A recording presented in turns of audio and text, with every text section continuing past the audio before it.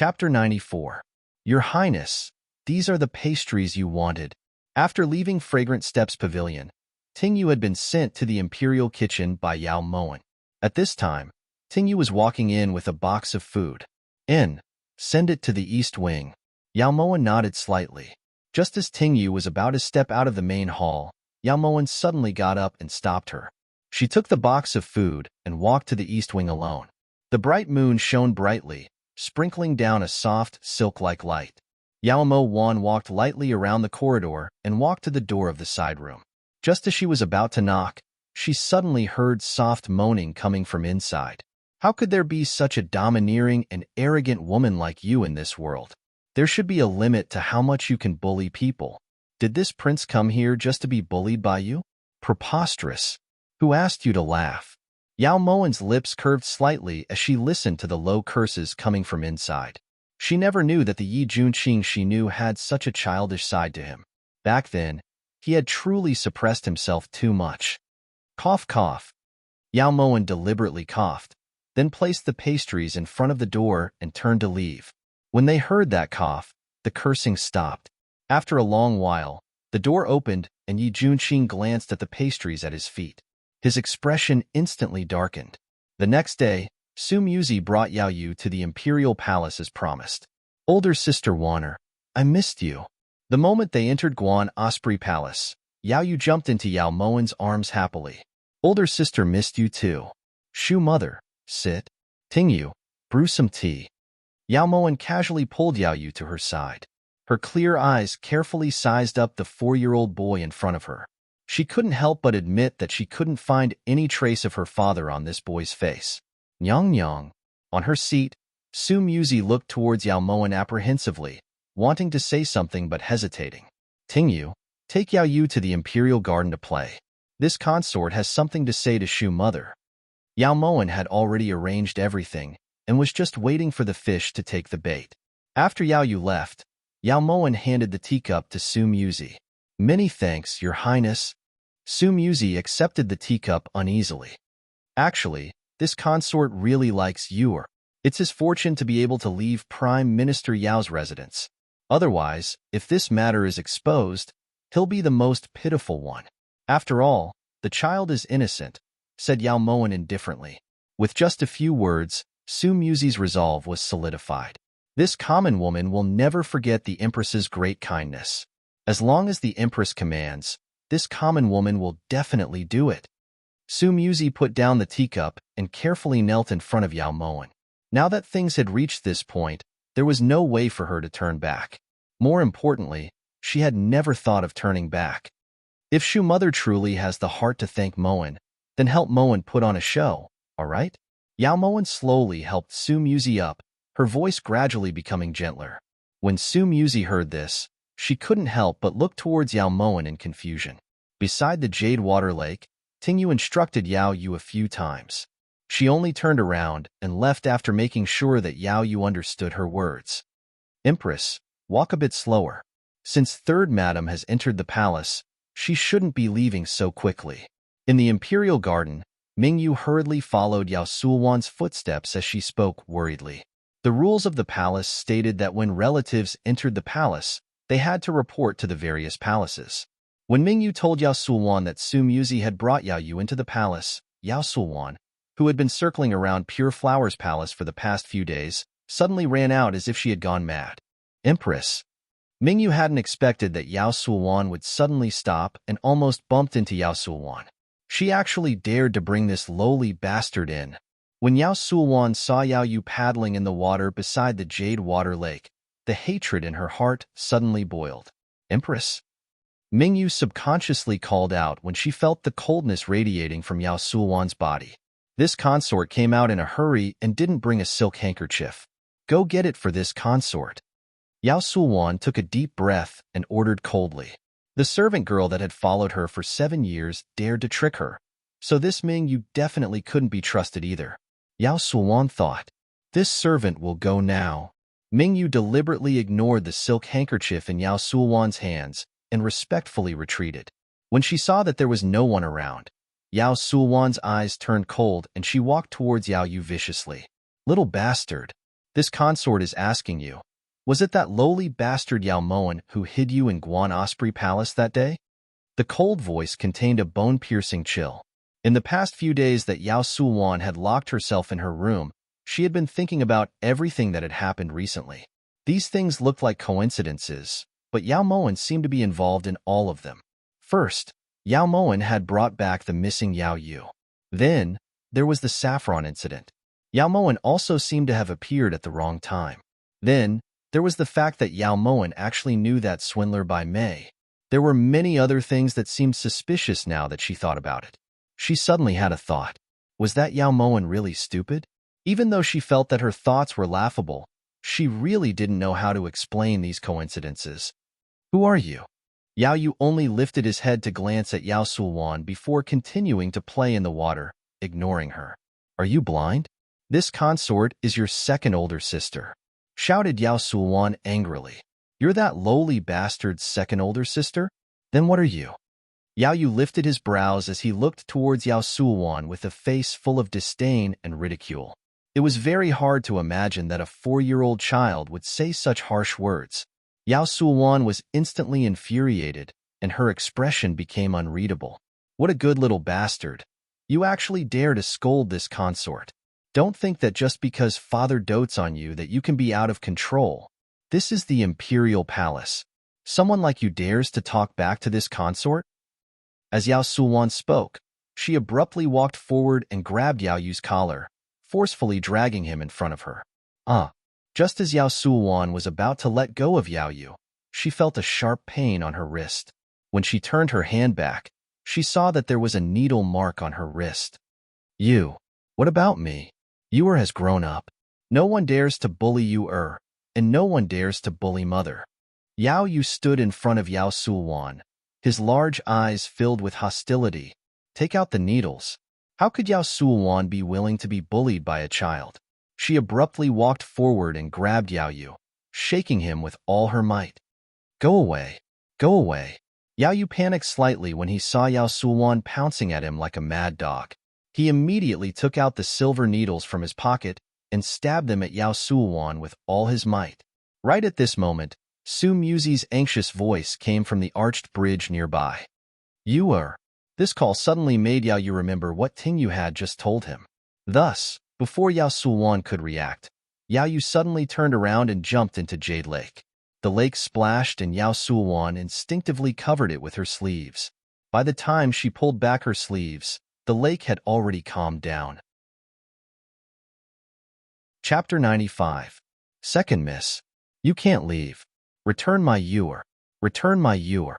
Seeing that Yao Sulwan was about to leave, Su Muzi suddenly hugged Yao Sulwan's legs, tears pouring down like a flood. I already said it's none of my business. He jumped down himself. He doesn't know how to swim. Yao Sulwan's face paled slightly and her voice grew weaker. Ewer doesn't know how to swim. How could he have jumped down himself? Second Miss, you have such a malicious heart. This commoner woman won't let you off even if I die. Someone come. Save Ewer. Su Muzi hugged Yao Sulwan tightly the entire time. Right at this time, Yao Moen brought Ting Yu and Lu Xing running over. Shu mother? What happened? Yao Moen looked in shock at Su Muzi, who was hugging Yao Sulwan tightly on the ground. Third Miss, you have to uphold justice for this commoner woman. Second Miss, she personally pushed Ewer into the water. Ewer, mother is coming to accompany you. The moment Su Muzi heard Yao Moen's voice, she suddenly let go of Yao Sulwan and charged straight into Jade Lake. Not good. Third Madam doesn't know how to swim. When Lu Xing saw this, he immediately stepped forward and pulled Su Muzi back. You said Ewer fell into the lake? How could it be like this? Second older sister, why did you push Ewer in? Someone come quickly. Save him. Yao Moen hurriedly ran to the lakeside, tears streaming down her face. Not long after, the Imperial guards that rushed over all jumped into Jade Lake. However, even after searching for a long time, they didn't find Yao Yu's figure. There was only a pair of purple satin boots by the lakeside. What happened? Yi Hongyi, who had rushed over after hearing the news, walked to the lakeside with heavy steps. Your Majesty, Ewer fell into the lake. Wawa. I beg you to save Yuer, all right? Moen only has this one deity. Father only has this one son. Wawa. Waner doesn't want anything to happen to Didi. Yao Sulwan had just opened her mouth when Yao Moen seized the opportunity. Where is he? You still haven't fished him out? Yi Hongyi pulled Yao Moen into his embrace with both hands, his sharp eyes fiercely glaring at the leader of the guards. Replying to your majesty, this subordinate has already ordered people to go down and search, but they haven't found the little Gongzi. This jade lake is directly connected to the moat outside the city, and the river water also converges with the lake outside. This subordinate is afraid that the little Gungzi's body has already been swept out of the jade lake. The leader of the imperial bodyguards truthfully reported, No, my Yuer, you can't leave your mother. Yuer. Hearing these words, Su Muzi, who was being pulled by Lu Xing, let out an anguished howl and collapsed to the ground, tears streaming down her face. Yuer. Right at this time, Yao Moen suddenly heard a shout not too far away. When she raised her eyes slightly, she saw Yao Jinting stumbling over. In the end, it was her son's strength that came so quickly. However, it seemed that the blow wasn't light. Heh, Yao Sulwan, you really can't bully me in this lifetime. Even if you bully my cat, you have to pay the price. The smile on Yao Moen's lips disappeared in a flash. Then, she sobbed and leaned against Yi Hongyi's side, coldly watching the show. Return my Yuer's life. Yao Sulwan. Return my Yuer's life. Su Muzi was no longer as submissive as she usually was. She abruptly broke free from Lu Xing's restraints and threw herself in front of Yao Sulwan, then reached out to choke her. You crazy woman. Let go of Bin Gong. Hurry and let go. Someone come. Your Majesty. Yao Sulwan hadn't expected that Su Muzi would be so strong. That sudden feeling of suffocation made her panic, and she continuously pushed Su Muzi away with both hands. Just what exactly happened? Where is this old man's Yuer? Yao Zhenting even forgot the etiquette of a subject as he rushed in front of Su Muzi and pulled her away from Yao Sulwan. Master, you have to get revenge for Yuer. It's Second Miss. It's Second Miss who personally pushed Yuer into Jade Lake. This concubine saw it clearly. Su Muzi roared at the top of her lungs, her tears falling like pearls from a broken necklace. He didn't. He jumped in himself. Father. Sulwan really didn't. Yao Sulwan covered her snow-white neck with both hands as she desperately sucked in air. She continuously shook her head as she looked towards Yao Jinting. Where's Yuer? Did you manage to save him?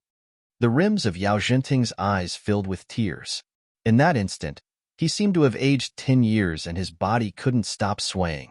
Replying, Your Majesty, replying Prime Minister, this subordinate has already ordered people to search the entire Jade Lake, but they haven't found little Gongzi's whereabouts. I'm afraid that he's already rushed out of Jade Lake, said the guard leader in a low voice. Continue searching, said Yi Hongyi coldly as he tightened his grip on Yao Moen, as if he wanted to comfort her. However, Yao Moen found this action laughable. The one who needed comfort right now wasn't her son, this old man's son, Yao Sulwan. Why? Yuer is only 4 years old. How could you be so heartless?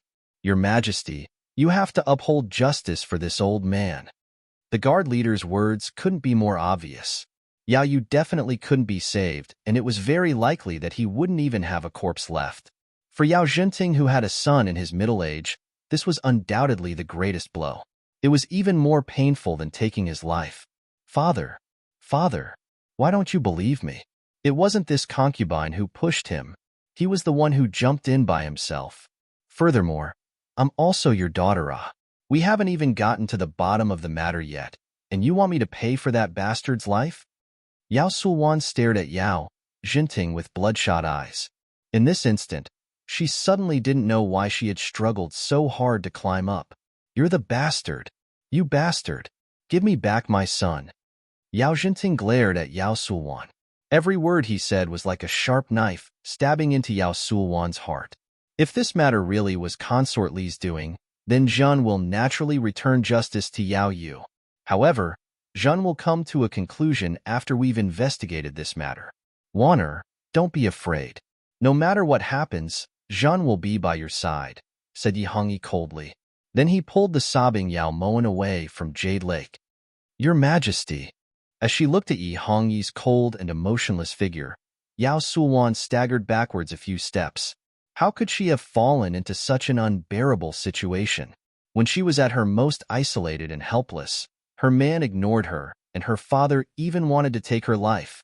But she hadn't done anything. That bastard jumped in himself. Who would believe her? Who would believe her? Master, are you her? This concubine has let you down. You her. Su Muzi had wanted to kneel in front of Yao Zhenting, but the moment she opened her mouth, her vision darkened and she fainted. At the side, Lu Xing hurriedly helped Su Muzi steady herself. Lu Xing, send third madam back to the residence. Yao Zhenting endured the bone-piercing despair as he looked towards the calm Jade Lake with tears streaming down his face. Father. Yao Sulwan tried to speak, but was interrupted by Yao Zhenting. This old man doesn't have a daughter as vicious as you. Yao Zhenting's voice was bone-chillingly cold. Yao Sulwan looked at the man in front of her dejectedly. Perhaps this man, who she had called father for over 20 years, had never had a daughter like her in his heart. Since that was the case, why should she keep thinking about this father-daughter relationship? Yao Zhenting, no matter how many times this consort says it, you guys still don't plan on believing this consort, right? Yao Sulwan suddenly restrained the sorrow in her eyes and calmly walked to Yao Zhenting's side. Yao Zhenting looked indifferently at the Jade Lake without saying a word. Forget it, this consort isn't interested in what you guys are thinking. But remember, if something happens to this consort, you won't be any better off. Mother has evidence of all the good things you've done.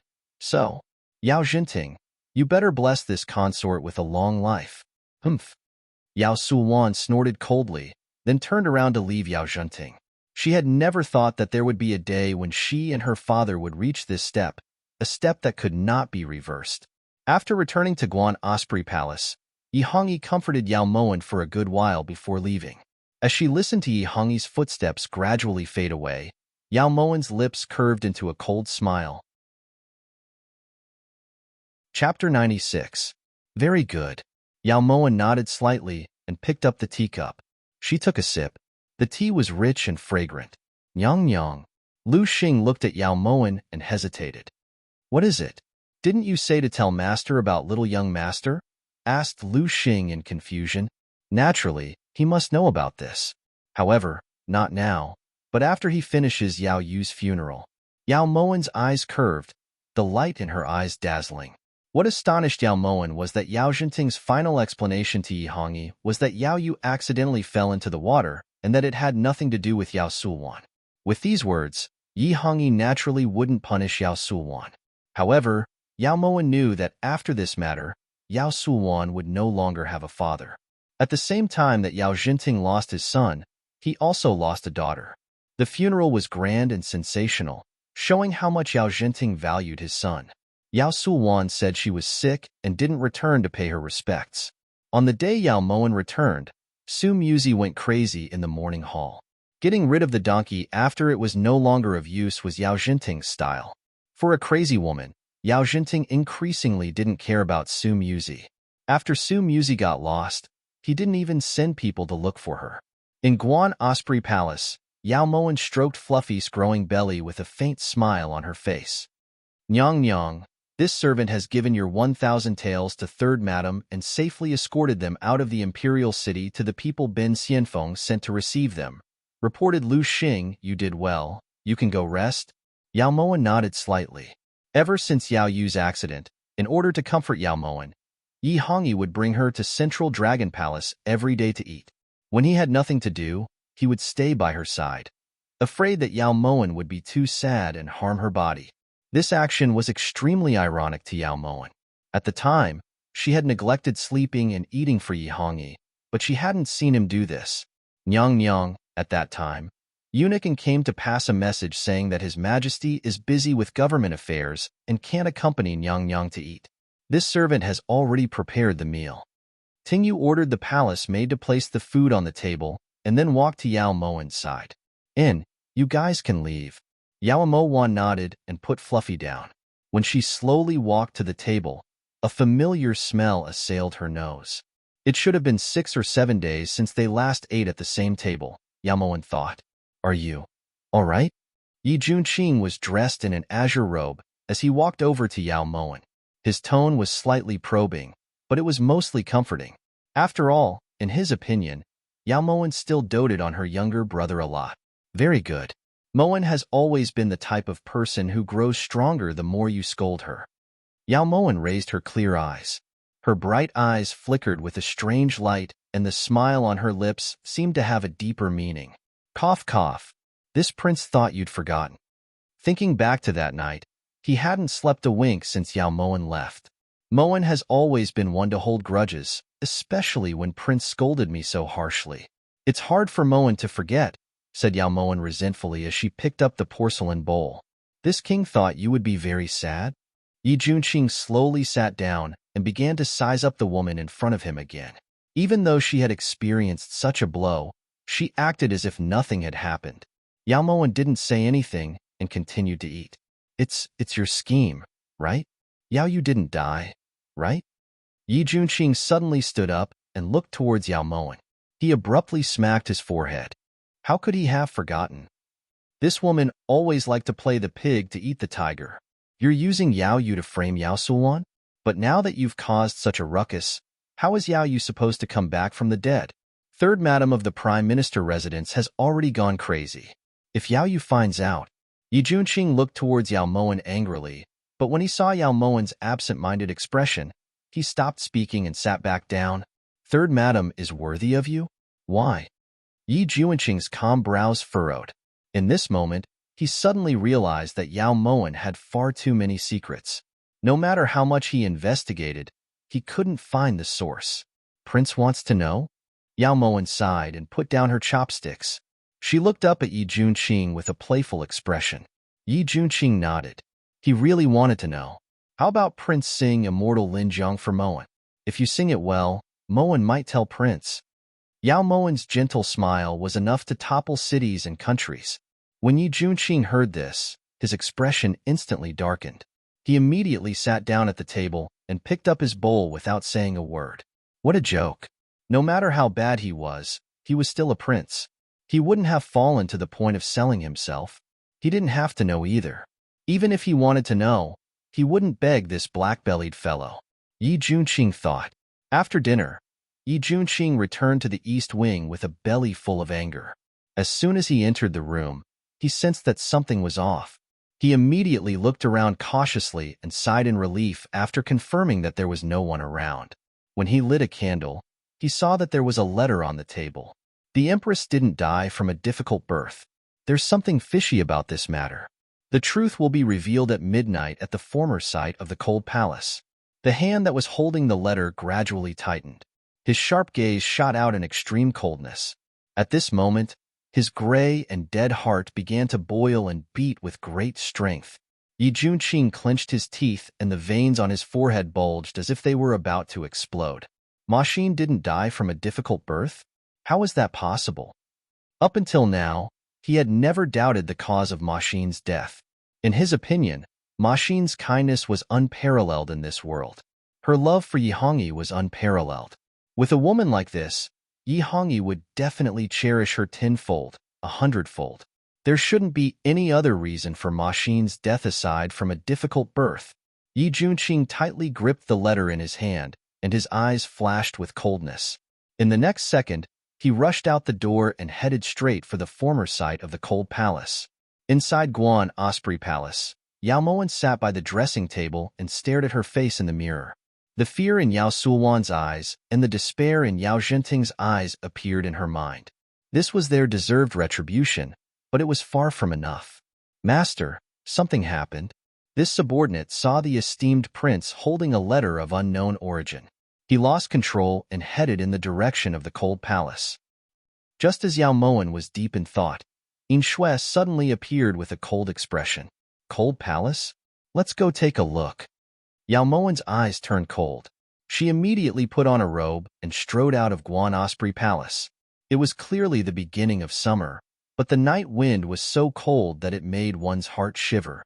Clouds covered the moon and the world was filled with a somber atmosphere. Yi Junqing stared at the side room in front of him and tightened his grip on the letter. His heart ached inexplicably. Right at this time, the door to the side room moved slightly. Yi Junqing's eyes lit up, and he abruptly jumped to the side room's door and pushed it open. "Who is it?" Yi Junqing's voice was as cold as ice. Under the dim starlight, the haystack in the corner was trembling. Yi Junqing suddenly took a step forward and pulled off the haystack. To his astonishment, he saw a woman dressed like a palace maid looking at him with trembling eyes. "Don't kill me. Don't kill me. I didn't see anything. I didn't." The palace maid's body was thin and her hair was disheveled. Her eyes, which were covered by her hair, were filled with fear. At this time, the palace maid was holding her head with both hands and begging bitterly. "Who are you? What did you see?" Yi Junqing looked around vigilantly. He was certain that the letter in his hand hadn't been written by this palace maid, but he knew that this palace maid definitely knew something. "I didn't. I beg you, let me go. I really didn't see anything. Her Imperial Highness the Empress died from a difficult birth. The dragon seed died in the womb." No. The dragon seed only died when it was born. "I beg you." The palace maid knelt on the ground as if she had gone mad. She spoke incoherently as she kowtowed with all her might. "Just how did the dragon seed die? Just how did the Empress die? Tell me." The palace maid's words were filled with doubts. Yi Junqing's heart trembled. He abruptly grabbed the palace maid and roared angrily. Chapter 97. Empress. The palace maid suddenly clutched her chest with both hands. Her waxy face scrunched up even more. Then she coughed up a mouthful of black blood. "What's wrong? Hey, what's wrong? You still haven't told me how the Empress died. Hurry and tell me." Yi Junqing sealed the palace maid's meridians in an attempt to prolong her life. Unfortunately, the poison had entered her lungs and black blood poured out. Empress was. The palace maid's voice gradually weakened. Yi Junqing abruptly leaned over and pressed his ear against the palace maid's mouth, but he still couldn't hear the palace maid's final words. Yi Junqing slowly let go of the palace maid's corpse and let it fall to the ground. His heart was covered in frost. Even though he hadn't heard the palace maid's final words, Yi Junqing was able to confirm one thing. Ma Xin's death wasn't as simple as it seemed. As for what secrets were hidden behind this, he swore that he would definitely get to the bottom of it. If Ma Xin had really been framed, then he, Yi Junqing, swore to the heavens that he would definitely tear the people who had wronged Ma Xin to pieces. Yi Junqing stared indifferently at the dead palace maid. It wasn't until the Z period that he was sure that the person who had written the letter had wanted him to see this palace maid. Now that the palace maid was dead, the person who had written the letter had become the only clue. When he thought up to this point, he took a deep breath, then put away the wrinkled letter he was holding and turned to leave. "Master," this subordinate was careless and didn't notice that someone had entered the esteemed prince's room. In the darkness, Yin Shui looked towards Yao Moan apologetically. "It has nothing to do with you." Yao Moan's eyes flashed coldly as she watched Yi Junqing leave. "Master, this subordinate will go in and see what exactly happened." Yin Shui was about to rush into the side room when Yao Moan stopped her. "You can't go in. There's probably someone else here besides us. Let's go back first." "We can't alert the enemy," said Yao Moan indifferently before turning to leave. Yin Shui looked around. Although she didn't sense anyone, she didn't dare to disobey. After returning to Guan Osprey Palace, Yao Moan sat at the table in the inner room and stared thoughtfully at the carved dragon candlestick. "Master, why don't Yin Shui steal that letter?" suggested Yin Shui. Knowing what Yao Moan was thinking, "There's no need. Even if I don't look at the letter, I can guess what's written on it. There's nothing else here. You can leave now." Yao Moan's voice didn't contain the slightest hint of reproach. She had no reason to blame Yin Shui. After all, she couldn't split herself up, and it was a bit difficult for her to take care of both herself and the esteemed prince. Yes, Yin Shui felt grateful for Yao Moan's leniency and immediately turned to leave. The room was silent. Yao Moan held the silver pick as she gently flicked the candle wick. The light in her eyes deepened. If her guess wasn't wrong, the contents of that letter definitely had something to do with the cause of her death. If that wasn't the case, Yi Junqing wouldn't have gone to the former site of the cold palace. However, was there really someone in the imperial palace who knew the cause of her death? Who could it be? What was his goal? This was the most troublesome matter she had encountered since her rebirth. She couldn't let Yi Junqing know the true cause of her death. Now wasn't the time yet. It seemed that she had to dig out this person before Yi Junqing found out anything. The next day, as soon as Yao Moen got out of bed, she found out from Tingyu that the wing of the former site of the cold palace had already been burned to ashes. The fire had been too big. Even the surrounding pine and cypress trees had been burned. This servant really doesn't understand. It's just an abandoned wing. How could it suddenly catch fire? There wasn't any thunder last night, so it definitely wasn't a heavenly fire. But who would be so bored as to start a fire there? If they were caught, they'd definitely be sentenced to death, said Tingyu as she set the table. Where's the fire? A clear and cold voice suddenly rang out. Yi Junqing was standing at the palace gates, his eyes cold and distant. Replying Prince, it's that wing of the cold palace, replied Tingyu truthfully. You can leave first. Yao Moen waved her hand to dismiss Tingyu and leisurely sat down at the table. Who do you think started the fire? Yi Junqing walked over to Yao Moen and asked in a low voice. His eyes clearly didn't have the usual leisurely expression. She had already expected this result, so she had tried her best not to let Yi Junqing know the truth too early. The sooner he found out, the more his heart would hurt. How would I know? Asked Yao Moen in response. There shouldn't be anything that happens in this palace that you don't know. Yi Junqing had always thought this way. Prince truly thinks highly of Moen. However, I might have to disappoint Prince. Moen really doesn't know about this matter. Yao Moen lowered her gaze as she ate. Regarding Yao Yu's matter, you killed 3 birds with 1 stone. Not only did you frame Yao Suwan, you also made Yao Zhenting think that he lost his son. Furthermore, this matter happened in the inner palace, so it's hard for Yao Zhenting not to blame his majesty. From this, it seems like you were trying to sow discord between the 3 of them.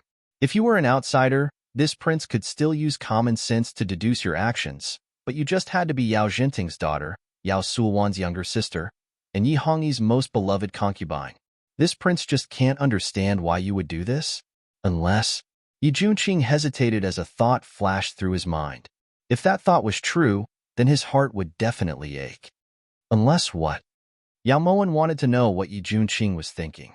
Unless you hate the 3 of them, and the reason you hate them is because of Ma Xin. Yi Junqing swallowed hard. He had used an entire night to think through this matter, and this was his final answer. Prince's imagination is truly rich. Eldest sister died from a difficult birth, so if Moen were to accommodate his majesty because of this, it would be a bit unreasonable. As for father, Moen had never been in his eyes since he was young.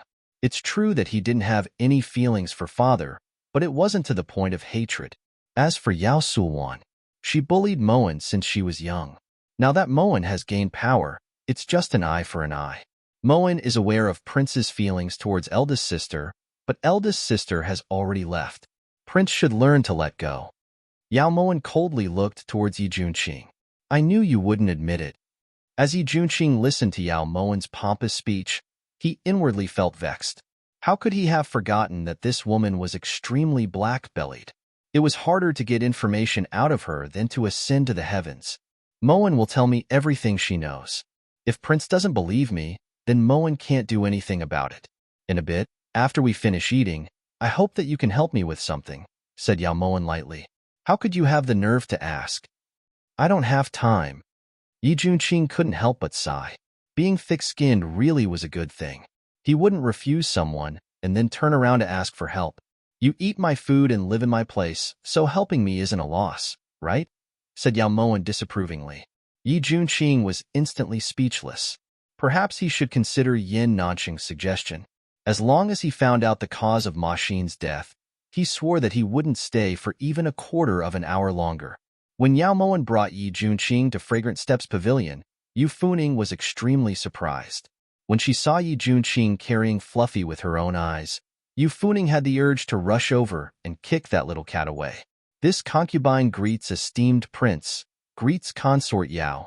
Yu Funing quickly adjusted her emotions and walked lightly to Yi Junqing's side to greet them warmly.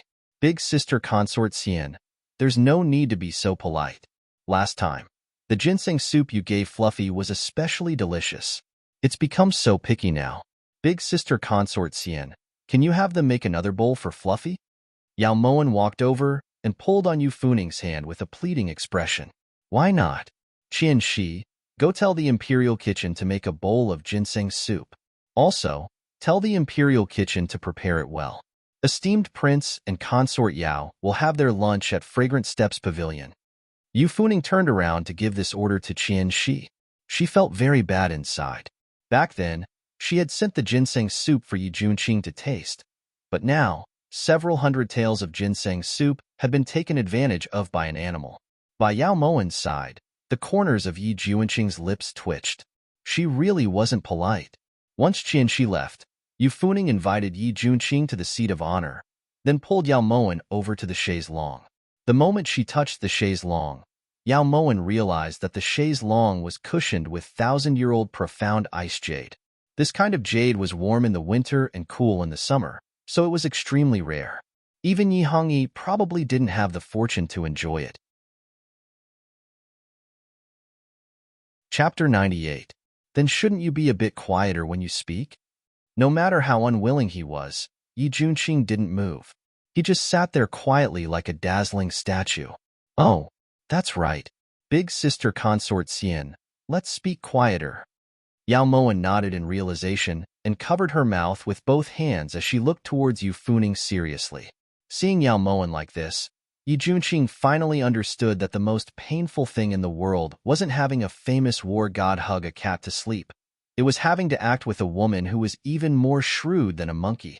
No matter how much Consort Yao likes it, it's still just a cat.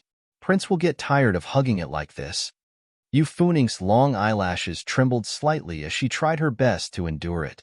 She couldn't tolerate Yi Junqing's meekness and Yao Moen's bullying. The world had been turned upside down. A fool could actually control the invincible war god. If she hadn't seen it with her own eyes, she really would have thought that she was having a nightmare. It can't be. He's already used to hugging it. Don't worry. Oh right, where were we just now? Yao Moen's harmless smile was like a demon's in Yu Funing's eyes. During lunch, if Qian Shi hadn't used the ginseng soup to stir up the glutton in Fluffy stomach, who knew how long Yi Junqing would still be sitting there? At the dining table, other than Yao Moen, who was nagging non-stop, Yu Funing and Yi Junqing were both deep in thought. Even after they left Fragrant Steps Pavilion, Yao Moen didn't forget to have Yi Junqing drink the rest of the ginseng soup while hugging the cat. How could Prince do something like this? Qian Shi, bring the ginseng soup over and send the esteemed Prince and Consort Yao back to Guan Osprey Palace. Yu Funing's heart ached when she saw Yi Junqing's sorry state. She hated Yao Moen even more for how Yi Junqing had swallowed his anger. How could Wan'er trouble big sister consort Xian's people? It's fine. He's already used to it. Yao Moen's used to it caused Yu Funing's hatred to rise to the peak. Once Yao Moen left, Yu Funing suddenly turned around and flipped the phoenix table again. Your Highness, why bother with a fool? Your health is more important. Qian Shi comforted. This time, she didn't dare say a single bad word about Yi Junqing. Does a fool have the right to bully others? Didn't you see how badly she bullied the esteemed prince? This won't do. This consort can't watch the esteemed prince suffer like this again. Failwan. Just as Yu Funing finished speaking, a hidden guard dressed in black suddenly appeared beside her. Your Highness, please reconsider. Who could guarantee that the esteemed prince wasn't putting on a show for His Majesty? If you touch Yao Moen, His Majesty might take his anger out on the esteemed prince. At that time, wouldn't you be making a fool of yourself by trying to be clever? Qian Shi hurriedly explained when she saw Yu Funing call out a flying wand. Yu Funing's eyebrows relaxed slightly. She waved her hand to dismiss the flying bird and subconsciously looked at Qian Shi. You think so? Your Highness, don't forget that the esteemed prince went to the wing of the cold palace last night. He must have seen Kair. According to what Failwan heard, although Kair didn't have time to tell the esteemed prince who killed Yao Maxin, she still mentioned Nurse Sun, Eunuch Zheng, and Yun Er's names. As long as the esteemed prince continues to investigate this, he'll find out the cause of Yao Maxin's death sooner or later. Your Highness, why don't you wait until then to lend the esteemed prince a hand? She analyzed calmly. You're right. Then we'll let Yao Moen live for a while longer. Yu Funing's gaze was cold as she spoke through clenched teeth. At the side, Qianxi's eyes gradually darkened. When she had told Master's thoughts, Master's orders had been completely different from Master's. It had truly been hard on her. In the Imperial Garden, Yao Moen took Fluffy from Yi Juanqing's arms and took a stroll, admiring the beautiful scenery around her. Why did you have to belittle this prince in front of Consort Xian? Yi Juanqing knew that Yao Moen always did things with a goal in mind. I was helping you so that you wouldn't get into an unnecessary romantic debt. Yet you still don't know how to be grateful, Yao Moen said resentfully, but she had other thoughts in mind. Back in the Imperial Garden, Yu Funing's words seemed to imply that she knew about the incident in the Cold Palace. It seemed that she also knew about last night's incident. However, Yao Moen needed evidence. Nonsense, Yi Juanqing replied concisely. Don't you feel that the way Consort Xian looks at you is very different? If I'm not wrong, she hasn't just loved you for a day or two. Yao Moen moved closer to Yi Juanqing and said this seriously. The more you say it, the more ridiculous it is. This prince has already helped you. So can you help this prince with something now? When facing Yao Moen, there were benefits to being a bit more thick-skinned. Yi Juanqing wanted to give her a taste of her own medicine. No. Yao Moen's reply was straightforward. Why? Yi Juanqing's eyes widened in anger as he cursed inwardly. Because Moen didn't eat or stay at your place. Also, did you forget how you scolded Moen that night? Yao Moen stopped walking and turned to look at Yi Juanqing. Her eyes were sparkling and pure, as beautiful as an illusion. Cough, cough. You also seem to hold a grudge against this prince. Yi Juanqing looked towards Yao Moen, completely speechless. I'm not holding a grudge. I'm calculating. The corners of Yao Moen's lips lifted slightly, then she carried Fluffy away. How could I hold a grudge against you? I'll only remember your good deeds. What difference does it make? Yi Juanqing said hatefully as he watched Yao Moen's figure gradually disappear into the distance. After a long while, Yi Juanqing took a deep breath and his expression became solemn. He still remembered that the three people the palace maid had mentioned last night were Nurse Sun, Eunuch Zhang, and Yun Air. What he needed to do now was to investigate the identities of these three people. However, although he was in the Imperial Palace, his movements didn't change. There were some places he couldn't go. He had originally hoped that Yao Moen could help him, but now it seemed that he could only wait until nightfall. As a woman, Yao Moen could feel that Yi Hongyi's love for her had already surpassed that of all the concubines in the inner palace. In other words, she could faintly feel that Yi Hongyi's true feelings towards her had moved. However, the more it was like this, the more Yao Moen found it laughable. Back then, she had done everything for him, but she hadn't received the slightest bit of pity from him. Now, she had done everything for him, but he had poured his heart out for her. The night wind blew in, causing the light pink curtains to sway and the bed to sway violently. Due to the matter with Yao Yu, Yi Hongyi understood Yao Moen's feelings and endured it for 10 days before touching her again. At this time, Yi Hongyi was attacking the city and plundering the land to his heart's content, but no matter how he looked at it, he couldn't see through the heart of the person beneath him. Your Majesty, can one return to the residence tomorrow? Yao Moen lay on Yi Hongyi's chest as she looked towards the sweating man in front of her with a pleading expression. You can, but you can't stay overnight. We will miss you. Yi Hongyi never refused Yao Moen's requests. Your Majesty is the best. Yao Moen leaned into Yi Hongyi's embrace coquettishly, but her heart was cold to the extreme. The next day, when Yao Moen returned to Yao Xiangfu, the entire Yao Xiangfu was lifeless. Even the servants who cleaned the courtyard were dispirited, as if they hadn't eaten. It was no wonder that other people were living and the population was increasing, but Yao Xiangfu was decreasing. Right now, the only master left in this fu was Yao Zhenting. There wasn't anything to be busy with. Third miss? This old servant kowtows in salute to consort Yao Nyang. Why didn't anyone inform you that you had returned? This old servant could have made preparations. When he saw Yao Moen, Yao Tu's face was filled with unconcealable excitement. Yao Moen knew that if there was one person in this Yao Xiangfu who missed her and was worthy of her attention, that person was Yao Tuesday. Anything is fine. Yao Moen nodded slightly. Where's father?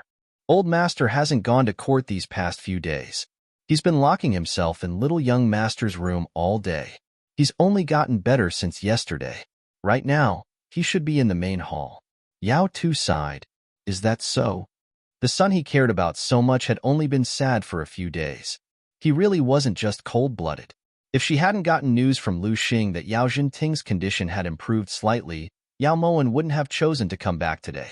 She really didn't want to give Yao Jinting the slightest chance to breathe. Father! Yao Moen took a deep breath, then skipped into the main hall. As expected, Yao Jinting was sitting there, sipping tea. Moen? Why have you come back? Seeing that only Ting Yu was behind Yao Moen, Yao Jinting didn't get up to salute and just spoke indifferently. Moen missed father and also missed Shu mother. Oh right, Moen also brought a lot of pastries from the palace. Yuer is gone. Father's heart must be very bitter. After eating these pastries, you won't feel bitter anymore. Yao Moen took the pastries from Ting Yu's hands and placed them on the red sandalwood table. You're quite filial. Yao Jinting looked at this foolish daughter in front of him and couldn't help but sigh. Ting Yu, go call Shu mother over as well. Tell her that Wanner brought good food for her. Yao Moen turned around and ordered. There's no need, your Shu mother went to a very far place and won't be coming back. Yao Jinting didn't want to waste his breath explaining to Yao Moen. Chapter 99. Laoi. There's a woman outside the Fu who says she knows third madam. She also says she has something very important to discuss with Laoi.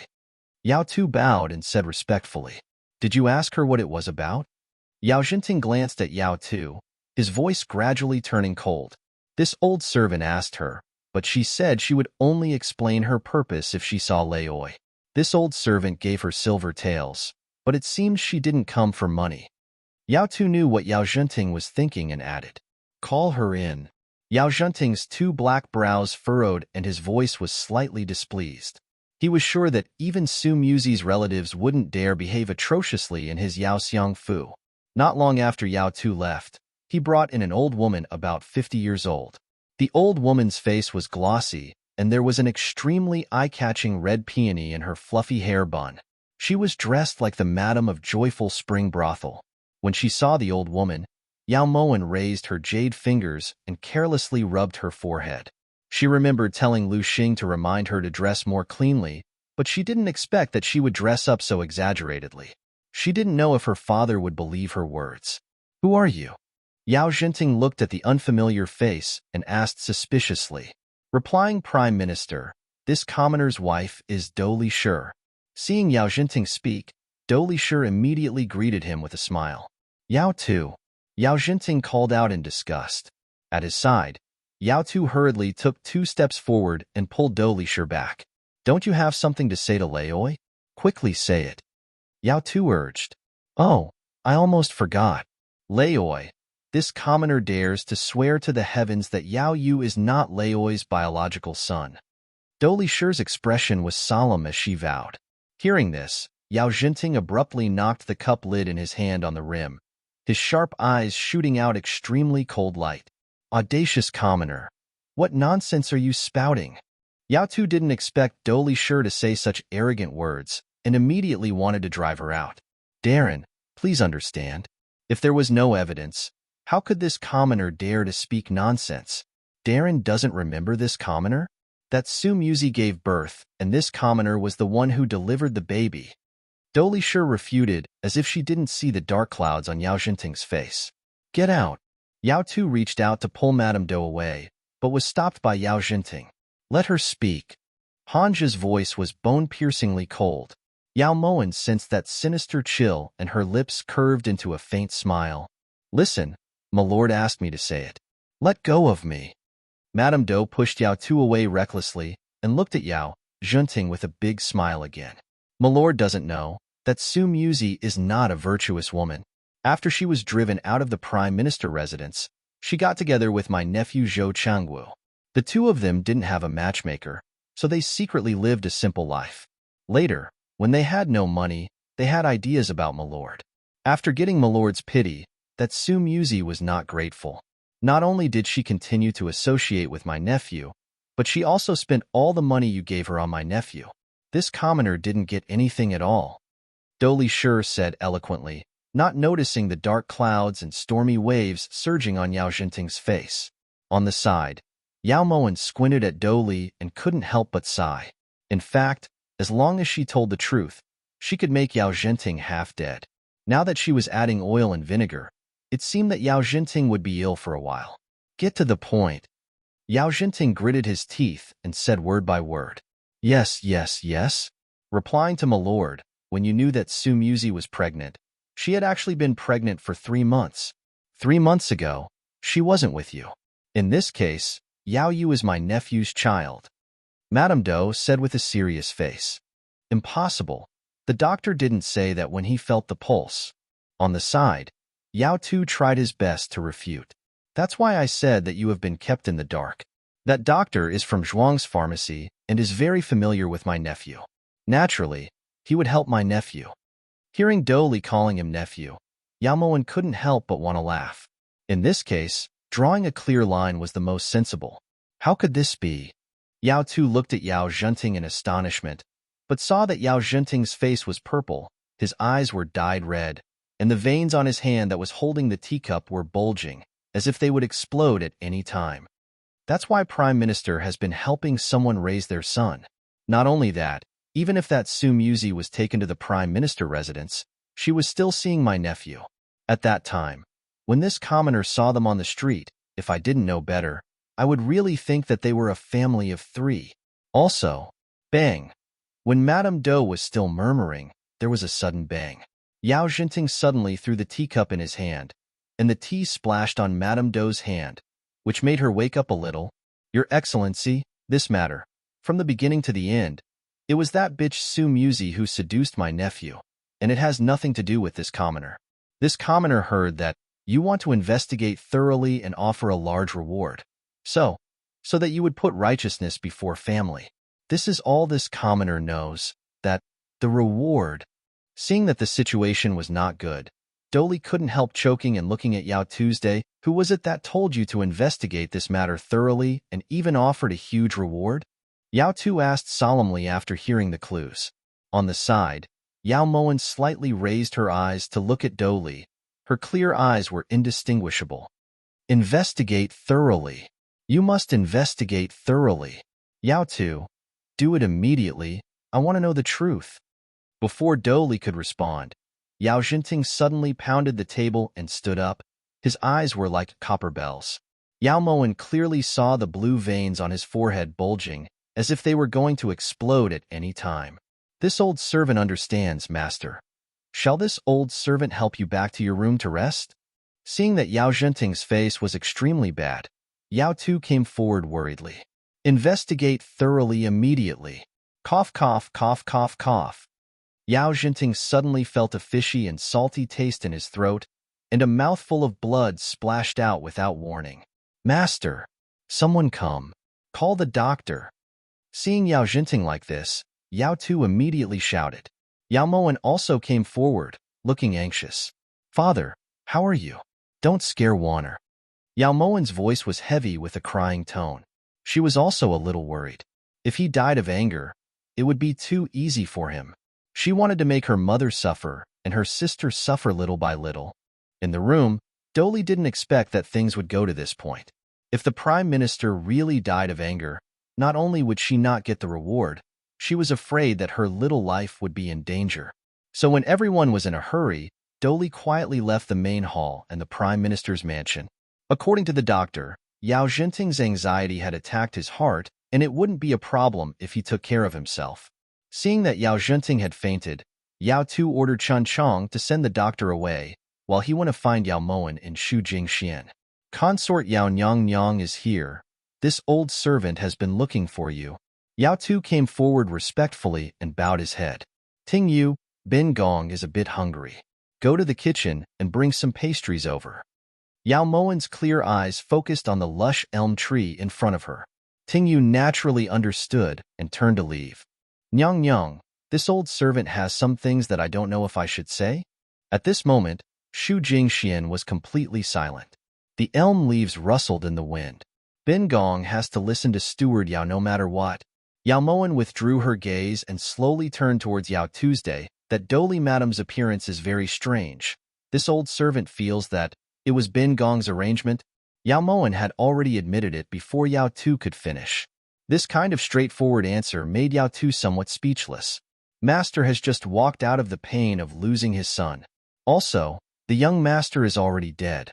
Why did you? You should know best why Bin Gong did it. Furthermore, what Doli Madam said is the truth. You can go investigate. Yao Moen's cold voice was filled with unconcealable anger as she spoke harshly, venting the extreme pain in her heart. When Yao Tu heard this, he subconsciously looked towards the arched door.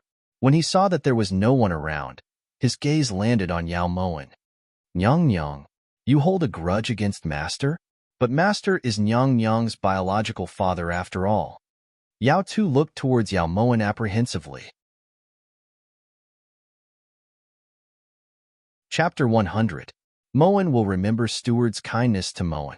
However, Moen wants to know, when did you find out that Moen had recovered? Yao Moen lifted Yao Tu up. When Your Highness and Ting you returned to Prime Minister Yao's residence, this old servant could tell that Your Highness was different from before. After that, Gao Momo was framed for poisoning Master, and then there was the matter with Lu Yusin. This old servant believes that Your Highness is no longer the same as before, said Yao Tu truthfully. Thankfully, there aren't many people as clear-sighted as Steward in Prime Minister Yao's residence. Otherwise, Moen really wouldn't know what to do. Yao Moen laughed. She had guessed correctly. Yao Tu had known from the start. Don't worry, Your Highness. Yao Tu will definitely keep his mouth shut. I definitely won't tell anyone what Your Highness doesn't want others to know. Yao Tu understood Yao Moen's meaning and knelt back down. Steward is worrying too much. If you wanted to say it, you would have said it long ago. There was no need to wait until now. Get up. Yao Moen was satisfied with Yao Tu's reaction. Your Highness. Actually, Master. Even towards Big Madam, he never had any feelings for her, so? Yao Tu had followed Yao Zhenting for many years. No matter what, he couldn't bear to see him suffer another blow. So he could disregard Mother's life and allow Do Xianglan to poison Mother? Yao Moen's words were icy. Yao Tu was speechless. In his opinion, Yao Zhenting's coldness was a bit excessive. Some grudges are destined to be irreconcilable. Steward Yao, this consort knows that you're loyal, but these are Yao Residence's family matters. Do you understand? Yao Moen restrained the anger in her eyes. This old servant understands, replied Yao Tu quietly.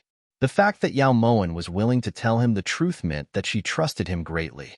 This kind of trust made it so that he couldn't say anything in front of Master. Yao Tu couldn't help but sigh. Yao Moen had used her intelligence perfectly, leaving him with no way out. Yao Moen nodded slightly, then dismissed Yao Tuesday. Yao Moen's lips curved into an elegant smile as she watched Yao Tu leave.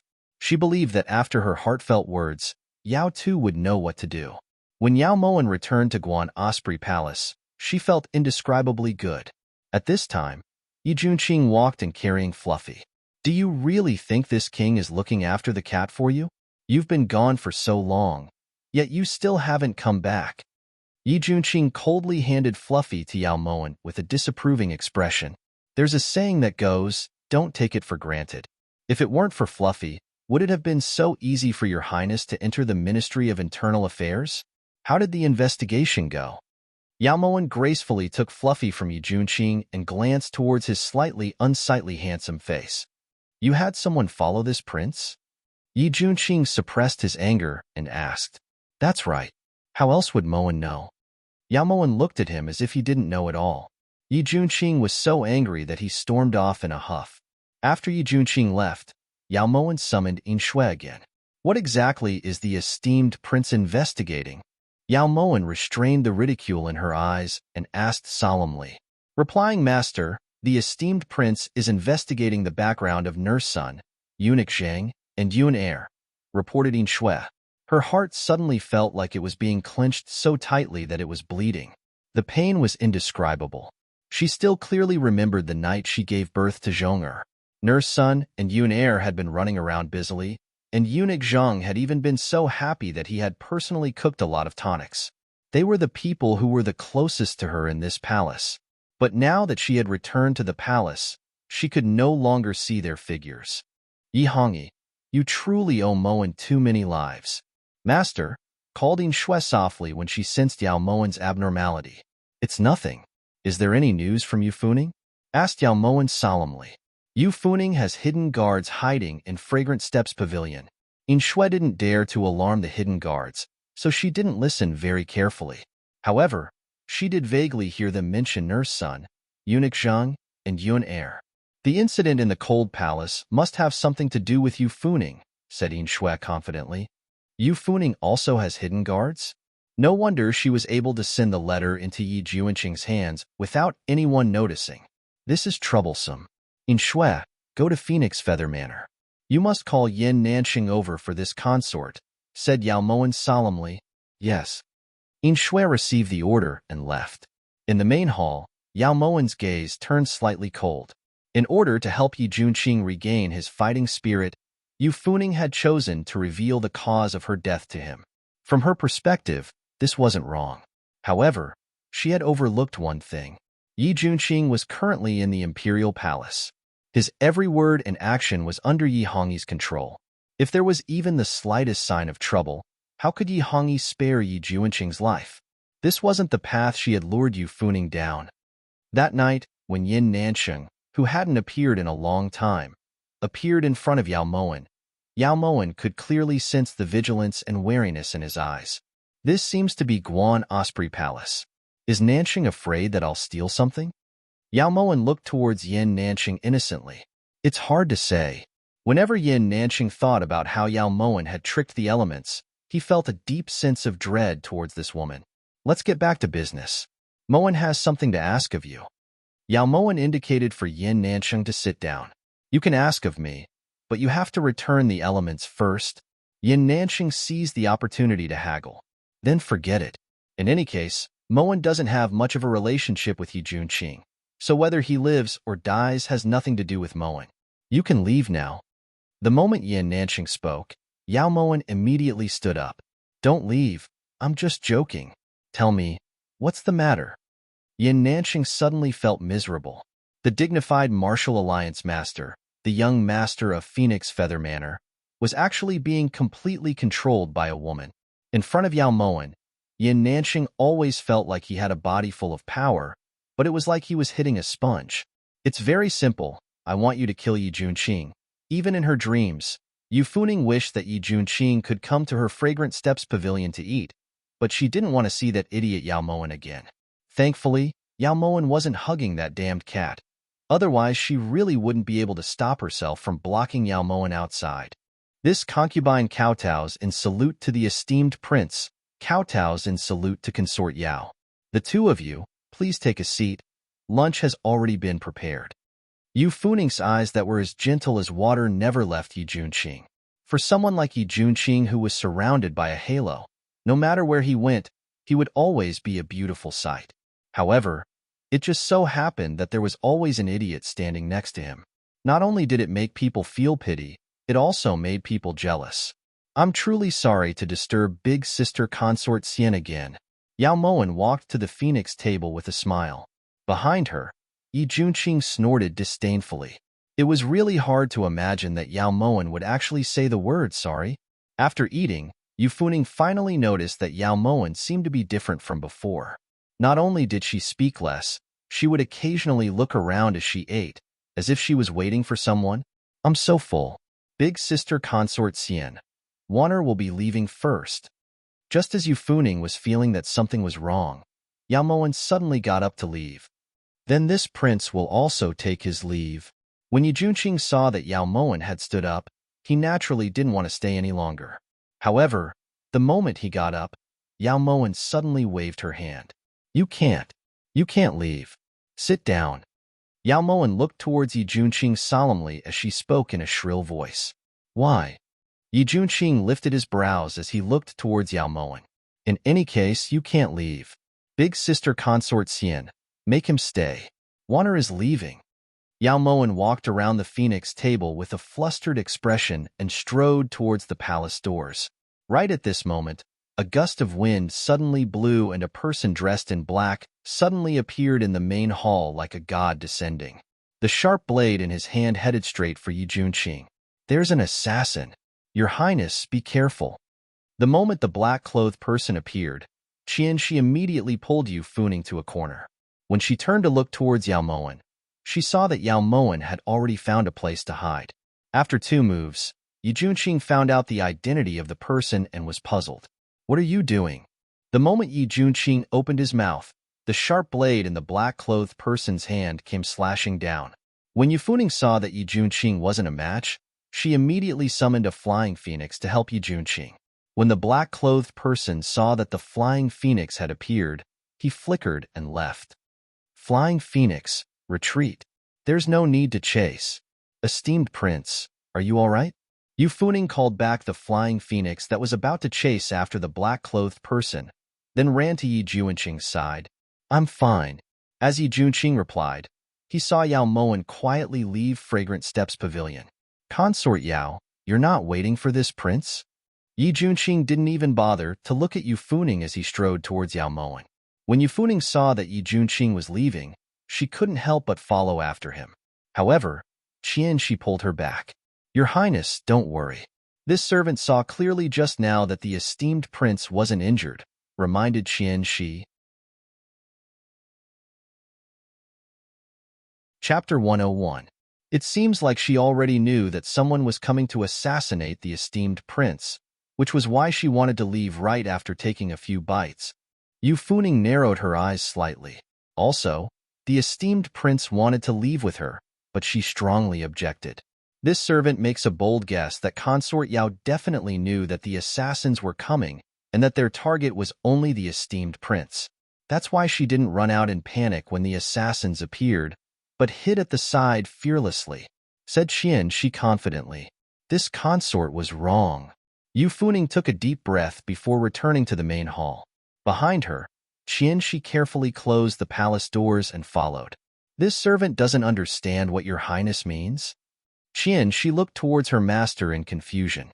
This consort was wrong in trying to let Yi Junqing know the truth behind Yao Maxin's death. Think about it, with Yi Junqing's friendship with Yao Maxin. Once he finds out that Yao Maxin was killed, he'll definitely investigate the real culprit, right? Yu Funing analyzed calmly.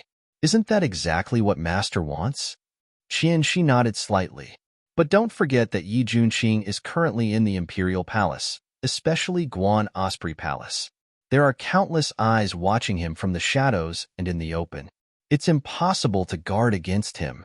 If this consort's guess isn't wrong, the assassins just now were definitely sent by His Majesty. That's the only way to explain why that idiot would know beforehand and be so fearless." Yu Funing bit her lips as her hatred towards Yi Junyi increased. Then, in other words, His Majesty found out that the esteemed prince was investigating Yao Maxin's death? His Majesty was afraid that the esteemed prince would find out, so he acted first? Then wouldn't the esteemed prince be in danger? Qianxi frowned as she looked towards Yu Funing worriedly. His Majesty has always been suspicious, otherwise he wouldn't have plotted to take away half of Huan Heng's military power. Now that he's determined to kill Yi Junqing, there'll definitely be a second time. Qianxi, this consort can't just watch him die. No matter what, this consort has to save him. Yu Funing's crystal-clear eyes became misty. She held Qianxi's hand tightly as tears quietly fell from her eyes. She could tolerate the man she didn't love running wild on her, and she could bear the fact that the man she loved didn't have her in his heart, but she really couldn't watch the person she cared about the most die in front of her. Nyang, Qianxi doesn't know how to persuade you. She only wants to remind Yang that before you do anything, you have to think about old master. Qianxi knew that her mistress had already made up her mind, and there was no point in trying to persuade her. After leaving Fragrant Steps Pavilion, Yi Junqing endured himself as he followed behind Yao Moen. When he confirmed that Yao Moen had no intention of explaining herself, he finally couldn't take it anymore. He took a step forward and blocked her way. "Don't you think you should say something?" Yi Junqing growled angrily. "And Prince still looks better when you smile. You look terrible right now." Moen's scared. Yao Moen patted her chest as if she was serious. Her clear eyes blinked twice. This trick of yours is useless against this king. Speak. Why did you let Yin Nanxing dress like that? Why did you let him assassinate this king? What is your purpose? Hurry and speak. From the first time he saw Yao Moen in the esteemed prince residence, he knew that this woman wasn't simple. The more they interacted, the more Yi Junqing felt that Yao Moen herself was a mystery that he would never be able to figure out. You really didn't notice? Yao Moen's eyes widened as she looked towards Yi Junqing in shock. Notice what? Yi Junqing lost his confidence due to Yao Moen's mysteriousness, and his voice clearly became much quieter. Yu Funing has a hidden guard called Feilwan, said Yao Moen seriously. Huh, don't you have one too? What's so strange about that?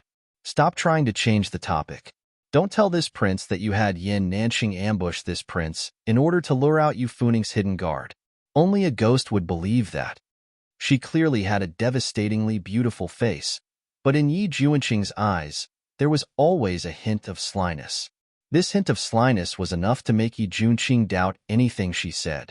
The main point isn't that Yu Funing has a hidden guard, it's who she called out her hidden guard for.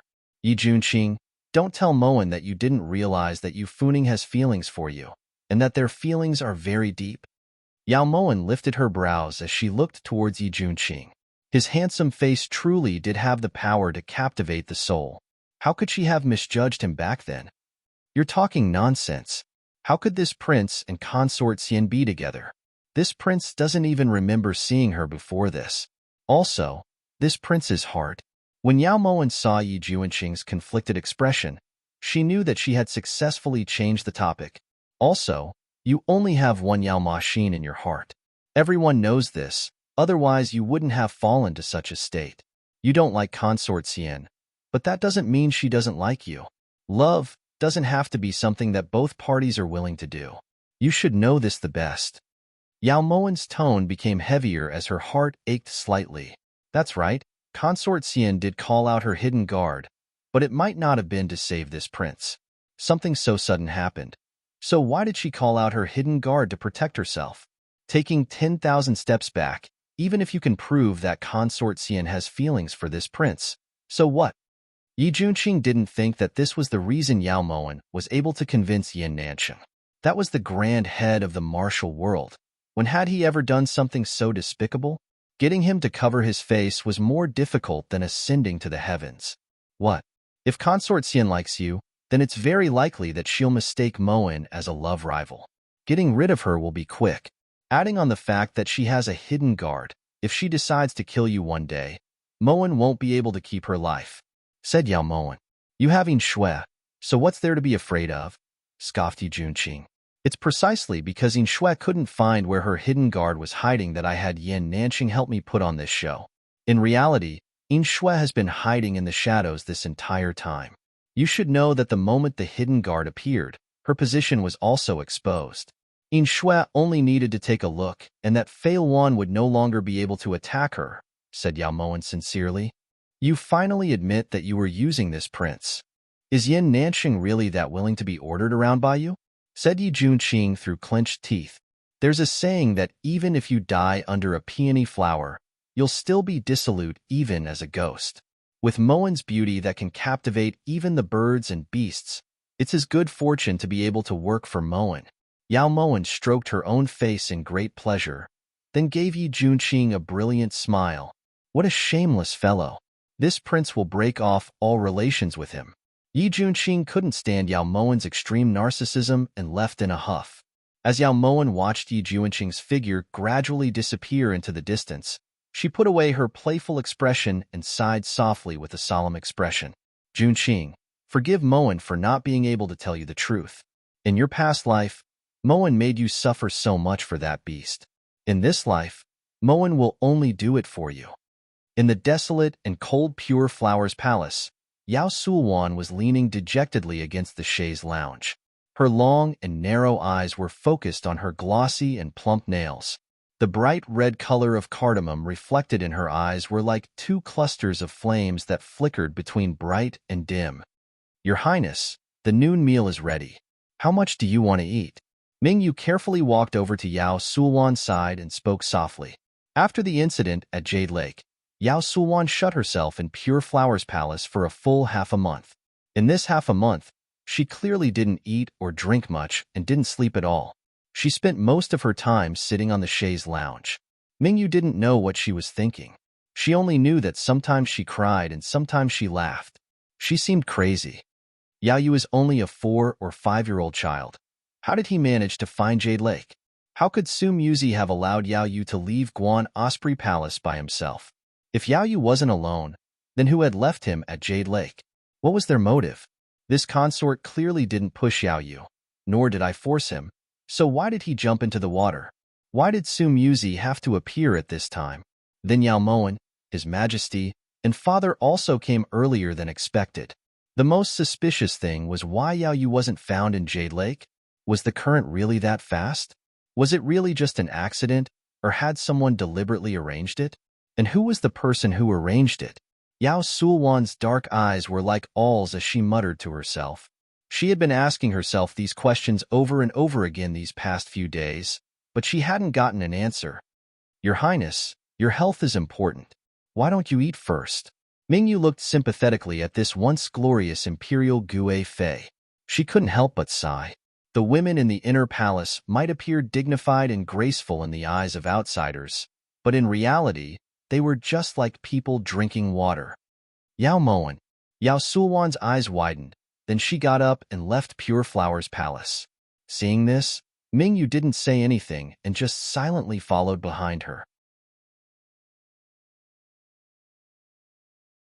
Chapter 102. All of you leave. From the moment Yao Sulwan stepped into Guan Osprey Palace, her eyes had been fixed on Yao Moen, as if she wanted to pierce 2 holes in her body. Nyang Nyang. Mingyu naturally had nothing to say and slowly left the palace. However, Tingyu was still worried and looked towards Yao Moen. Second older sister definitely wants to have a secret conversation with Wan Er. Stand guard at the door and don't let anyone eavesdrop. Hurry and go. Yao Moen patted Tingyu and nodded firmly. Seeing Yao Moen agree, Tingyu turned and left the main hall, closing the palace doors tightly as she left. Second older sister has gotten thinner these past few days. Wan Er's heart aches just looking at you. Yao Moen gracefully walked to Yao Sulwan's side. Her soft and smooth hand was just about to caress Yao Sulwan's face when Yao Sulwan abruptly grabbed her wrist. Why did you frame Bin Gong? Yao Sulwan gritted her teeth as she questioned, her eyes filled with a bloodthirsty coldness.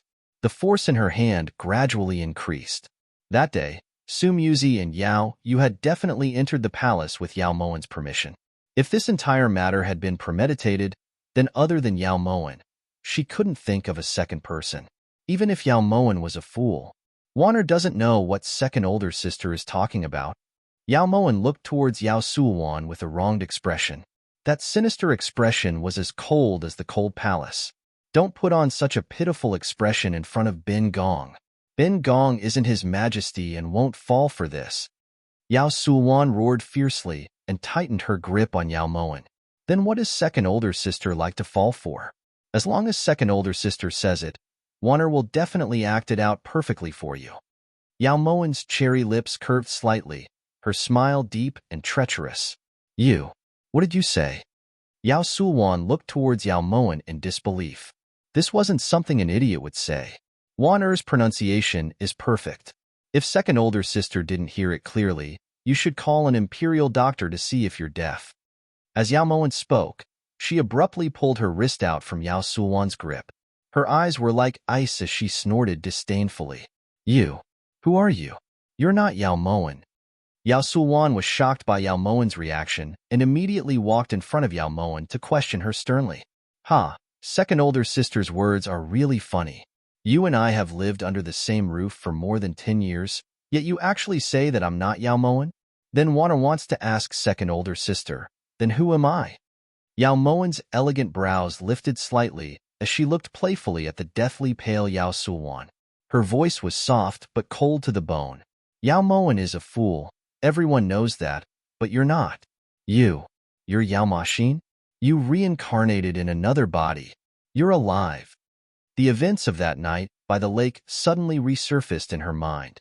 Yao Sulwan was so frightened by her own thoughts that she took several steps back. The finger that was pointing at Yao Moen trembled incessantly like a loom. Reincarnate into another body? Had second sister been poisoned by Mei to the point where not even a trace of her was left? How could he have such a ridiculous thought? Great. Wan admits that I am the eldest sister. Go tell father, tell his majesty, see what reaction they have. Wan guarantees that they will have the same thoughts as Wan right now. That second older sister has gone crazy beyond cure. Yao Moen sneered as she looked towards Yao Sulwan, her eyes filled with contempt and disdain. Back then, she had been thinking of familial love and hadn't guarded against Yao Sulwan at all. That was why she had fallen for those little tricks of hers. Now, she only needed to curl her finger and she could make Yao Sulwan wish she was dead. You're not stupid? Since when? When did this start? Yao Sulwan rushed in front of Yao Moen in shock and demanded fiercely. Let Wanner think. When did it start? Oh, that's right. It was when Do Xianglan had Gao Momo send Moen to Happy Spring Courtyard that something happened. It should have been at that time, because from that time on, Moen understood one thing from the bottom of her heart. Some people should pay the price for the things they do. Yao Moen's eyes were as cold as ice. Every word was like a sharp blade stabbing into Yao Sulwan's heart. The sudden pain made Yao Sulwan unable to bear it, and she revealed a pained expression. You actually tricked everyone? Then Gao Momo's death, you being made a consort, and Mother's death, it's all related to you. It's definitely related to you. When Mother died, you were at Bamboo Wish Pavilion. Isn't that right? Yao Sulwan roared, her eyes scarlet red. Other than this, it seems that there are still some things second older sister hasn't said. For example, Jade Lake this time, and The Matter with the Saffron last time. They were both songs that Moen had meticulously arranged. Oh right, there's also White Brow, that swindler. That was also specially prepared by Moen for second older sister. I wonder if second older sister likes it? Yao Moen's smile was as gentle as water, as brilliant as a flower. In Yao Sulwan's eyes, that beautiful face was as frightening as an Azura from the lowest level of hell. Yao Moen. Why? Why did you do this? You vicious woman. You're completely devoid of conscience. Mother. Child. Sulwan will get revenge for you right now. Yao Sulwan charged at Yao Moen like crazy, wanting to strangle her snow-white neck. However, Yao Moen pushed her to the ground. Only you have mother? Only you have a child. Yao Sulwan, you should know better than anyone else why I did this. Your mother deserved it. Even if she died 10 times, it wouldn't be enough to repay the debt she owed. As for your child, it was you who was blinded by greed. For the throne of Empress, you sacrificed his life. Even a vicious tiger won't eat its cubs. You're even worse than an animal. Yao Moen walked to Yao Sulwan's side step by step. Her icy eyes emitted a cold light, and the vicious air around her made Yao Sulwan crawl backwards. That was your scheme. You were the one who said that child was Yao Maxin's reincarnation. Yao Sulwan retorted in a panic, her eyes filled with fear. So what if it's eldest sister's reincarnation? Why do you hate eldest sister so much that you can't tolerate the child in your stomach? Why? Why? Yao Moen's clear eyes turned cold, and she abruptly grabbed Yao Sulwan's clothes. Her voice was cold and hollow, like the demonic voice of hell, piercing Yao Sulwan's eardrums. You know? Impossible. This is impossible. Go away. Yao Sulwan looked at Yao Moen in shock and abruptly pushed her away. She staggered to her feet and rushed to the palace gates. Where does second older sister want to go? You wouldn't be stupid enough to tell his majesty, right? Yao Moen slowly got up and glanced at Yao Sulwan's figure out of the corner of her eyes. Why not? You pretended to be crazy and deceived his majesty. You've committed the most heinous crime. Yao Sulwan did her best to calm herself down, but her trembling hands couldn't hide the fear and terror she was currently feeling. Who said Wanner pretended to be crazy? Second older sister. What's wrong? Did you hear something you shouldn't have heard that's why you're this scared? Then it's best to forget about it, or else you'll have nightmares at night. Yao Moen slowly walked towards Yao Sulwan with an innocent and harmless smile on her face. She didn't seem the slightest bit different from usual. You don't plan on admitting it? Yao Sulwan understood what Yao Moen wanted to express and asked fiercely, Admit what? Second older sister is talking more and more nonsense. Tingyu, quickly go find His Majesty and tell him that second older sister's illness isn't light. Yao Moen suddenly raised her voice and shouted, Yao Moen, what you owe Bin Gong? Bin Gong will definitely get it back. Let's wait and see. Yao Sulwan forcefully suppressed the fear in her heart and shouted fiercely. Then she pushed the door open and left Guan Osprey Palace. When Tingyu saw Yao Sulwan walk past her with violent steps, she immediately jogged into the main hall and looked towards Yao Moen worriedly. Your Highness, Consort Li seems to be very angry. What exactly happened just now? It's not that big of a deal. It's just letting Yao Sulwan know the truth. Yao Moen sighed lightly, then turned around and sat back down at the table. You're saying she knows that you're not stupid? She also knows that everything that happened before was arranged by you, including Big Madam's death? Tingyu looked towards Yao Moen in shock. Including Do Xianglan's death. Yao Moen casually picked up the teacup, then lifted the lid with her jade fingers and fiddled with the tinder leaves floating on the surface. Your Highness, how could you tell her? This is bad. Consort Li won't let you off. She'll definitely use some sinister method to harm your Highness. What to do? Tingyu was extremely anxious. She clasped her hands together and paced back and forth. Chapter 103. Master, this servant will refill your tea. Tingyu looked towards Yao Moen in realization and immediately walked over to the table. She picked up the teapot and waited on Yao Moen with a smile. As Yi Junqing was still brooding over the fact that he had been used, the atmosphere during dinner was unusually heavy. When he realized that Yao Moen wouldn't apologize or thank him, Yi Junqing felt even more indignant. I won't let this matter rest. Yao Moen was completely baffled by Yi Junqing's abrupt words. Just as Yao Moen was about to speak, a light breeze suddenly brushed past and a beautiful scenery appeared in front of her. Putting aside her personal grudges, Yao Moen had to admit that Yin Nanqing's beauty was universally shocking. With just a casual movement, he could turn all living things upside down. Although her soul couldn't be said to be intoxicated, her heart still moved a few times. He's talking to me. Isn't that right, little junior brother? Yin Nanqing smiled evilly. When he looked towards Yi Junqing, his eyes were bright and sparkling. Cough, cough. Sorry, you guys can continue. Yao Moen choked on Yin Nanqing's little junior brother, especially the way he was looking at Yi Junqing. Those who didn't know better would definitely think that there was some sort of ambiguous relationship between the two. Who's your little junior brother? Call me Prince. Prince. Yi Junqing's face turned red as he tried to correct himself. Little junior brother, Prince, don't get angry. Look at your sinister expression. It's not pretty anymore. Yin Nanqing reached out to smooth out Yi Junqing's furrowed brows, but he was almost sent flying by Yi Junqing's palm. Don't think that this matter will end like this. Give your current hidden guard to this prince. When Yi Junqing finished speaking, he saw that Yin Nanqing's smile had stiffened and his eyes were filled with grief and indignation. You get stained by the company you keep. Are you robbing me? What hidden guard do I have? Yin Nanqing glared at Yao Moen bitterly. Yao Moen truly felt wronged. She hadn't said anything at all. Other than Yin Shui, don't you still have wind, rain, thunder, and lightning? Don't think that this prince doesn't know. Yi Junqing was deeply aware of his lack of power, and with so many spies around, he couldn't personally investigate the matter with Nurse Sun and the others. Where did you put the wind, rain, thunder, and lightning? Yin Nanqing ignored Yi Junqing and turned to glare angrily at Yao Moen. If the wind, rain, thunder, and lightning were in the imperial palace, Yi Junqing should be able to sense it. It's none of your business. Are they your people? Yao Moen shrugged disapprovingly. You gave her the elements of wind, rain, thunder, and lightning? Are you stupid? Yi Junqing picked up on the clues and instantly became excited. It's all for the sake of getting Yin Shui back. Yin Nanqing slapped his forehead in annoyance. He was extremely regretful. Then what about Yin Shui?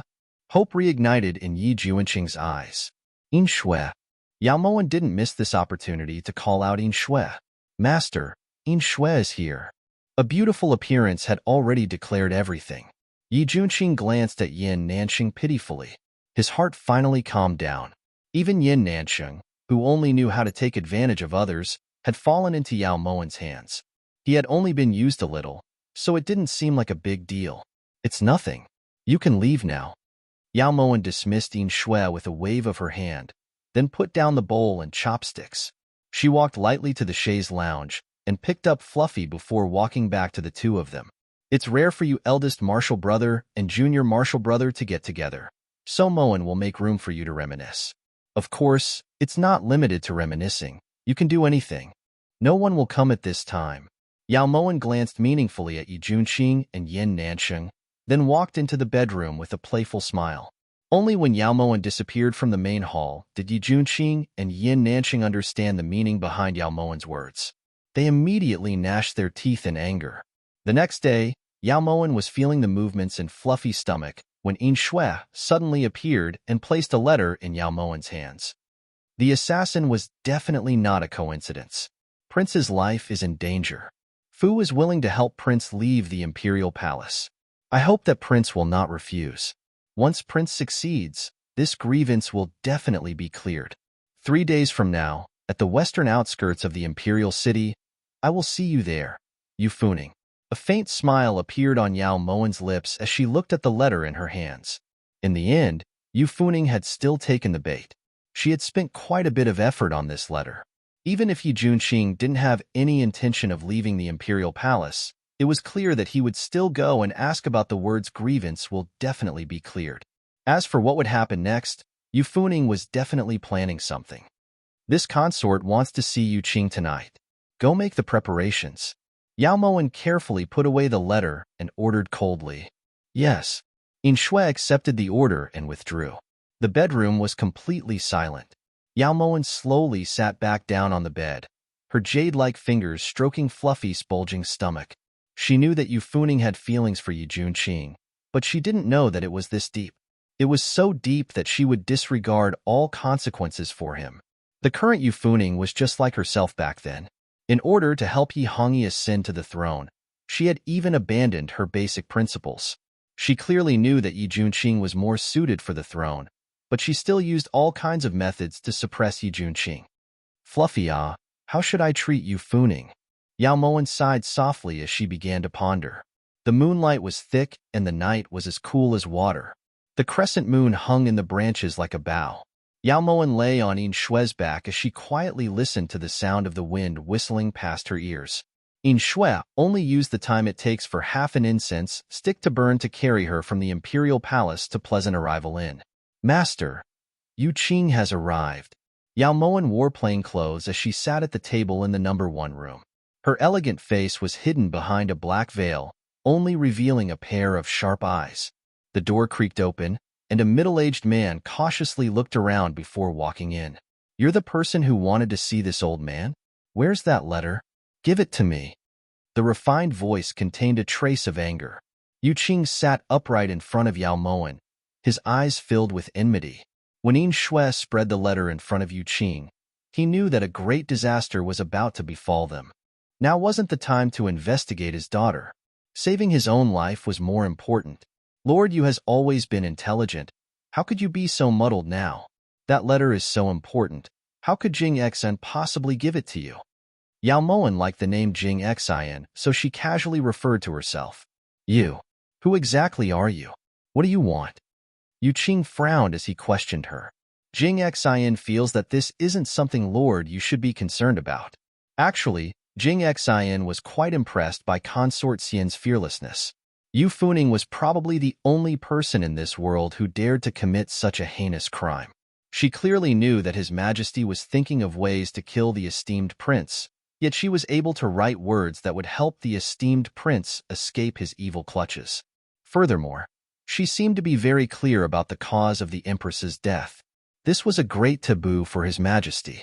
Based on His Majesty's suspicious personality, as long as this letter falls into His Majesty's hands, the entire Yu estate will definitely not be able to escape the fate of having their possessions confiscated and their entire clan exterminated. What do you think of my analysis? Yao Mowen spoke calmly, her clear eyes calm and unperturbed. Speak. What do you want? Yu Qing exhaled heavily and leaned back in his chair. He had been an official for more than 10 years, so he naturally understood Yi Hongyi's personality. Anyone he suspected didn't have a good ending. The Empress was the best example. As for him, he was just the Minister of Rights. Simple. Take the national treasury's silver and bring Yu Funing to another country. Yao Mowen's expression was solemn as she spoke resolutely. It's that simple? What do you get out of this? Yu Qing couldn't believe what he was hearing. This kind of condition was definitely outside of Yu Qing's expectations. It could be said that he was extremely fortunate. He had originally thought that he would be completely controlled by the other party. In 2 days, Yu Funing will naturally appear in the western suburbs. At that time, Lord Yu will know what to do. If things don't develop as Jing Xian expects, then I'm sorry, Jing Xian will not hesitate to hand over the letter to His Majesty. Yao Mowen didn't explain what benefits she would get because in the near future, everyone would see the benefits she would get, including Yu Qing. But everyone was curious, and Yu Qing was no exception.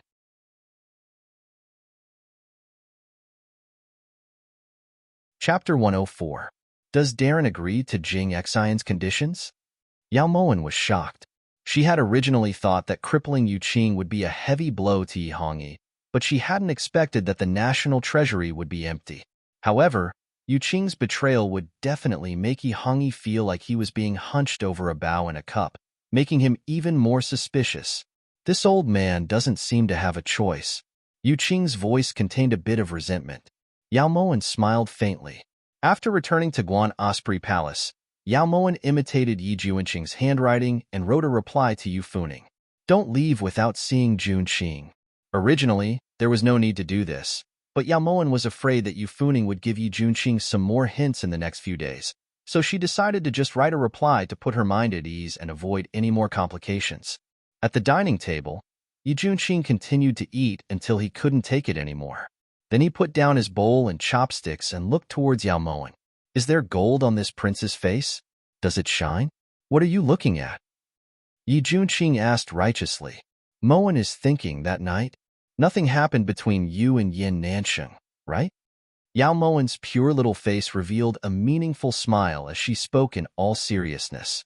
When Yi Juanqing heard this, he immediately frowned. I dare you to say that again. I'm just joking. Why are you being so serious? Yao Mowen smiled lightly when she sensed Yi Juanqing's anger. She then put away her smile and looked towards him seriously. Mowen, shouldn't I give her a chance? Yao Mowen muttered to herself. She felt a little sour in her heart. Yu Funing had acted so righteously for Yi Juanqing's sake. Shouldn't she get a chance to confess her feelings? What chance? To who? Yi Juanqing looked towards Yao Mowen suspiciously. If there was a woman who was willing to give up her life for you, would you give her a chance? Yao Mowen had never looked at Yi Juanqing so seriously before. Her gaze made his hair stand on end. This prince only has Ma Xin in his heart, you know that. Also, you don't seem like a woman who would give up her life no matter how you look at it. Yi Juanqing reiterated his stance. In this life, the next life, and the life after that, he only had Yao Ma Xin in his heart. This was a fact that no one could change. Even if Mowen were to risk her life one day, it definitely wouldn't be for you. Nansheng is tens of thousands of times more powerful than you. Don't flatter yourself here. Forget it, even if I give you a chance, it will only make you sad. What's the point? Yao Mowen immediately slammed the table and stood up, then left angrily. Why are you angry? Was it a crime to tell the truth? Is that a crime? Yi Juanqing felt incredibly wronged by Yao Mowen's sudden outburst. Inside Fragrant Steps Pavilion, Yu Funing clutched the letter in her hands as tears streamed down her face. She had finally taken the right step. In the future, no matter where she went, she would never let go of Yi Juanqing's hand. If they lived, they would live together. If they died, they would die together. Your Highness, have you really decided? Have you thought of the consequences? Qianshi asked nervously as she looked at the excited Yu Funing. Qianshi, Funing doesn't want to waste her life. Stop trying to persuade me. Yu Funing knew what Qianshi wanted to say, but she had already sacrificed the best half of her life for the Yu estate and for her father. Right now, she just wanted to be with the person she loved. That was enough. Since your Highness has decided, Qianxi won't say anything more. However, Qianxi wants to leave with your highness. No matter where you go, Qianxi won't leave your highness, said Qianxi resolutely. All right, we'll leave together. Qianxi, go help this consort pack up. The more the better. This journey will be difficult, so there will definitely be a lot of silver. Yu Funing wiped the tears from the corners of her eyes as she carefully put the letter away. 2 days later, when Yu Funing arrived at the western suburbs filled with hope and anticipation, the person she had been waiting for was actually her father. Ning-er, are you really that heartless to abandon father? When Yu Funing saw Yu Qing's aged face, tears streamed down her face in shock. Father, I'm sorry. Ning-er really doesn't want to miss him. Yu Funing knelt on the ground and sobbed uncontrollably. Forget it, there are some things that we can't control. Father has already taken care of everything. Let's leave together and never return. When Yu Qing walked over to pull Yu Funing up, he suddenly stuffed a bone-softening pill into Yu Funing's mouth. Father! Yu Funing looked towards Yu Qing in shock. He won't be coming. In reality, he didn't even receive your letter. 2 days ago, someone used your letter to threaten father. The condition was that father would take you away from the imperial city and leave Great Chu. Qianxi, help young miss into the carriage. Yu Qing used 2 days to transfer all of the money, including the little silver left in Great Chu's treasury. At this time, he was only driving 3 carriages to the western suburbs to pick up his daughter. Impossible. Father, wait for him. Ning-er is begging you. Wait for him. Tears rolled down her face like pearls from a broken necklace. Yu Funing knew that her father wasn't lying to her. Ever since she was young, her father had never lied to her. However, she had clearly received Yi Juanqing's letter, and she recognized the handwriting. Other than him, no one else could write such bold and forceful words. Master! Qianxi's voice was heavy with sobs. She hadn't expected this kind of ending. AI, this is the will of the heavens. Help young miss into the carriage. Yu Qing looked at his daughter with heartache as he spoke decisively. They were running for their lives. If they were discovered by His Majesty, it would be too late. Qianxi had no choice but to help Yu Funing into the carriage. No, Qianxi, I beg you, let me stay. I want to wait for him. Yu Funing wanted to break free from Qianxi's grip, but her body didn't have any strength. Young miss, if what Master said was true, then the esteemed prince wouldn't have appeared. We've already escaped from the imperial palace and Master has already made his decision. We definitely can't return to the imperial palace. If you and His Highness are fated, you'll naturally meet again, comforted Qianxi painstakingly. Why? Why did it have to be like this? I just wanted to live for myself once, but in the end, this was the result. Why didn't you give me a chance? I just want a chance. Yu Funing cried her heart out. She was heartbroken. Qianxi was speechless.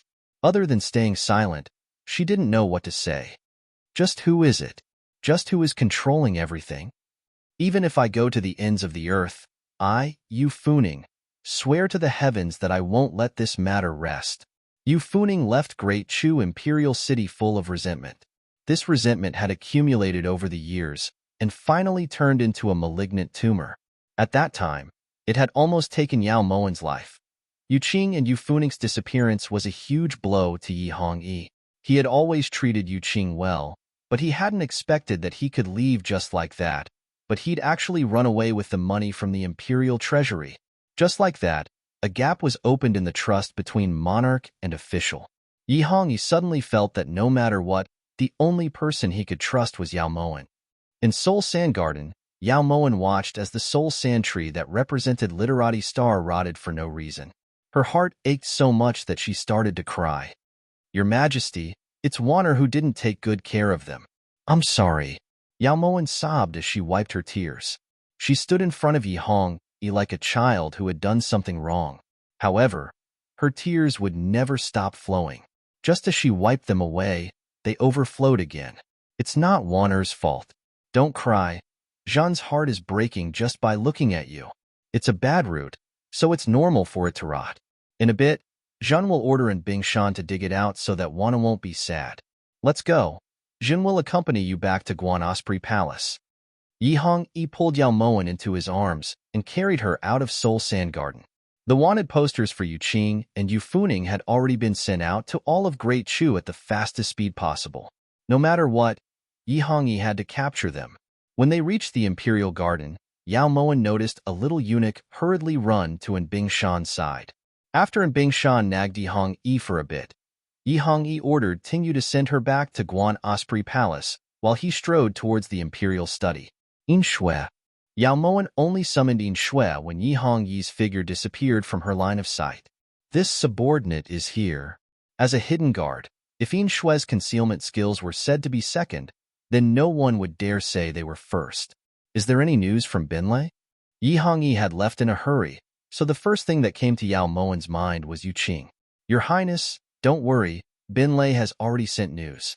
The people he sent out have already met up with Yu Qing and the others. There's absolutely no chance of anything going wrong, replied In Shui truthfully. All right, you can leave. Yao Moen sighed lightly, then her lips curved into a slight smile. Whether it was Huan Heng or Yu Qing, they were both gifts she had prepared for Yi Junqing.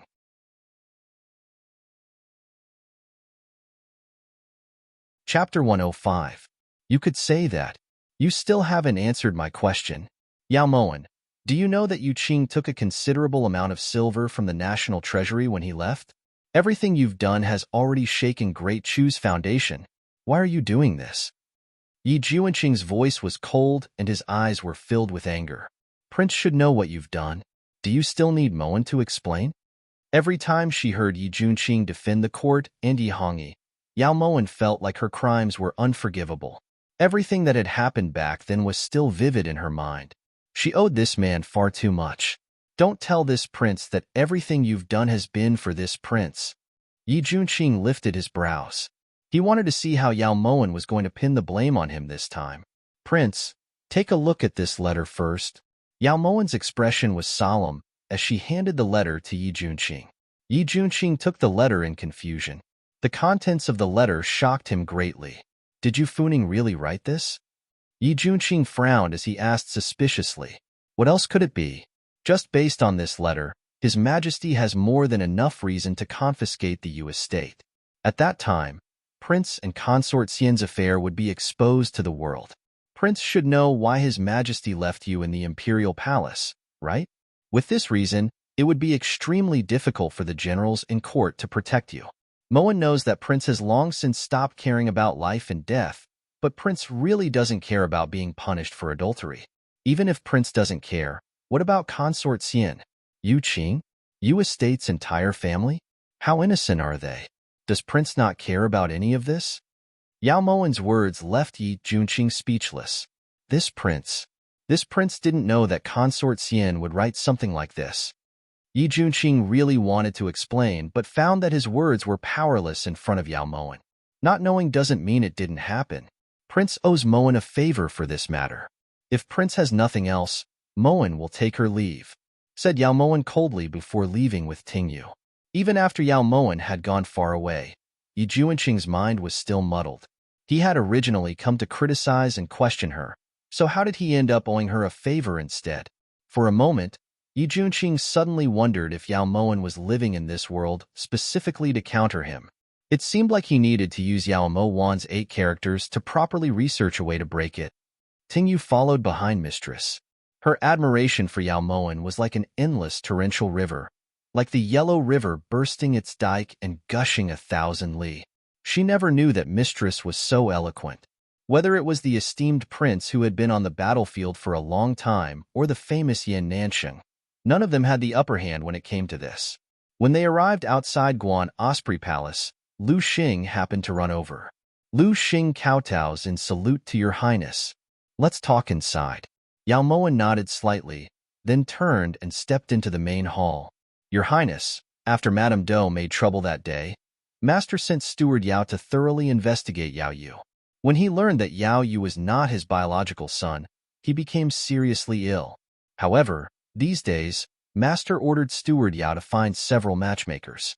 According to the news from the Prime Minister's mansion, Master seemed to have the intention to marry into the 4th branch.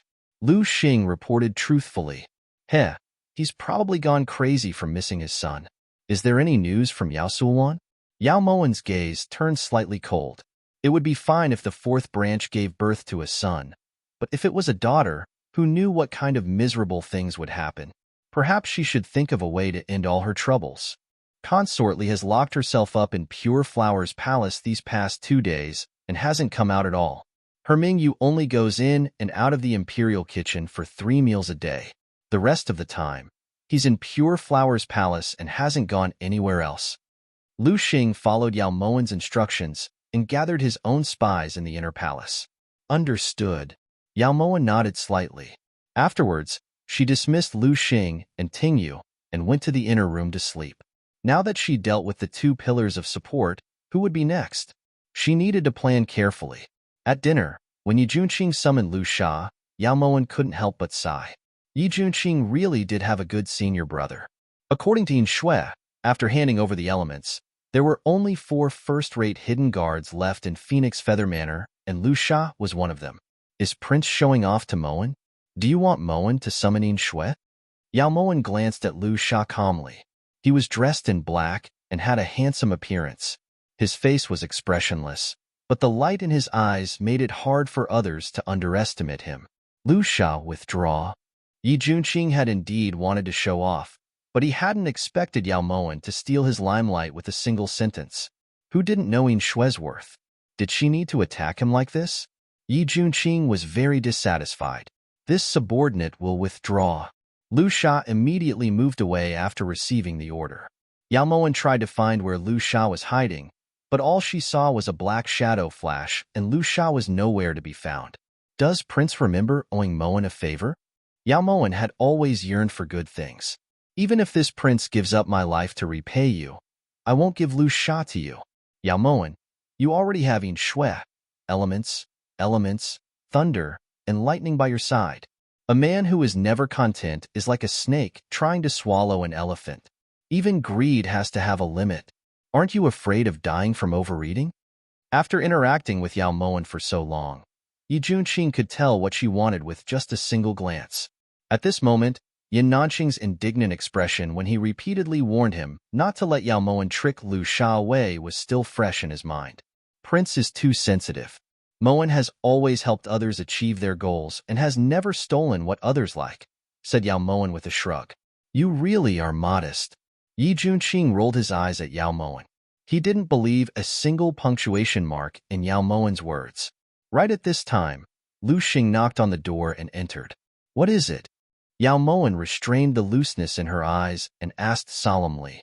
Replying, Your Highness, this servant just received news that Qi's crown prince, Feng Yihan, will arrive in Great Chu in 3 days. If it wasn't important news, Lu Xing wouldn't have interrupted his master and the esteemed prince's dinner. The onlooker sees clearly. In these past few days, Lu Xing had deeply felt that his master treated the esteemed prince differently. Although his words and expression were cold, it wasn't like that. Every time he saw Yao Mowen stare at Yi Junqing's back, Lu Xing would feel a sense of déjà vu. That feeling was the same as when he silently stared at 3rd Mississippi. Lu Xing hoped that his master could be happy from the bottom of his heart. He knew that the person that could make his master happy definitely wasn't the current emperor. Feng Yihan, I understand. You can withdraw for now. Yao Mowen waved her hand thoughtfully. After Lu Xing left, she slowly sank into contemplation. This prince has met Feng Yihan a few times. This person has a forthright personality and handles matters generously. If he ascends the throne one day, he will definitely be a benevolent ruler. Yi Junqing couldn't help but sigh in admiration when he recalled this person. If he wants to ascend the throne, he'll have to return alive first. Yao Mowen smiled helplessly. What do you mean?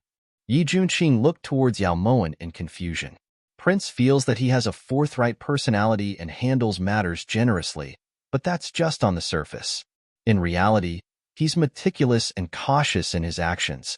If he wasn't like that, how could he have survived until now? Yao Mowen shook her head lightly, a hint of pity in her eyes.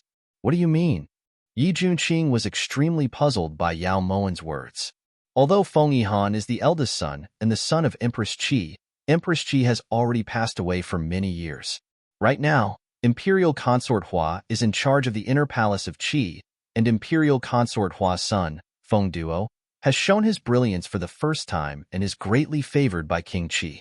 Whether it's King Qi, Imperial Consort Hua, or even Feng Duo, they all want to depose Feng Yihan, the crown prince.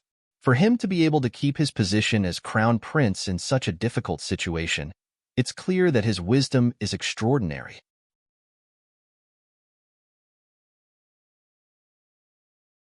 Chapter 106. With Feng Yihan going to Great Chu, doesn't that mean that Qi has changed its mind?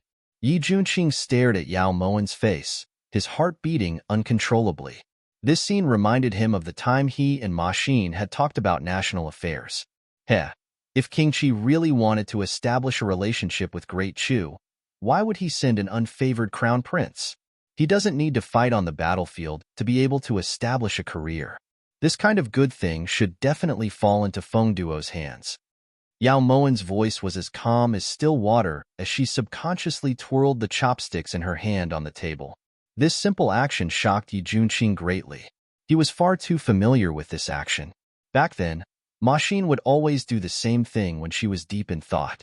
Yi Junqing looked towards Yao Mowen in astonishment as his hands slowly clenched in his sleeves. You think that His Majesty will act against Feng Yihan? Yao Mowen was too focused that she didn't even notice the slight tremble in Yi Junqing's voice. Of course it's not His Majesty, but King Qi. This is a trick that kills 3 birds with 1 stone. If Feng Yihan dies in Great Chu, firstly, Feng Duo will naturally become the crown prince. Secondly, Great Chu will definitely have to give Qi an explanation. If they want to make peace, they will definitely have to pay compensation. Thirdly, King Qi will once again let Great Chu see his attitude in exchange for Great Chu's trust. Yao Mowen sighed inwardly. She believed that with Feng Yihan's intelligence, he had already guessed this. She wondered what he was feeling right now. Must they make peace? There's no harm in starting a war. Yi Junqing's eyes never left Yao Mowen. Right now, these political matters were like fleeting clouds to him. He only paid attention to Yao Mowen and absorbed every bit of Ma Xin from her. No, that bastard Chu Mabe has been eyeing Meng Yuan for a long time. If Great Chu starts a war with Qi, he'll definitely take advantage of it to attack Meng Ye. This will only bring harm to Great Chu. What a pity. Yao Mowen sighed softly as she thought about this. What's a pity? When Yi Junqing saw Yao Mowen look towards him, he immediately put away the longing in his eyes and asked this question uncomfortably. It's a pity that His Majesty wouldn't have thought of this, nor would he have taken any precautions. That's why Feng Yihan's trip doesn't bode well for him. Yao Mowen didn't notice the change in Yi Junqing's expression as she continued to guide him. What does it have to do with this king? Every time Yao Mowen revealed that enigmatic smile, that was when Yi Junqing was at his most vigilant. Prince has always been loyal to His Majesty. For the sake of Great Chu, you have done your utmost. But now it seems that all of that was fake, said Yao Mowen in disappointment. What are you trying to say? Yi Junqing had always thought that Yao Mowen didn't like his loyalty to the imperial court, but now it seemed that wasn't entirely the case. He was becoming more and more unable to understand this woman.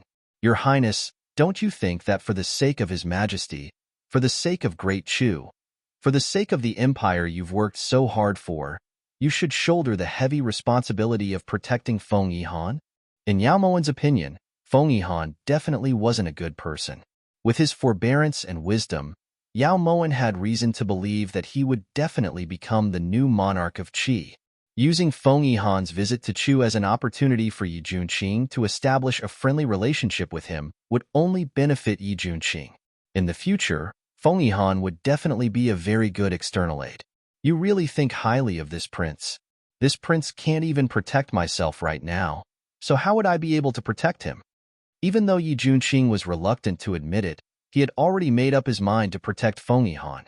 It was for no other reason than that Yao Mowen wanted the empire to be safe. It's fine if Prince doesn't want to. As long as Prince gives quicksand to Mowen, you can leave Feng Yihan's matter to Mowen. Yao Mowen looked towards Yi Junqing seriously. Don't even think about it. Eat. When Yi Junqing saw the greed in Yao Mowen's eyes, he couldn't help but feel vexed. Why did he see Ma Xin's shadow in this black-bellied woman? His eyes must be playing tricks on him.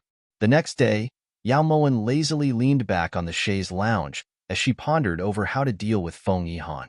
As she focused her gaze, she gently rubbed Fluffy's ears. Fluffy lay there in great enjoyment, occasionally meowing a few times to express her thanks. Reporting to Your Highness, Consort Li just left the palace to return to Prime Minister Yao's residence. At this time, Lu Xing rushed in and reported respectfully. Yao Moen gathered her thoughts when she heard this, and her lips curved into a faint smile. The current Yao Suowan was isolated and helpless. She had most likely returned to Prime Minister Yao's residence to convince Yao Zhenting to change his mind and support her once more. Forget it. It seemed like she hadn't returned for quite some time already. If she didn't see how sick Yao Zhenting was, Yao Moen really wouldn't be at ease. Inside Prime Minister Yao's residence, Yao Tu looked at the proud Yao Suowan and bowed. This old servant kowtows in salute to Your Highness Consort Li. This consort heard that Yao Yu, that lowly bastard, isn't father's biological son. Is that true? Yao Suowan lifted her brows as she looked towards Yao Tuesday, replying, Your Highness Consort Li, this old servant has already sent people to investigate. Yao Yu truly isn't old master's biological son, replied Yao Tu respectfully. Father really is muddle-headed with age. He actually raised someone else's son for so long, and even gave him a grand funeral after his death. This time, Father really needs to be taught a lesson. Yao Suowan harumphed coldly. For that lowly bastard, he didn't even want his own daughter anymore. He was probably regretting it to death right now. Old Master fell seriously ill because of this matter. Now that he's slightly better, if Your Highness sees Old Master, you mustn't bring up Yao Yu's matter again. Yao Tu could see the disdain in Yao Suowan's heart and reminded her worriedly. Don't worry, he's still this consort's father. Even if something unhappy happened in the past, this consort can just laugh it off. Where's father? Yao Suowan sighed lightly. After all, she had a motive for coming here. Right now, she was just here to talk to Yao Tuesday, replying, Your Highness Consort Li, Old Master is currently meeting with Matchmaker Zhang in the side hall, replied Yao Tu truthfully. Understood. Take Mingyu to rest. This consort is going to see father. Yao Suowan ordered coldly before turning to head towards the side hall. Behind her, Mingyu knew that Yao Suowan had never believed her. However, there was still a long way to go and she had time to wait. Inside the side hall, Yao Zhenting held the 8 characters of a few young ladies from prestigious families as he pondered with a frown. Lord Prime Minister, you really have a good eye. These young ladies all come from scholarly families. They're well-educated and intelligent. This old man only wants to have a son. Yao Zhenting's voice was completely cold.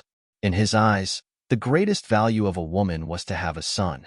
To him, whether they were young ladies from prestigious families or well-educated, they weren't important at all. Haha, these young ladies all have good looks, so they'll naturally be able to give birth to a son for the Prime Minister. Matchmaker Zhang said with a smile. Then it'll be her. Yao Zhenting handed the 8 characters he had chosen to Matchmaker Zhang without a trace of a smile on his face. This is the Li family's second young Mississippi. There's nothing to say about her character, but the betrothal gifts are a little high. Matchmaker Zhang said tactfully. Does the Prime Minister's residence lack money? As long as she can give birth to a son for this old man will guarantee that the Li family will not have to worry about food and clothing for 3 generations. Don't worry, Lord. This commoner will do it right away. Matchmaker Zhang immediately nodded and bowed. After Matchmaker Zhang left, Yao Suowan strolled in from outside the door. I heard that father is gravely ill in bed. I didn't think that he would have such thoughts. I wonder if that young Miss Li will be able to fulfill father's wishes and give this consort a younger brother. Even though they had returned to the residence to reconcile, Yao Suowan was still as arrogant as ever. Her aura did not soften in the slightest. She knew her father's personality all too well. To him, a daughter was something that he could do without. Wagging her tail and begging for pity would only make him feel that she was worthless. If she wanted to be valued by him, she had to let him know how important she was. This old man kowtows in salute to Consort Li. Yao Zhenting was slightly surprised by Yao Suowan's appearance.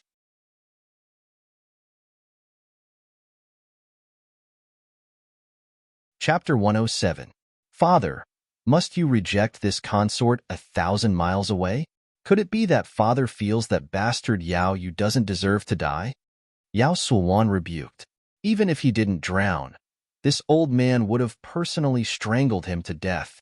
When Yao Yu was mentioned, Yao Zhenting's eyes became cold. That's right. In reality, Bin Gong and father have always been of the same mind. Bin Gong might have said some things too seriously, but when people are angry, it's hard to avoid saying some things that go too far. Father wouldn't remember those angry words, right? Yao Sulwan tried to ease the atmosphere in the room. This old man only knows that angry words are sometimes true. Consortly, do as you wish. This old man won't accompany you. Yao Zhenting didn't buy it. Just as Yao Zhenting was about to walk out of the room, Yao Sulwan's cold laughter came from behind him. Ha! Father must feel that Yao Mo Wan, that fool, is more favored by Emperor than Bin Gong and easier to control, right? Yao Sulwan walked with vicious steps to the door. She reached out and closed the door tightly. Then she turned around and looked straight at Yao Zhenting. This old man doesn't know what you're talking about. The animal he raised since he was a child actually turned around and bit people. From the moment Yao Sulwan started threatening him by Jade Water Lake, Yao Zhenting knew that this chess piece was useless. You don't know? Then this empress will tell you clearly. Do you think that Yao Mo Wan is an idiot? You've been prime minister for so long and boasted that you're good at scheming and far-sighted.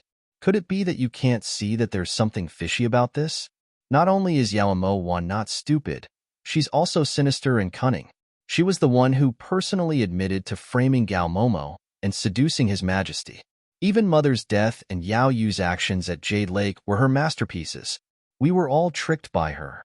She's pretending to be stupid now, but she's actually taking revenge. Taking revenge on you. Taking revenge on Bin Gong. Yao Sulwan's eyes were bloodshot as she shouted herself hoarse. Every time she thought about what Yao Mo Wan had done to her, Yao Sulwan really wanted to eat her flesh and drink her blood. Yao Zhenting looked towards Yao Sulwan coldly but didn't say anything. You definitely think that Bin Gong is talking nonsense, but think about it. How could there be such a coincidence in this world? How old is Yao Yu? How could he find Jade Lake by himself? Yao Sulwan tried to convince Yao Zhenting. It was Wanner who told Tingyu to bring him because he said he wanted to fish. A clear and childish voice rang out from behind Yao Sulwan. Yao Sulwan suddenly froze. When she turned around, she just happened to see Yao Moen standing behind her. Her pure eyes flickered with an indistinguishable light. You, when did you get here? Perhaps because she was too excited, Yao Sulwan didn't even hear the sound of the door opening. I've been here for a long time, and I've been listening to second older sister. Wan doesn't understand why second older sister is saying those things. But Wan knows that second older sister doesn't like Wan anymore. However, no matter how much second older sister doesn't like Wan, I beg you not to steal father away. Wan only has father now. Yao Sulwan gritted her teeth as she looked at Yao Moen's hypocritical face. Just as Yao Sulwan was about to rush up and question her, she suddenly heard Yao Zhenting's voice. How could father not want Wanner? Father only has Wanner as his only daughter. Come, father will bring you to the main hall and have Yao Tu prepare something good for you. Yao Zhenting's voice shattered all of Yao Sulwan's hopes.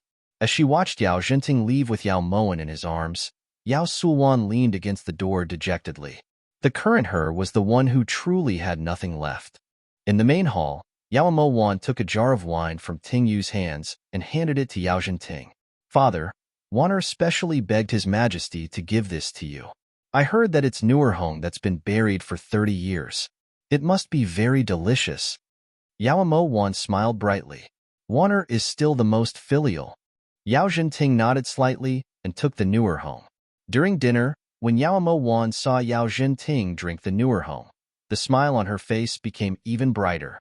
Although the newer home had been bestowed by His Majesty, the rootless water inside had been given to Yao Zhenting as a filial gift. Rootless water, as the name implied, was rootless water. If Yao Zhenting wanted a son, he would have to wait for his next life. It wasn't that she, Yao Mo Wan, was ruthless, but Yao Zhenting really wasn't fit to be a father. Even if he gave birth to a son, he would only become a tool for him to manipulate. Yao Sulwan had suffered a setback at the Prime Minister Fu, so she naturally needed to vent. So when Yao Mo Wan stepped into Guan Osprey Palace, She wasn't surprised to see Yao Suwan sitting there with a vicious expression. All of you withdraw. Yao Mo put away her smile and waved for Lu Xing and Ting to withdraw. After knocking on the door, Yao Suwan rushed in front of Yao Moan with large strides and fiercely grabbed Yao Moan's clothes. Yao Mo, you think father cares about you? Wrong. Father doesn't care about anyone. If it wasn't for his tacit approval, that lowly mother of yours wouldn't have died. It's him. Without waiting for Yao Suwan to finish speaking, Yao Moan abruptly raised her hand and gave Yao Suwan a fierce slap. Is Bin Gong's mother someone you have the right to wantonly curse? Yao Suwan, don't forget that Bin Gong is a guifei and you're just a consort. You're right, Bin Gong knows that Yao Zhenting only has himself in his heart and knows how he treats mother, so Bin Gong doesn't plan on letting him off. However, compared to him, Bin Gong hates you even more.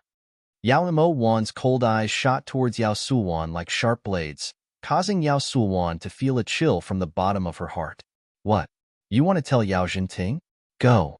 Bin Gong can make a bet with you. If Yao Zhenting still believes half a word of yours, Bin Gong will immediately cut off his head and give it to you. Yao Mo Wan said each word coldly. Why? Bin Gong has wronged a lot of people, but Bin Gong has never done anything to harm you. Yao Suwan looked at Yao Mo Wan in shock. The current Yao Mo Wan was like the king of hell. Yao Suwan couldn't imagine where Yao Mo Wan's bloodthirsty hatred came from. That's because you disdain to bother with a fool. The thorn in your side is someone else. Bin Gong is collecting a debt from you on behalf of that person. Yao Suwan, do you know who that person is? Yao Mo Wan walked towards Yao Suwan step by step, the pressure from her body forcing Yao Suwan to step back. Who is it? Yao Suwan swallowed hard as the scene of Yao Mo Xian's death and Zhonger's badly mangled corpse appeared in her mind. You remember now, right? I've already seen those 3 words on your face. Yao Mo Wan slowly bent down, her clear and harmless eyes staring at Yao Suwan's pale face. Her lips hooked into a cold smile. Yao Mo Xian? Yao Suwan blurted out these 3 words. So the thorn in second older sister's side is eldest sister. Yao Mo Wan suddenly opened her mouth, the smile on her face causing Yao Suwan to tremble with fear. You know the cause of Yao Mo Xian's death? Impossible. This is impossible. Who told you? Who was it? Was it your majesty? No. Why would his majesty say that? Your majesty. Right at this time, Ting Yu's voice came from outside the door. This servant kowtows in salute to your majesty. When Yao Mo Wan heard this, she quickly put away the hatred in her eyes and knocked her head against the corner of the table. Yao Mo Wan didn't use much strength, only a light kowtow. However, there were still bruises on her forehead. Yao Mo Wan, what are you doing? Yao Suwan looked towards Yao Mo Wan in confusion. At this time, Yi Hongyi had already pushed open the door and entered. Woo-woo. Second older sister, sorry, Warner didn't mention eldest sister on purpose. Warner didn't know that second older sister didn't like eldest sister. Yao Mo Wan's tears fell like rain, leaving 2 long streaks on her cheeks. You, what nonsense are you saying? Your Majesty. Yao Suwan finally understood Yao Moan's intentions and immediately wanted to refute, but she saw Yi Hongyi rush to Yao Moan's side and lovingly caress the bruise on Yao Moan's forehead. When his dark eyes fell on her, they were filled with hostility.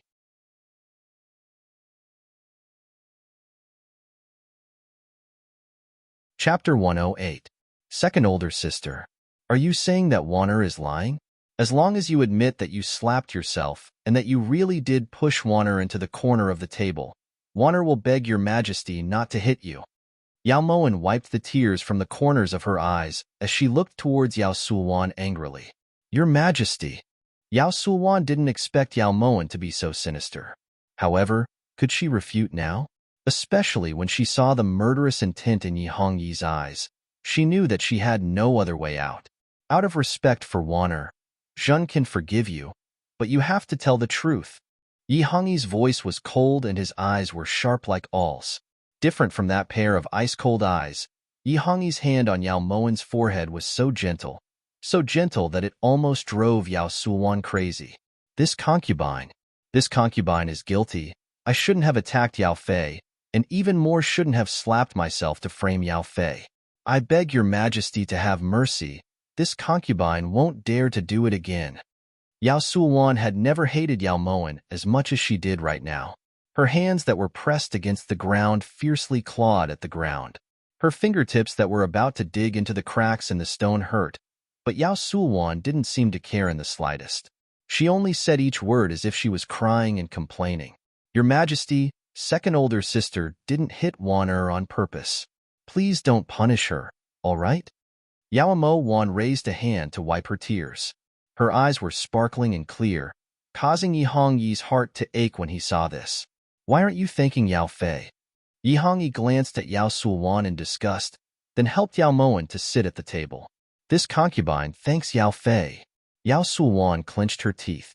Extreme hatred welled up in her heart, but right now, she could only endure. As long as second older sister is more honest in the future, you'll still be Wan-er's good second older sister. Wan-er helps second older sister up. When Yao Moan was about to get up, Yi Hongyi hugged her dotingly. You can leave now. Don't come to Guan Osprey Palace for no reason. Yi Hongyi's cold voice contained a gloomy warning.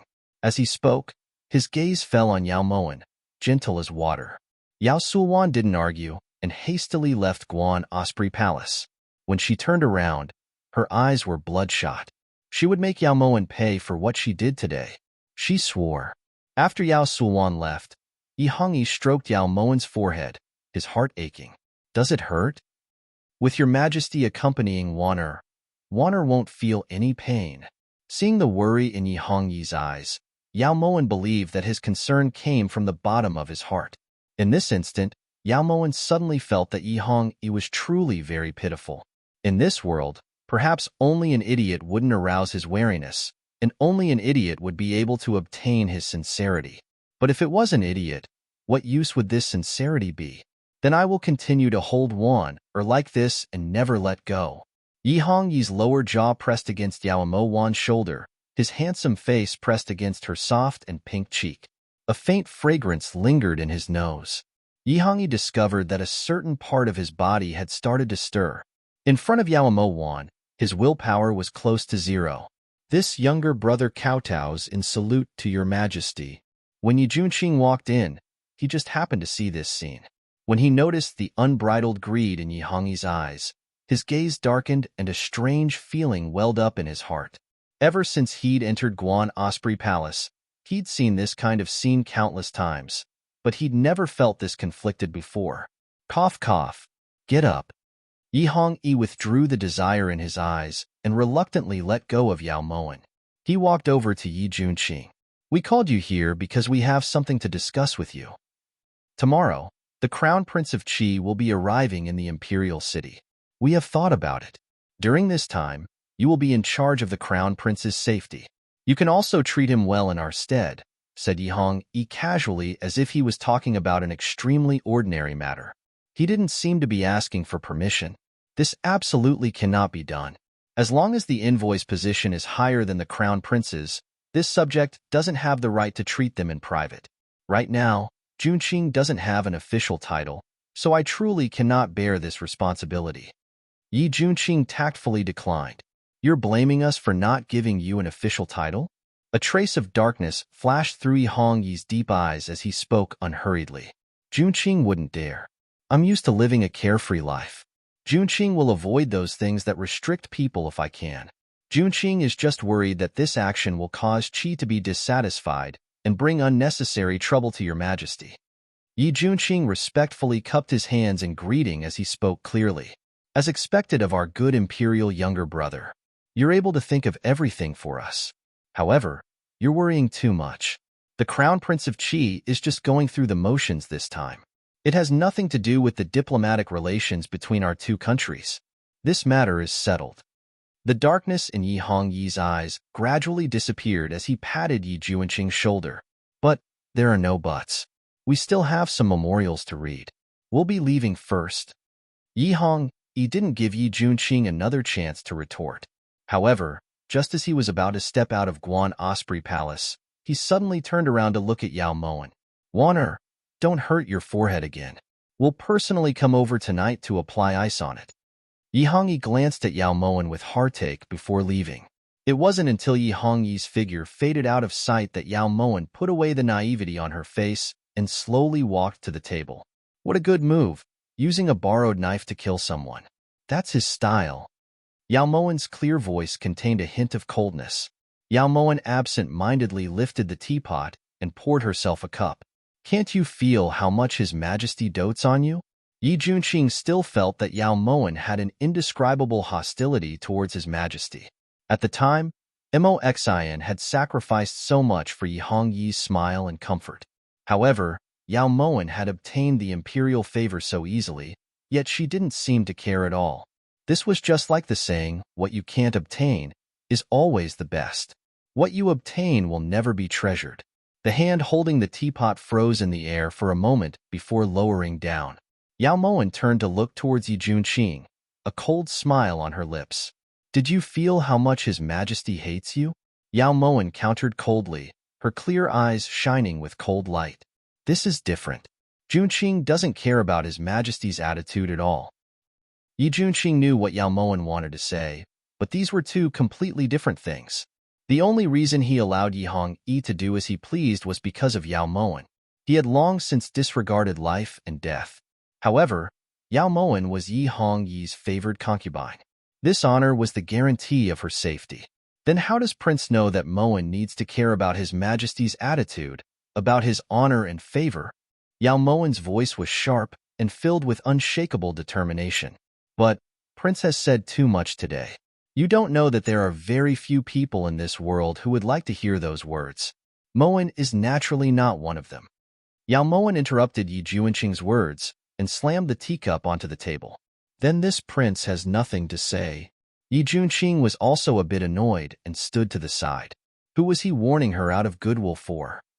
The Harmony Palace across from Guan Osprey Palace is empty. Tomorrow, Prince will bring Feng Yihan there. Yao Moen sighed in relief when she saw that Yi Junqing wasn't saying anything. Why should this prince listen to you? Yi Junqing turned around angrily in disagreement. Prince couldn't possibly think that Liu Sha would be able to block the country of Qi's 7 phantom assassins, right?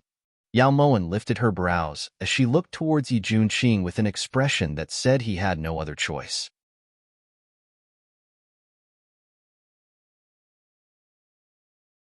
Chapter 109. Tomorrow, this prince will bring Feng Yihan to Harmony Palace. That's all, said Yi Junqing solemnly before turning to leave. Then does Prince want to gamble? Or not? Yao Moen's harmless eyes blinked twice with sincerity. This prince isn't that idiot Yin Nansheng. Even if I die, this prince won't let you swindle Liu Sha away. You should just give up, said Yi Junqing hatefully before leaving Guan Osprey Palace. As Yao Moen watched him leave angrily, her lips curved into a relieved smile. At this moment, Yi Junqing's figure was no longer just desolate and lonely. Helping Feng Yihan was a very important brick she was laying on Yi Junqing's path to the Dragon Throne of Great Chu. Just as Yao Moen expected, Yi Hongyi didn't think much of Feng Yihan's trip.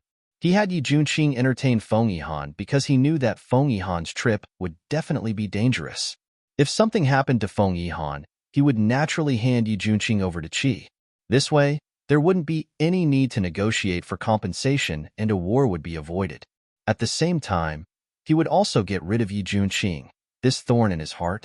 Master, His Highness has already brought Feng Yihan to Harmony Palace. This subordinate has already investigated and found that Feng Yihan is accompanied by 15 people. 5 of them are his personal bodyguards, and all of them are first-rate experts. The other 10 are slightly inferior, reported Yin Shui as she stood next to Yao Moen. 15 people. It seems that King Qi really wants to depose this crown prince. Yin Shui, if you encounter the 7 phantom assassins, what are your chances of winning? Yao Moen's eyes were as deep as an abyss. It's easy to escape alone, but if we fight, there's a 30% chance of winning. Yin Shui was implying that she wouldn't be able to win. I believe that the people around Feng Yihan aren't all good-for-nothings. With Liu Sha, you guys should be able to fight to a draw. Whether or not you can protect Feng Yihan now depends on your luck. Remember, no matter where or when, the esteemed prince's life is the most precious, followed by your own, understand? said Yao Moen as she took a sip of tea. This subordinate understands. In Shui knew that Yao Mo didn't want her to fight against the 7 phantom assassins. Even if she couldn't protect herself, she couldn't lose her life. It was only on the second day after Feng Yihan arrived at Harmony Palace that Yi Hongyi ordered a banquet to be held. Aside from himself, Yi Junqing also attended the banquet. Yao Moen couldn't help but sneer. Yi Hongyi really didn't take Feng Yihan seriously at all. Even if he wasn't favored, he was still the crown prince of a country. To actually have a fool accompany him, he was clearly trying to embarrass Feng Yihan. Little did he know that he had made an error in judgment. This kind of unbridled humiliation would one day bring him a calamity. The time was set for noon, and the banquet was set in Harmony Palace. Whether it was the time or the location, it was clear that Yi Hongyi was deliberately looking down on them. Inside Guan Osprey Palace, Yao Mo had Tingyu dress herself up exaggeratedly. Tingyu inserted the last golden buyao from the dressing table into Yao Mo's hair bun. "Nyang, don't you feel tired?" asked Tingyu embarrassedly when she saw the 7 or 8 hairpins on Yao Mo's head. "Do you know why this consort is doing this?" Yao Mo still felt that it wasn't enough, so she smeared some more rouge on her face. Although her originally elegant appearance didn't lose any of its beauty now, it was too gaudy. "This servant doesn't understand." Tingyu's eyes widened as she waited for Yao Mo's explanation. "It's very simple. The sloppier this consort is, the more humiliated this consort is, the angrier Feng Yihan will be, and the more he'll resent His Majesty's arrangements. In comparison, it'll be easier for him to sense Yi Junqing's sincerity and calmness." Yao Mo pointed out meaningfully. "Sometimes, Tingyu really doesn't understand. Since you're helping the esteemed prince so much, it's fine if you don't let him know, but you're still angering His Highness half to death every time," complained Tingyu as she put away the rouge. "You've seen him angry before?" asked Yao Mo suspiciously as she lifted her brows. "Of course. When this servant passed by the east wing several times, I clearly heard the esteemed prince cursing you." Tingyu nodded vigorously. What was he cursing this consort about? Yao Mo looked towards Tingyu with interest as her lips curved into a playful smile. It was mostly words like black-bellied and domineering. Although this servant didn't hear it clearly, from the cadence of his voice, he was definitely angry, said Tingyu confidently. "Is that so? It's about time. Follow this consort to Harmony Palace." Yao Mo committed Tingyu's words to memory as she slowly walked out of Guan Osprey Palace. It was rare for the early summer weather to be this cool. When Yao Mo pushed open the palace doors and stepped into Harmony Palace, all she saw was a field of peach blossoms. Yao Mo suddenly understood. This Harmony Palace had always been in use. Back when she was still the Empress, she would occasionally enter the palace and order the gardeners to plant peach blossoms here. This was to prevent the courtyard from being too empty and desolate. Now it seemed that her unintentional actions had created this fairyland. The wind picked up and a faint fragrance wafted through the air. Flower petals swirled in the wind as they danced wildly in the air. In the depths of the sea of flowers, there was a person sitting alone on a stone bench with his back against a peach tree. His jade fingers were holding a book as he carefully read it. The man's hair was tied up with a purple crown, and there was a blue ribbon faintly visible in his hair. He was elegant and quiet like a beautiful jade statue. A few flower petals fell on the man's shoulders. Under his white robes, the man seemed even more extraordinary and refined. Tingyu was just about to start walking when Yao Mo stopped her. She didn't want to disturb this beautiful and quiet atmosphere too early, but it was already too late. At this time, the man had already put down his book and was looking towards Yao Mo. His handsome face, his sharp facial features, and his indifferent and refined temperament all showed how extraordinary this man was. However, Yao Mo could feel that his clear eyes contained a kind of melancholy and sorrow, as well as a kind of grief, indignation, and endurance. This feeling was familiar. If he hadn't experienced extreme pain, how could he have such a deep and distant gaze filled with hatred? "Who are you?" It was supposed to be the man's question, but the voice came from behind her. At the side, Tingyu swallowed hard. "Prince, you don't even recognize my master?" Tingyu carefully looked towards Yi Junqing, who was standing behind Yao Mo. She felt uneasy. After all, in Yi Junqing's eyes, her master wasn't an idiot. Yao Mo, why are you dressed like this? Yi Junqing quickly walked in front of Yao Mo, his eyes filled with shock. What's wrong with this? This consort feels that this outfit is extremely beautiful. Yao Mo puffed out her cheeks confidently. Tingyu, are you sure that your master looked at himself in the mirror before leaving? Yi Junqing stared at Yao Mo. Tingyu was speechless and felt ashamed. Esteemed prince, this is? A clear and melodious voice rang out as Feng Yihan elegantly walked to Yi Junqing's side. His slender eyes were clear and bright like crystals. Ahem. This is His Majesty's most favored consort Yao, Nyang Nyang Nyang. Yi Junqing's voice was slightly awkward as he introduced Yao Mo. However, Yao Mo didn't seem to mind. Even if she lost face, it was Yi Hongyi's face. Consort Yao, this is Qi's crown prince.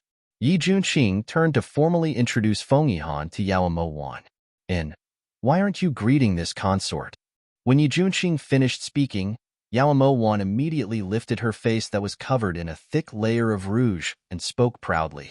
Feng Yihan trembled slightly when he heard this, but he didn't reveal too much of his emotions. He still maintained his calm and indifferent appearance.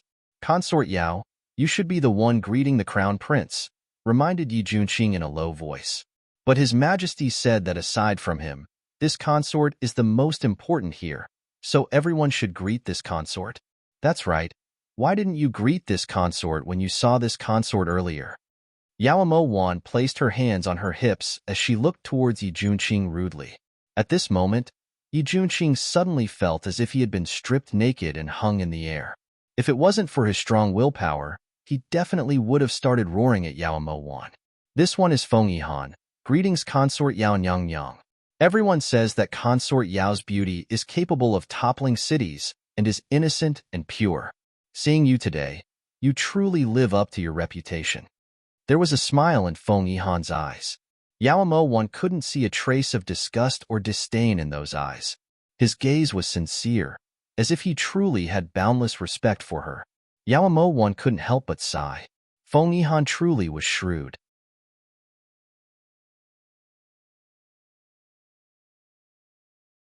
Chapter 110. Your Highness Crown Prince, Junqing has already ordered the Imperial Kitchen to prepare a banquet.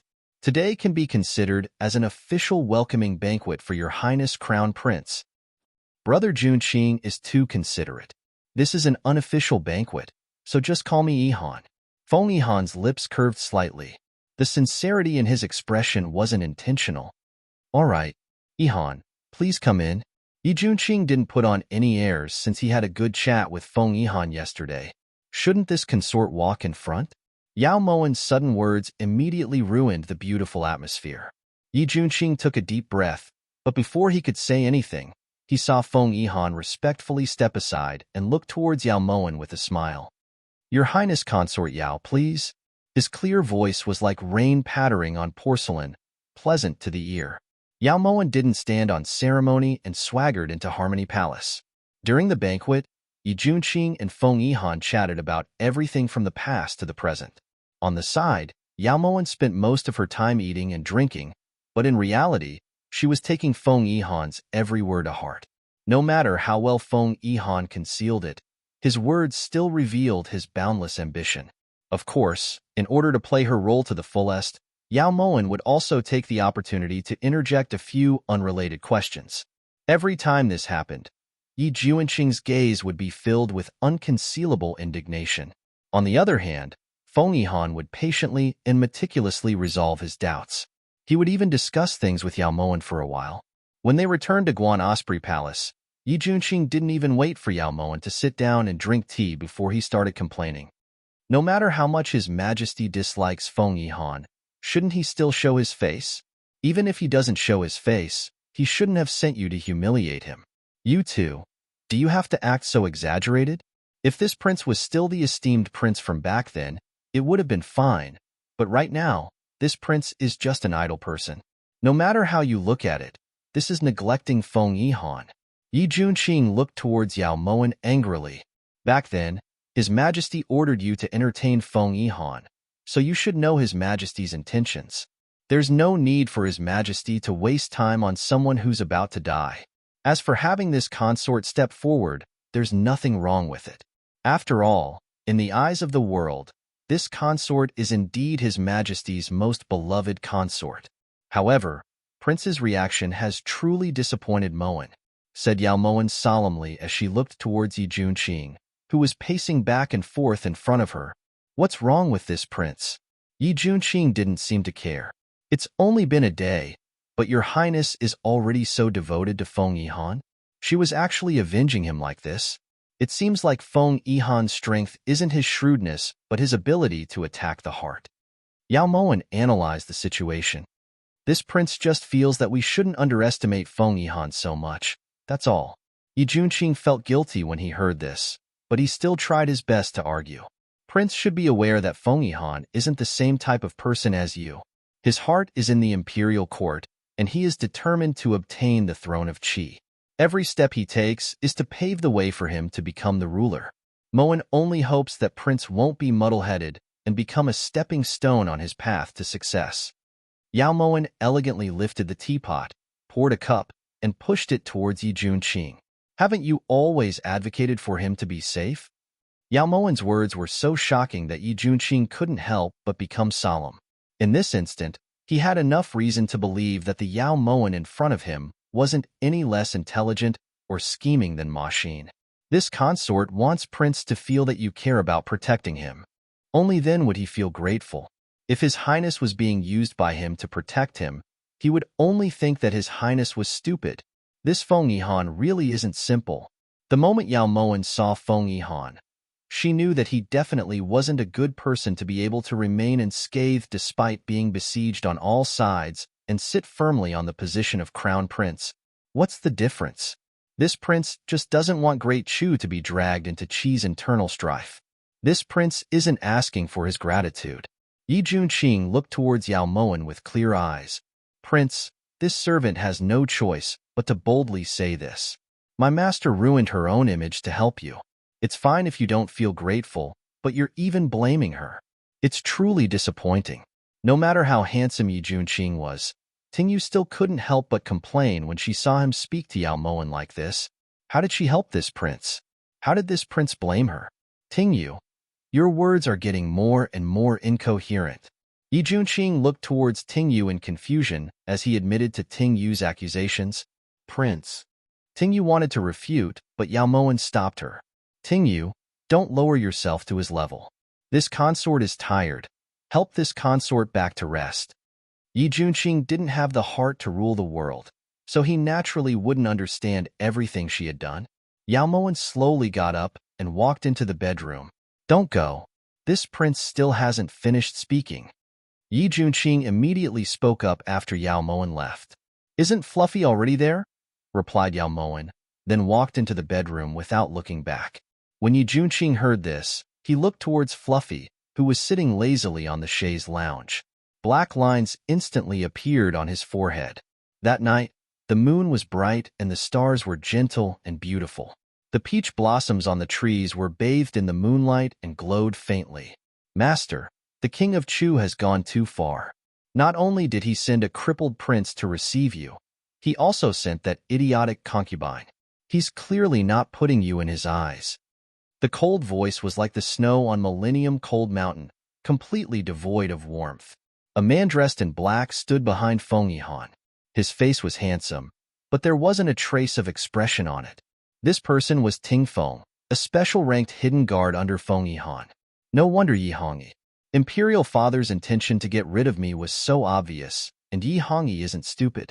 How could he not see this crown prince's current situation? However, the fact that he had Yi Junqing receive me is a pleasant surprise for this crown prince. Don't underestimate that Yi Junqing. If this crown prince said that he was the one who conquered Great Chu, it wouldn't be an exaggeration at all. If it wasn't for that woman, how could Yi Hongyi sit so stably on the throne of Chu? Feng Yihan stood in front of the window, the sharpness in his eyes dimming the moonlight and stars. Master is talking about Yao Ma Xin? In this era where many countries were divided and warlords rose up, Those who had left a mark on the political stage, regardless of whether they were men or women, would be remembered. Absolute beauty is easy to wither. Even a city is easy to crumble. A woman with such astonishing beauty and absolute wisdom will definitely attract the jealousy of the heavens. What a pity. A trace of pity flashed through Feng Yihan's eyes, but he quickly regained his calm. It seems that the rumors are true. It's truly not worth it for Yi Junqing to miss Mu and his sister-in-law to end up like this. Ting Feng shook his head. It seems that the rumors are true. It's truly not worth it for brother Mu and sister-in-law to end up like this. Ting Feng shook his head. It's better to betray the country than to betray a beauty's smile. Whether it's worth it or not, only he knows. Has the 7 phantom assassins arrived? Feng Yihan's tone abruptly changed and his expression turned solemn. It seems that Imperial Father has made up his mind to get rid of me and make Feng Duo. It was common for sons and sons to turn against each other in the imperial family, but just because it was common didn't mean that they were numb to it. Feng Yihan's heart still ached at the thought of being hunted down by his own father. Master, you can't wait any longer. That's right, we really can't wait any longer. Send the order for them to prepare. As long as this crown prince can return alive. Feng Yihan sighed lightly, but the second half of his words were stuck in his throat. Don't worry, master. Ting Feng swears to protect the crown prince with my life, said Ting Feng firmly. Feng Yihan dismissed Ting Feng with a wave of his hand. He looked at the peach blossom forest in front of him, but it also seemed like he was looking beyond the peach blossoms. Perhaps it was because he didn't want to see Feng Yihan. Yihangi hadn't come to Guan Osprey Palace for the past 2 days. Instead, when Feng Yihan found out that Yi Junqing was staying in Guan Osprey Palace, he actually came to pay a visit. When Feng Yihan appeared in Guan Osprey Palace, it was currently in chaos. Your Highness, there's so much blood. What do we do? Ting Yu's hands trembled as she held the basin of water. She stamped her feet on the ground and tears kept flowing out of her eyes. Don't be noisy. This consort is doing it right now. Yao Moen was half kneeling on the chaise lounge as she rubbed Fluffy's stomach with her hands. She bit down hard on her lips and her forehead was covered in sweat.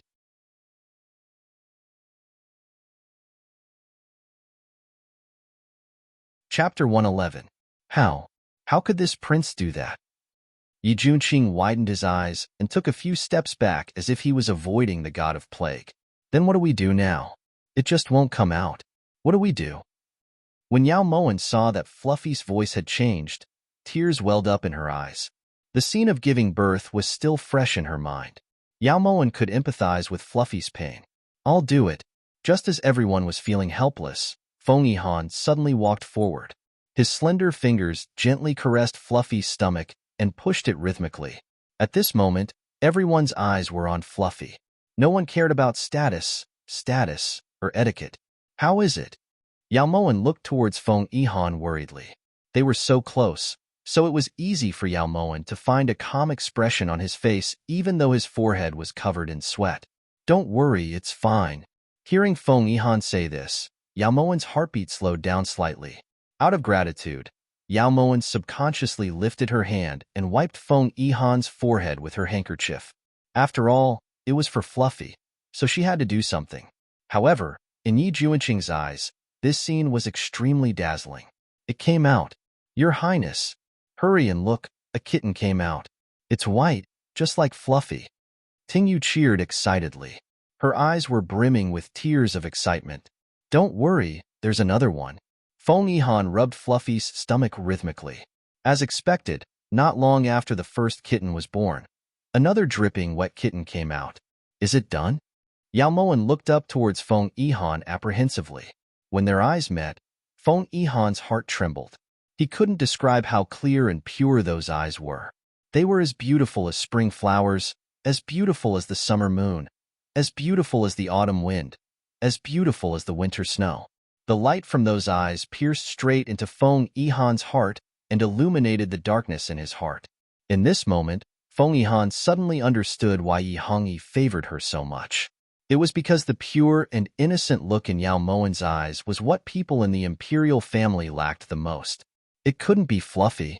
In this sort of situation, Yao Moen naturally missed the meaning in Feng Yihan's eyes and asked anxiously, "Don't worry, both mother and child are safe." Feng Yihan trembled and immediately restrained the desire in his eyes. Great. Luckily, Fluffy was fine. Fortunately, Yao Moen no longer paid attention to Feng Yihan. She stroked Fluffy's head with both hands, her eyes misty. Especially when she saw the two little fellows sucking on Fluffy's stomach, Yao Moen's tears rolled down like pearls from a broken necklace. Her delicate appearance made people feel pity for her. It's a happy thing that Consort Yao got 2 kittens. Feng Yihan had the urge to go up and comfort her, but he forcefully suppressed the urge. Behind them, Yi Junqing saw all of this. For some reason, a sour feeling welled up in his heart. It was very faint, but it was definitely there. "I'm fine. I'm just crying tears of joy," Yao Moen blurted out. Her hand was still lovingly stroking Fluffy as if she wanted to give her endless comfort. Tears of joy? Feng Yihan stared at Yao Moen intently as a mysterious light flashed through his eyes. Yeah, that's what they said, right?" Yao Moen suddenly realized that she'd lost her composure and immediately raised her head to look towards Yi Junqing. "At least you're not that stupid. That's what I meant." Yi Junqing naturally understood Yao Moen's intentions and added, "Your Highness Crown Prince, you probably haven't eaten yet, right?" After Yao Moen's reminder, Yi Junqing intentionally distanced himself from Feng Yihan and even changed the way he addressed him. "I know that Junqing lives here, so I wanted to come find you and have a meal together at Harmony Palace. Would Junqing be willing to give me this face?" Feng Yihan withdrew his gaze and turned to look towards Yi Junqing. "Crown Prince is too serious. If it weren't for the fact that Fluffy had a problem, Junqing would probably be bothering Crown Prince at Harmony Palace already," said Yi Junqing lightly. "I couldn't ask for more. Consort Yao Nyang probably still likes these 2 kittens for a while. Otherwise, Yihan would definitely invite Consort Yao to have a meal together," said Feng Yihan respectfully as he looked towards Yao Moen. You're a good person. If you invite this consort will definitely go." Yao Moen lifted her young face and nodded firmly. Feng Yihan didn't say anything and only smiled slightly before leaving Guan Osprey Palace with Yi Junqing. As Yao Moen watched Feng Yihan and Yi Junqing leave, the smile on her face froze and her expression turned cold. "Your Highness, what's wrong?" asked Tingyu worriedly when she sensed Yao Moen's strange expression. "I was too excited just now and actually forgot." In front of Feng Yihan, "I'm afraid this idiot's acting is over," said Yao Moen thoughtfully. "Then what should we do? Will he tell His Majesty?" The corners of Ting Yu's mouth curled up into a surprised smile, and her face was filled with worry. "Of course not. He's not an idiot. Forget it. In any case, this consort isn't planning on acting all the way in front of him. Let's just see what he does next," said Yao Moen leisurely. When she looked at Fluffy, her gaze had lost its sharpness and was replaced with a trace of warmth and gentleness. Feng Yihan stood in front of the window, aloof from the world. The night breeze was gentle, and the fragrance of flowers was strong. His white robes fluttered in the wind as if he was riding the wind. "Master," Ting Feng discovered that there are hidden guards in Guan Osprey Palace, and there's more than one. As a hidden guard himself, Ting Feng could naturally sense the unusual auras hidden in Guan Osprey Palace. How are their martial arts? Tears of joy? How could an idiot say something like that? Yao Moen was rumored to be an idiot since she was young, but now it seemed that the rumors weren't necessarily true. One is on par with Ting Feng Chihu, the other is far above Ting Feng, reported Ting Feng. "Oh, Guan Osprey Palace actually has someone like that?" Feng Yihan had reason to be surprised. He knew that Ting Feng was a top expert among the hidden guards. If they were far above him, then what kind of existence was that? "This subordinate is incompetent. I couldn't tell where they came from." Ting Feng hung his head in shame. "It's fine. No matter where they came from, it's all good for this crown prince." Feng Yihan pursed his lips lightly as a hint of a smile flashed through his eyes. "This subordinate doesn't understand." Ting Feng looked towards Feng Yihan in confusion. Since they're hiding in Guan Osprey Palace, then it's very likely that they're Yi Junqing's people. Right now, Yi Junqing is in charge of this crown prince's safety. If something happens to this crown prince, Yi Junqing won't be able to escape responsibility. If the state of Qi investigates, Yi Hongyi will definitely push Yi Junqing out. This is also why Yi Hongyi wants Yi Junqing to be in charge of entertaining this crown prince. Because of this, Yi Junqing will definitely think of a way to protect this crown prince. Feng Yihan's smile deepened. Perhaps he could also fight against the 7 phantom assassins. What if they're that foolish concubines people? Asked Ting Feng. Then that would be interesting. Feng Yihan looked towards Guan Osprey Palace with his deep eyes. He couldn't help but think back to when their eyes met. Originally, Yao Zhenting getting married again wasn't a big deal, but Yao Moen still decided to go back and take a look. Firstly, she wanted to see which family's girl had run into bad luck. If it was a kind-hearted person, she didn't mind being a good person and saving them. Secondly, she heard that Yao Suowan would be going back. Ever since Yao Suowan left last time, she hadn't seen her in quite a few days. She really did miss her. Because the divine fortune teller Yao Zhenting had hired had predicted that the Li family's second miss would have a son in her life. A mother's status would depend on the son's status.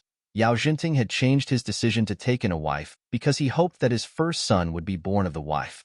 That way, his status would naturally be more respectable. However, Yao Moen scoffed at this explanation because she knew that Yao Zhenting, who had drunk the rootless water, wouldn't have a son anymore. The entire wedding was very grand. There were as many guests as there were clouds, but Yao Zhenting didn't seem very happy. On the other hand, the second miss was smiling brightly like a spring flower. Yao Moen had investigated her. She was called Li Qingqing. She had a narrow-minded and crafty personality. Although she was born of a concubine, she bullied her older sister to the point of almost hanging herself. She clearly wasn't a good person.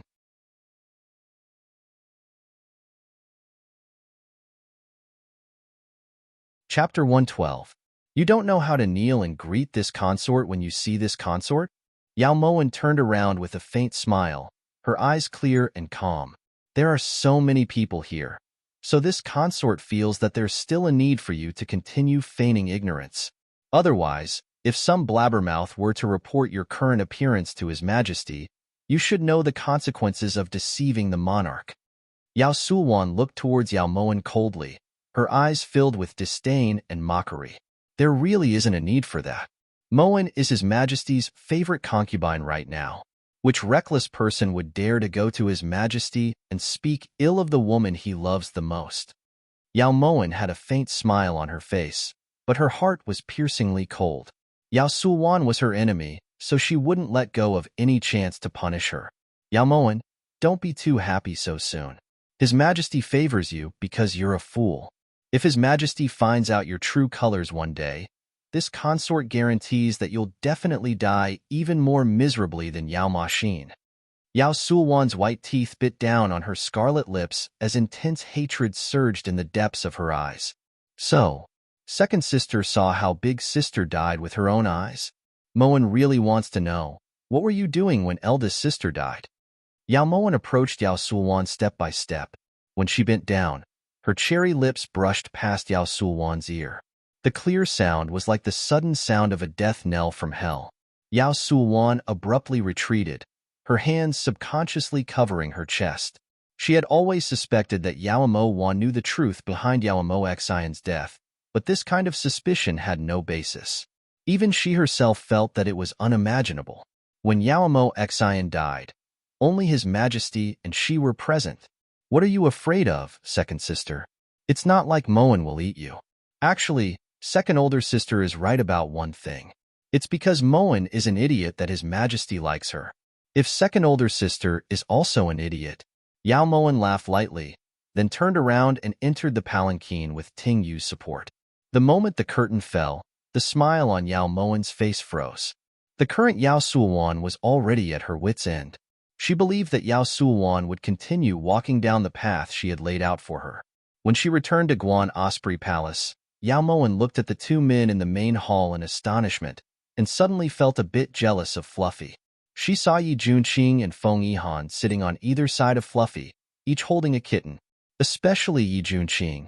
His careful expression was even cuter than that of a kitten. It was extremely laughable. Cough cough. Why didn't you say anything when you came back? The moment Yi Junqing saw Yao Moen, his expression turned slightly embarrassed. He immediately returned the kitten to Fluffy and spoke with a solemn expression. Is this Guan Osprey Palace yours? Does this consort need to inform you that I'm coming back? Yao Moen's expression stiffened as she retorted angrily. Although she sensed that Feng Yihan seemed to have sensed something, she still had to keep up the act. Yihan greets Consort Yao. This is a small gift from Yihan. I hope Consort Yao will accept it. Feng Yihan slowly stood up, but he didn't put the kitten in his hand back. Is it for me? Yao Moen followed Feng Yihan's gaze and saw that on the jadeite table, there was a long golden box studded with diamonds. Yao Moen cheerfully walked over to the table and casually opened the gold box. There was a jade hairpin inside, a very simple jade hairpin. The body of the hairpin was made of mutton fat jade, and the head of the hairpin was polished from peacock stone. It doesn't look that good either. Yao Moen twirled the jade hairpin in her hand repeatedly. For some reason, her body suddenly swayed and the jade hairpin fell to the ground, shattering into pieces. I'm truly sorry. I wasn't able to hold it properly. Yao Moen looked towards Feng Yihan with a silly smile, then stepped over the pieces of the jade hairpin to walk over to Fluffy. It's fine. Consort Yao doesn't like it anyways. Yihan promises Consort Yao that before I leave, I'll definitely give Consort Yao something you like. However, Yihan has a request. No one noticed that the moment Yao Moen broke the jade hairpin, Feng Yihan's lips curved slightly. You saved Fluffy before. As long as I can do it, I'll promise you. Yao Moen nodded solemnly. Yihan wants this kitten. Feng Yihan lovingly stroked the kitten's snow-white fur as his voice contained a trace of anticipation. But it's still drinking milk? Yao Moen blinked as she looked towards Feng Yihan. It's fine. Yihan can wait a few more days. I hope Consort Yao will be willing to part with it, replied Feng Yihan confidently. All right, you were the one who saved them after all, so it's fine to give you one. However, you have to swear that you'll definitely treat Fluffy's baby well. Yao Moen seemed to have made a huge decision. Yihan swears. During this entire process, Yi Junqing found that he couldn't get a word in edgewise. The feeling of wanting to speak but not knowing what to say made him feel extremely defeated. How could Feng Yihan be able to chat so happily with an idiot? It even seemed like they regretted not having met earlier. You couldn't have fallen for him, right? You actually gave the baby that Fluffy gave birth to him? And to think that Fluffy was so loyal to you. After Feng Yihan left, Yi Junqing felt indignant on Fluffy's behalf. Tingyu, prepare dinner. Tingyu understood tacitly and walked out of Guan Osprey Palace, closing the palace doors behind her. What a good Feng Yihan, cursing people without using profanity. Yao Moen's expression was cold, and her voice was cold. He cursed you? Yi Junqing was completely confused. How come he hadn't heard anything? There's such a lousy hairpin in a gold-plated box. He's clearly saying that Moen has a golden jade exterior, but is rotten inside. Yao Moen rolled her eyes at Yi Junqing with extreme disdain. No wonder. Then you intentionally broke the jade hairpin? Yi Junqing suddenly understood. At the time, he had also thought that there was some sort of treasure in the golden box. What else? Do I have to thank him? However, he probably knew that Moen was playing dumb. Otherwise, he wouldn't have used the cat to haggle with this consort, said Yao Moen resentfully as she sat down lazily at the table. What price did he bargain with you? Yi Junqing suddenly wondered if he hadn't used his brain for too long that it had rusted. Otherwise, how could he not have heard that there was something wrong with the conversation just now? He said that he would give Moen something that Moen likes before he leaves. There are two meanings to this. The first is to express his sincerity. As long as Moen agrees to his request, she will definitely receive a generous gift in return. And the word leave is his request. He hopes that Moen can guarantee his safety in the Chu Palace until he leaves, analyzed Yao Moen calmly. Aren't you thinking too much? Yi Junqing didn't think that Feng Yihan's words contained that many layers of meaning. Moen agreed to give him the cat, which means that she agreed to his request. That's why he's stalling for time.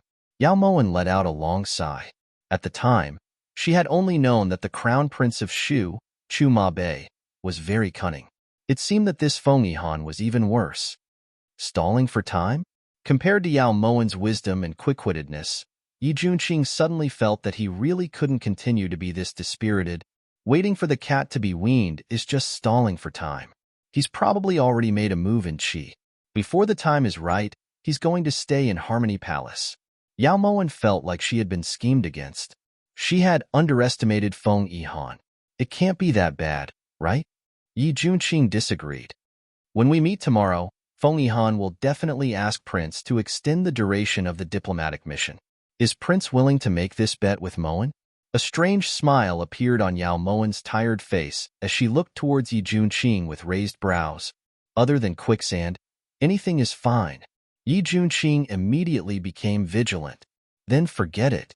Tingyu, is dinner not ready yet? Yao Moen looked away from Yi Junqing and called out loudly. Yi Junqing instantly broke out in a cold sweat. That was close. He'd almost been tricked into quicksand by her.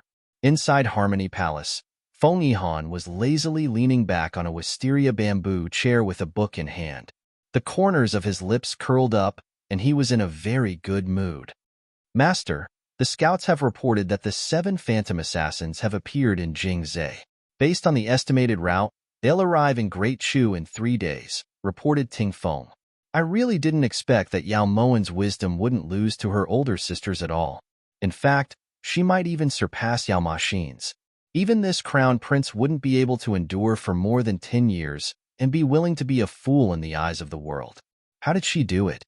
Feng Yihan acted like he hadn't heard Ting Feng's report. His eyes were filled with stubbornness and doubt. Master, the 7 phantom assassins are about to arrive. Ting Feng deliberately repeated with a worried expression. Even if he had the heart to protect his master, the strength of the 7 phantom assassins didn't allow Ting Feng to be optimistic.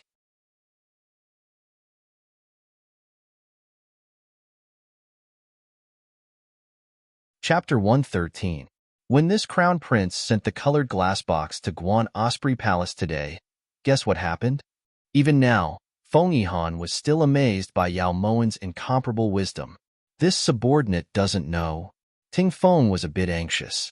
The 7 phantom assassins were about to arrive, but his master was so fixated on a fool. How could he not be anxious? Yao Moen broke the jade hairpin. Feng Yihan's voice contained a trace of admiration. This subordinate doesn't understand. Why does Prince need to be so fixated on the actions of a fool? The 7 phantom assassins. Before Ting Feng could finish, he was interrupted by Feng Yihan. Yao Moen isn't a fool. Not only that, she's extremely intelligent. She already promised this crown prince that she would ensure crown prince's safety while she stays in Chu Palace until she leaves. Feng Yihan's smile was deep and his eyes were firm. That woman isn't a fool? How could that be possible? Ting Feng didn't think much of it. At the welcoming banquet, just that outfit alone was enough to make people blush with shame. You don't believe me? This crown prince will prove it to you tomorrow night. Feng Yihan suddenly looked forward to fighting with Yao Moen again. Then the 7 phantom assassins? Ting Feng asked unwillingly. From the looks of it, it's hard to say who will win. You can leave. Feng Yihan's expression was less gloomy and more calm. He didn't know why, but he had no reason to believe Yao Moen. He believed that this mysterious woman would definitely give him the safety he wanted. The next day, when Yi Junqing heard Feng Yihan's request to stay for a few more days, he was extremely glad that he hadn't made the bet with Yao Moen on impulse. Otherwise, it would be too late for regrets. From the day Crown Prince moved in, this Harmony Palace belongs to your highness. You can stay however long Crown Prince wishes to stay. Junqing will sincerely welcome you, replied Yi Junqing. In that case, Yihan will be grateful. A hypocrite cherishes a hypocrite, and a hero cherishes a hero. Even though Yi Junqing was in a difficult situation right now, in Feng Yihan's heart, this person was always more worthy of his respect than Yi Hongyi. Although Yi Hongyi didn't care much about Feng Yihan's arrival, he still had to follow the usual etiquette. Thus, Yi Junqing brought Feng Yihan out of the imperial palace to the Ministry of Rites. In Guan Osprey Palace, Yao Moen was sipping tea when Yin Shui suddenly appeared. Master, Bin Lei has sent news that Great Shu is currently moving troops towards Mongyuan's Linjun County. It seems they intend to send troops. Yin Shui handed the light purple letter over to Yao Moen. Yao Moen's lips curved into a helpless smile as she looked at the letter in her hand. Whenever she thought of Chu Ma Bei, she would feel a headache coming on. He was an extremely troublesome fellow. It seems like Chu Ma Bei is certain that Feng Yihan will die in Great Chu, which is why he acted so early. This time, he's a bit too arrogant. In Shui, is the 7 phantom assassins really that powerful? As Yao Moen spoke, she casually placed the letter into the teacup. The purple letter melted as soon as it entered the water and disappeared without a trace. This kind of writing paper was made from edible pollen. When mixed with tea, it had a refreshing taste. Replying, Master, this subordinate has never fought with them, but I've heard rumors that they're proficient in illusions. Every time someone dies by their hands, they always have a smile on their face, as if they don't feel any pain. Also, the 7 phantom assassins have never failed before. Shui explained everything she knew. This consort hasn't seen Nanxing in a long time. Take some time today to return to Phoenix Feather Manor and pass on a message for this consort. Tell him that Moen misses him. Also, send a reply to Bin Lei and tell him to be patient. Chu Ma Bei won't have a chance to send troops, said Yao Moen indifferently as she took a sip of tea. Yes. Shui's lips twitched. She had 10,000 reasons to believe that Yin Nanxing didn't want to see her master even in his dreams. Once Shui left, Tingyu rushed in from outside the palace. Your Highness, it's bad. What is it? Yao Moen wasn't flustered. After experiencing all sorts of hardships, Yao Moen believed that there was nothing that could catch her unprepared. Your Highness consortly has gone stupid. Tingyu's words were shocking. When Yao Moen heard this, the hand holding the teacup paused for a moment. Her eyes suddenly lit up. This child was worth teaching. In the end, Yao Sulwan didn't disappoint her. On the shore of Jade Lake, no matter how Mingyu tried to stop her, Yao Sulwan still broke free from Mingyu and jumped into the lake. Fortunately, it was early summer, so the lake water was warm. Your Highness, hurry and come up. Be careful of the wind. Mingyu didn't know how to swim, so she could only shout from the shore. No, there's a 7-colored fish in this lake. Sulwan must catch it. If His Majesty likes it, Sulwan must catch it and present it to His Majesty. Yao Sulwan dived into the lake and didn't come out for a while. Your Highness, someone come. Hurry and save Your Highness. Mingyu looked at the lake in terror, her forehead covered in sweat. When Yao Moen came, this was the scene she saw. What is second older sister doing? Yao Moen walked to Mingyu's side and looked towards Jade Lake suspiciously. Consort Yao. Your Highness, Consort Yao, hurry and persuade my master. This servant has never heard that there are 7-colored fish in this world. Early this morning, Your Highness ran out like a madwoman and said that she must catch a 7-colored fish to present to His Majesty. Your Highness has already gone down for a long time. If she continues like this, her strength will run out and something big will happen. Mingyu knelt at Yao Moen's feet and begged. 7-colored fish. Wanner has never seen one before either. Yao Moen's clear and calm eyes emitted a faint halo. Her jade fingers rested on her cheeks as she looked at Yao Sulwan, who was flopping around in the lake with interest. The corners of her lips curved into a playful smile. Consort Yao. Mingyu looked towards Yao Moen in astonishment. For a moment, she seemed to see a flash of light in the depths of Yao Moen's eyes. It seemed that Yao Sulwan saying that Yao Moen wasn't an idiot wasn't impossible. Your Majesty, you came. Yao Moen knew that Mingyu was suspicious, but she didn't care. She jogged over to greet Yihangi. Wanner, why are you here as well? Ever since Feng Yihan moved into Harmony Palace, Yihangi had refrained from going to Guan Osprey Palace in order to avoid awkwardness. Now that he saw Yao Moen at Jade Lake, Yihangi almost forgot his purpose for coming. Wanner heard that second older sister wanted to catch 7-colored fish, so I came to help second older sister. Your Majesty, wait here. Wanner will go into the lake right now.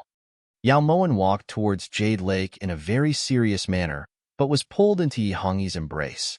Nonsense. How could there be 7-colored fish in this world? Yihangi's gentle tone didn't contain the slightest bit of reproach. He held Yao Moen tightly in his embrace, as if he was holding a rare treasure. The fragrance of her body that he hadn't felt for a long time caused Yihangi to become restless. Your Majesty, Her Highness Consortly has already gone down for the time it takes for an incense stick to burn. If she still doesn't come up, this servant is afraid that Her Highness won't be able to endure it. Seeing Yi Hongyi appear, Mingyu immediately knelt and begged. Nonsense, second older sister's duckwater is better than anyone else. It's only been the time it takes for an incense stick to burn. Second older sister said that there are 7 colored fish in the lake. It's true. Yao Moen looked towards Yi Hongyi innocently, her tender red lips slightly pouting, causing Yi Hongyi's heart to race. All right, then have consortly search a bit more. Wanna ran over here, right? Her forehead is covered in sweat. Yi Hongyi's gaze fell greedily on Yao Moen's lustrous and plump red lips. His slightly rough fingers caressed Yao Moen's forehead, his movements as gentle as the wind. Mingyu hadn't expected that His Majesty wouldn't stop her master. Her heart suddenly chilled, and she looked worriedly towards the figure swimming in Jade Lake. Why isn't there any? Sulwan must find 7 colored fish. Why isn't there any? Sulwan clearly dreamed of it. It was a celestial being who came to me in my dream. In the middle of the lake, Yao Sulwan swam more and more frantically, her body becoming weaker and weaker.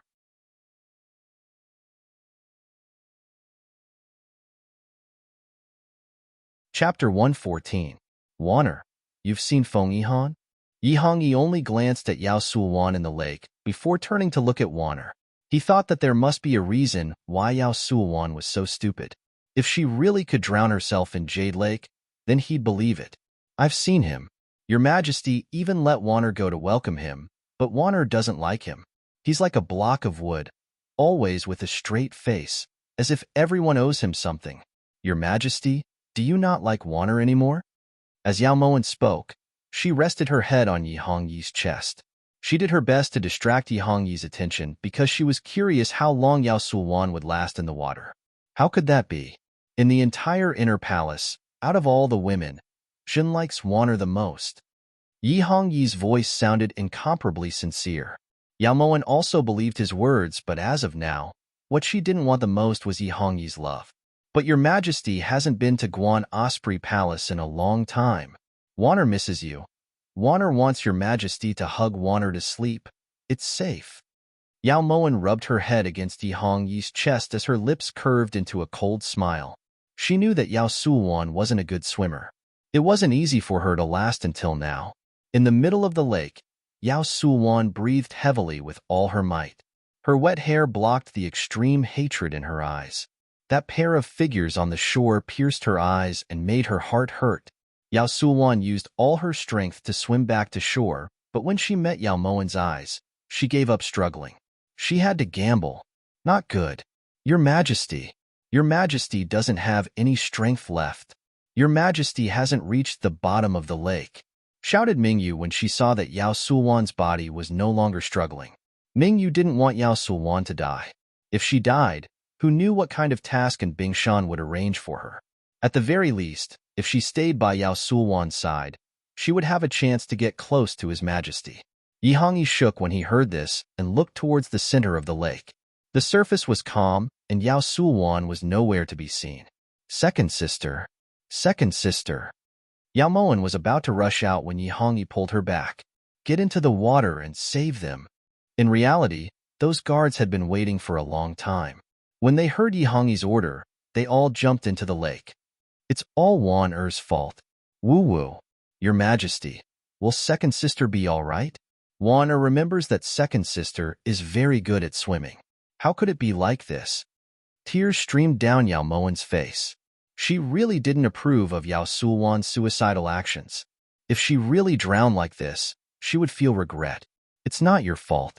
She was the one who insisted on looking for that 7-colored fish. Yi Hongyi pulled Yao Moen into his arms, his deep eyes staring towards Jade Lake. Had Yao Sulwan really gone stupid? Otherwise, why would he throw his life away? When the guards rescued Yao Sulwan, Yao Moen was the first to rush to Yao Sulwan's side, tears streaming down her face. At the side, Mingyu immediately rushed forward and fiercely pressed down on Yao Sulwan's chest. Only when Yao Sulwan spat out a few mouthfuls of water did she stop. 7-colored fish. Sulwan saw it. Your Majesty. Yao Sulwan only managed to say a few words before fainting. She had choked on too much water. Second sister. Your Majesty, what happened to second sister? Wan'er, don't let anything happen to second sister. Yi Hongyi saw that Yao Moan's crying was becoming more and more sorrowful, so he once again pulled her into his embrace. The one who was going to die was Yao Sulwan, but Yao Moan's sorrowful cries seemed to steal the spotlight. What are you all standing there for? Hurry and carry consortly back, and have Imperial Physician Xian treat her properly. Yi Hongyi roared in a low voice. Only now did Yao Sulwan get carried back to Pure Flowers Palace by the guards. Your Majesty, wants to go accompany second sister, all right? Yao Moan wiped the corners of her eyes. Her tear-stained eyes were sparkling and translucent. Don't worry, she's fine. Didn't she talk just now? Yi Hongyi's hand stroked Yao Moan's fair cheeks as he carefully comforted her. In his memory, he had never been this gentle towards a woman. He also wanted to restrain his concern for Yao Moan. After all, she was an idiot and couldn't be made empress. However, the more he endured, the stronger the desire in his heart. But Wan'er doesn't feel at ease. Your Majesty, let Wan'er go, all right? Yao Moan tugged on Yi Hongyi's hand and swayed it lightly. Her coquettish appearance made Yi Hongyi not know whether to laugh or cry. All right, Tingyu, carefully serve your master. If anyone dares to bully her, come find us directly. Yi Hongyi still hadn't forgotten the scene in Guan Osprey Palace. Even though Yao Sulwan was currently unconscious, he still didn't feel at ease. This servant obeys. Tingyu bowed respectfully. Only when Yi Hongyi's figure disappeared from her line of sight did Yao Moan stop crying and turn to walk back to Pure Flowers Palace. Your Highness, consortly couldn't have really gone stupid, right? Asked Tingyu as she followed behind Yao Moan with small steps. Even a fool has survival instincts. Just now, when she came out of the water, Ben Gong noticed that her legs didn't cramp. What does this mean? Yao Moan glanced towards Tingyu, her eyes clear and cold. This means she intentionally let herself sink to the bottom of the lake? Tingyu followed Yao Moan's reasoning and made a guess. How could such a scheming person be a fool? However, for the sake of drawing His Majesty's attention, she was actually willing to gamble with her life. It seems that she really has nowhere else to go.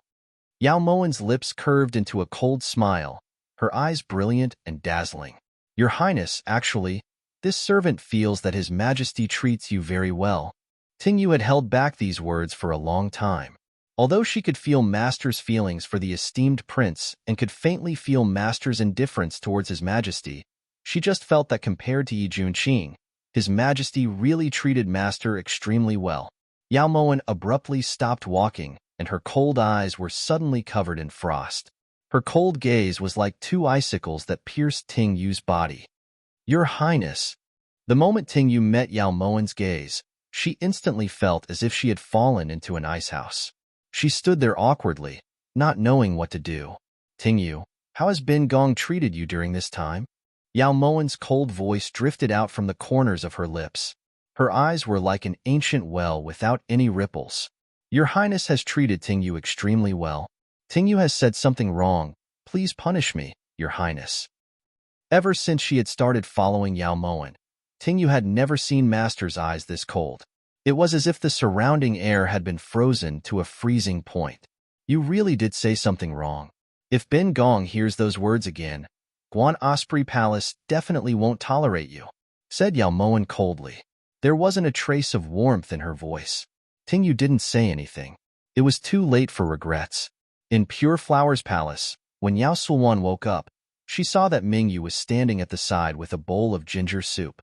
Your Highness, the imperial physician instructed that you should drink this ginger soup as soon as you woke up to prevent catching a cold. Mingyu carefully handed the bowl to Yao Sulwan. Your Majesty. Yao Sulwan looked towards Mingyu with a pinched voice. His Majesty isn't here. Before Mingyu could finish, Yao Sulwan abruptly overturned the bowl of ginger soup and her expression abruptly became ruthless. Whenever Yao Sulwan thought about how she was struggling in the water while His Majesty was hugging Yao Moan and kissing her, she felt as if her heart was being burned by a soldering iron. His Majesty actually didn't come to see Ben Gong, shouted Yao Sulwan in a low voice. It doesn't matter if His Majesty didn't come. Wan'er came. Right at this time, Yao Moen leisurely walked over from behind Mingyu, her clear eyes filled with a teasing light. Mingyu. Yao Sulwan hadn't expected that Yao Moen would be in the room and immediately glared at Mingyu resentfully. Your Highness, this servant was just about to say. Mingyu felt wronged. This truly had nothing to do with her. Withdraw. Yao Sulwan didn't want to listen to Mingyu's explanation and waved her hand to dismiss her. Once Mingyu left, Yao Sulwan looked towards Yao Moen coldly. Don't get cocky too early. Moen didn't get cocky. She only felt astonished. Second older sister really has the root of wisdom. 7-colored fish? What a poetic name. How did you come up with it? Yao Moen clicked her tongue in admiration, the teasing light in her eyes not diminishing. Since His Majesty likes fools, Ben Gong is just catering to his liking. Aren't you also playing dumb in front of His Majesty? We're the same. Yao Sulwan's tone was cold as she said this hatefully. Second older sister has a good idea. However, Moen has to remind second older sister that playing dumb isn't easy. Second older sister mustn't let the cat out of the bag. If His Majesty finds out that you're playing dumb to get favor, he'll definitely punish you for deceiving the monarch. At that time, second older sister will suffer a double loss. Don't blame Wanner for not reminding you. Yao Moen sneered as her eyes curved into crescent moons. Same to you. There are some things that you and I both know. You can leave now. Pure Flower's palace doesn't welcome you. Yao Sulwan glared at Yao Moen as she pointed at the palace door. Fine. Since second older sister doesn't like Moen, then Moen will take her leave. Yao Moen lifted her brows. Just as she was about to leave, she suddenly leaned over to Yao Sulwan's bedside. Second older sister once said that if His Majesty finds out about Wanner's true colors one day, then Wanner will definitely die even more miserably than eldest sister. According to what you're saying, if His Majesty finds out that second older sister was playing dumb, then he'll definitely die even more miserably than eldest sister? What are you trying to say? Yao Sulwan subconsciously swallowed as she looked at those deep and boundless eyes. She didn't know why, but she had a feeling that Yao Moen knew something, but she couldn't be sure. Nothing. I'm just reminding second older sister that playing with fire will only lead to self-destruction. You should be careful, Yao Moen said with a light smile, then swiftly left. The moment she looked back, Yao Moen swore in her heart that she would make Yao Sulwan experience all kinds of pain and die as humiliated as she had. When Yao Moen returned to Guan Osprey Palace, Yi Junqing was currently playing with the two kittens. His handsome face was pressed tightly against the kitten's pure white fur, and he seemed to be enjoying himself very much. If I didn't know better, I'd think that Prince is their father. This scene greatly improved Yao Moen's mood, especially since Yao Sulwan had started to play dumb according to her wishes. This really went according to her wishes. You came back just in time. This prince wants a kitten. Yi Junqing didn't mind Yao Moen's kind mockery. What does Prince want cats for? Yao Moen looked towards Yi Junqing in astonishment. Naturally, to raise them. Yi Junqing continued to play with the kittens in his hands, not noticing Yao Moen's astonishment at all. But didn't Moen already agree to give one to Feng Yihan? Yao Moen suddenly felt that Yi Junqing was very different today. If her joke had been any other time, it would definitely have caused black lines to appear on Yi Junqing's face. You only agreed to give him one, but isn't there another one? Moen agreed to Feng Yihan because he saved Fluffy and her mother. Furthermore, he agreed to give Moen a generous gift in return. What did Prince do? What could Prince possibly give Moen? Yao Moen leisurely walked over to the chaise longue and slowly sat down next to Fluffy. She gently stroked Fluffy as she spoke.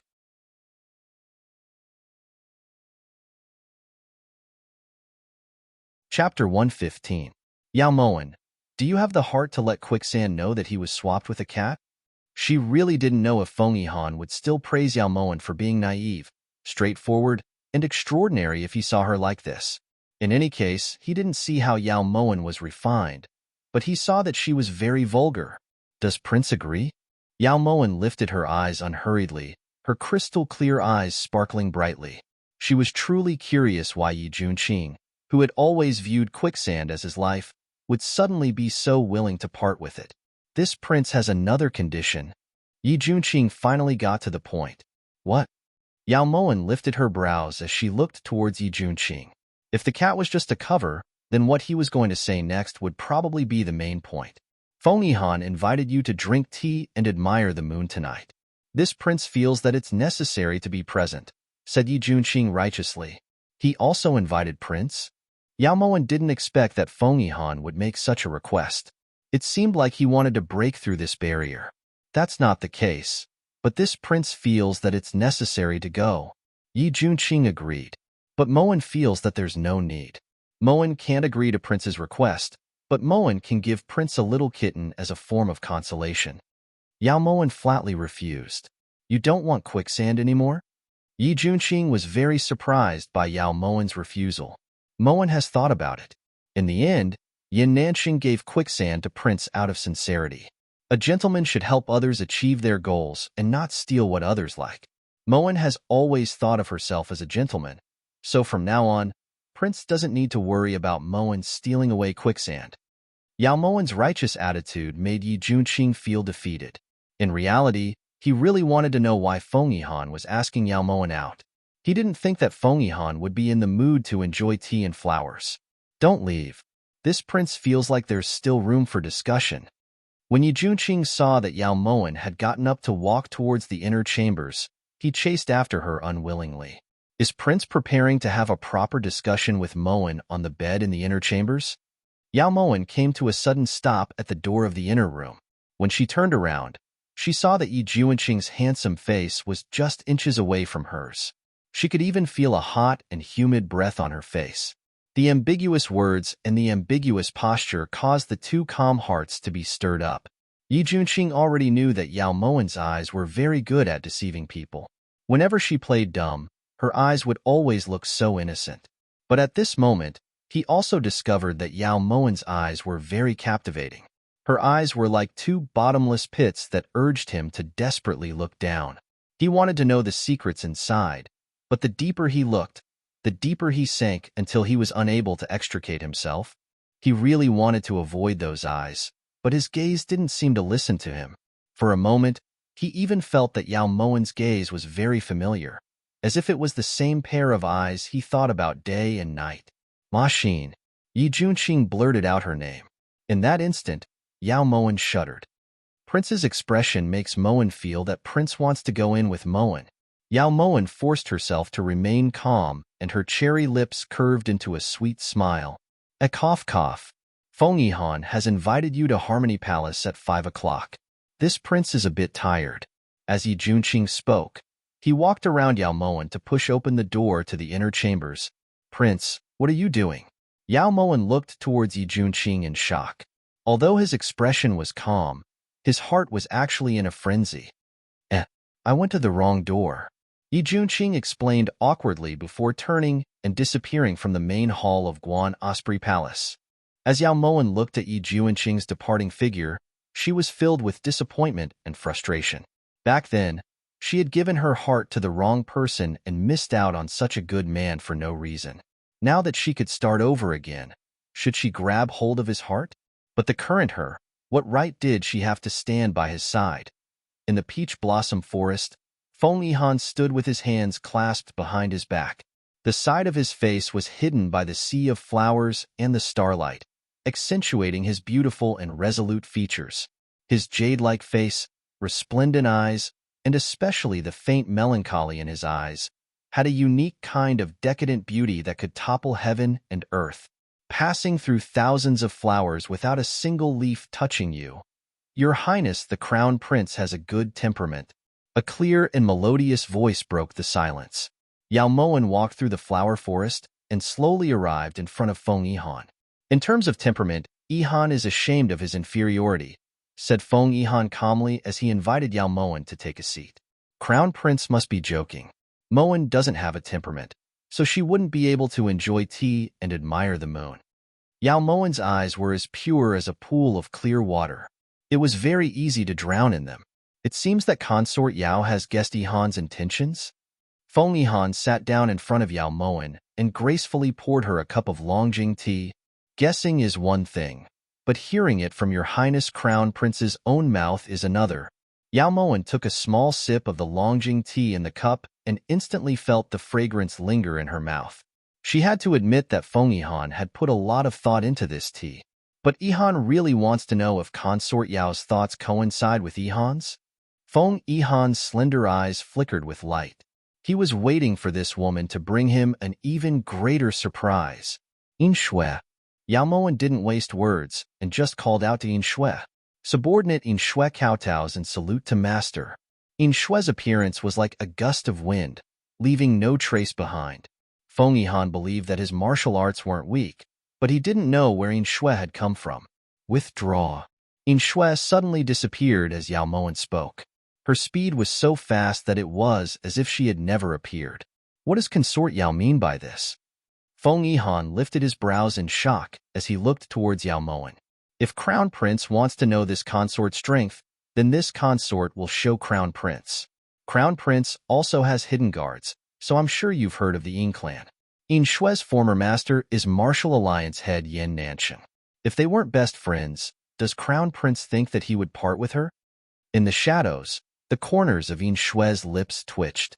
She had just returned from Phoenix Feather Manor. No matter how she looked at it, she didn't think that Yin Nansheng viewed her master as a best friend. It seems that this time, the 7 phantom assassins won't be able to return. Feng Yihan's brows unconsciously relaxed, allowing Yao Moen to peek into his heart. This could be considered a battle of life and death for Feng Yihan. If he won, he would obtain a country. If he lost, he would lose a life. This consort has already displayed sufficient sincerity. Now, it should be His Highness Crown Prince's turn. Yao Moen set down the teacup, her eyes cold and emotionless. "Consort Yao, just name it.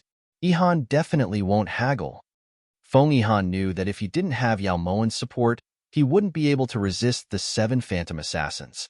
No matter what Yao Moen asked for, he could only agree.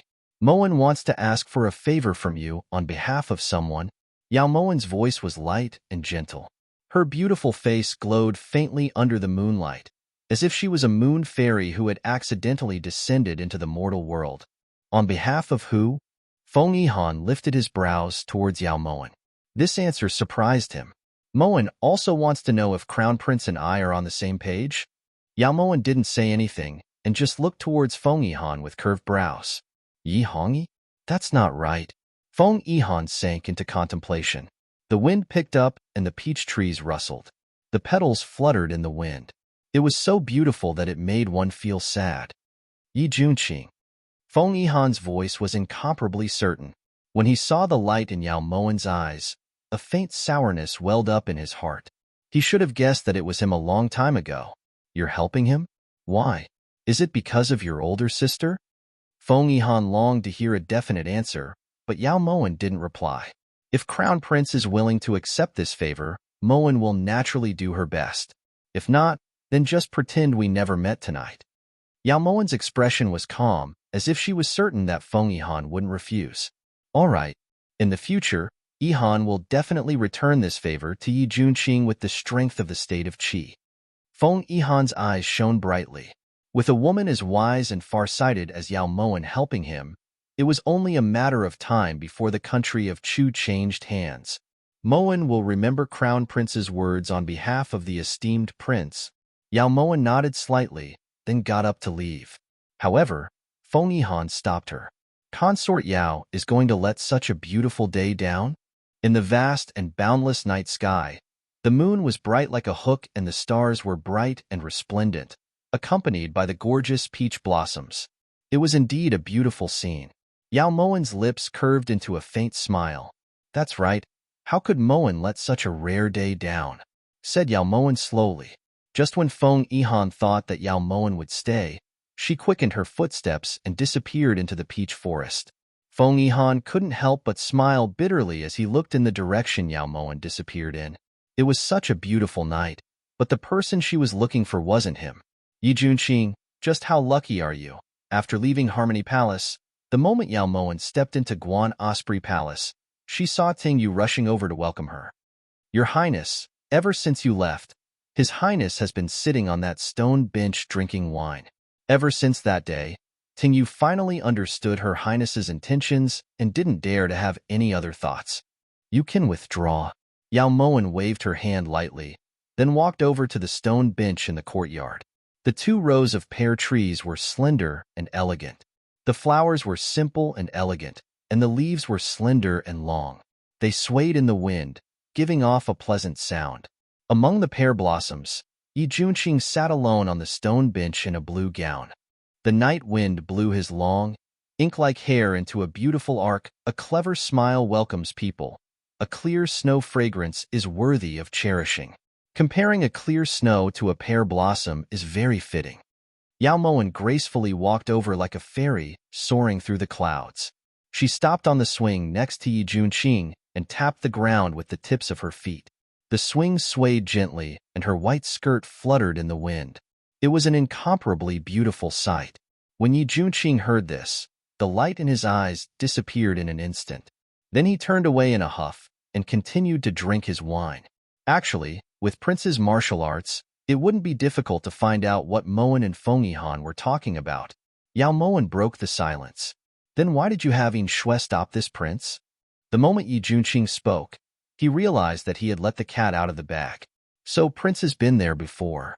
Yao Moen chuckled when she heard this, then looked towards Yi Junqing with interest. Cough, cough. The 7 phantom assassins could come at any moment, so this prince has to ensure Feng Yihan's safety at all times. What's wrong with that? Retorted Yi Junqing indignantly. Whatever the prince does is right. Yao Moen leisurely got up from the swing and slowly sat down in front of Yi Junqing. Then she picked up the wine pot on the stone bench and poured herself a cup.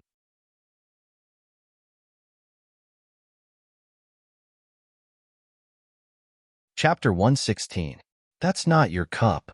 Yi Junqing was just about to snatch the wine cup back when Yao Moen beat him to it.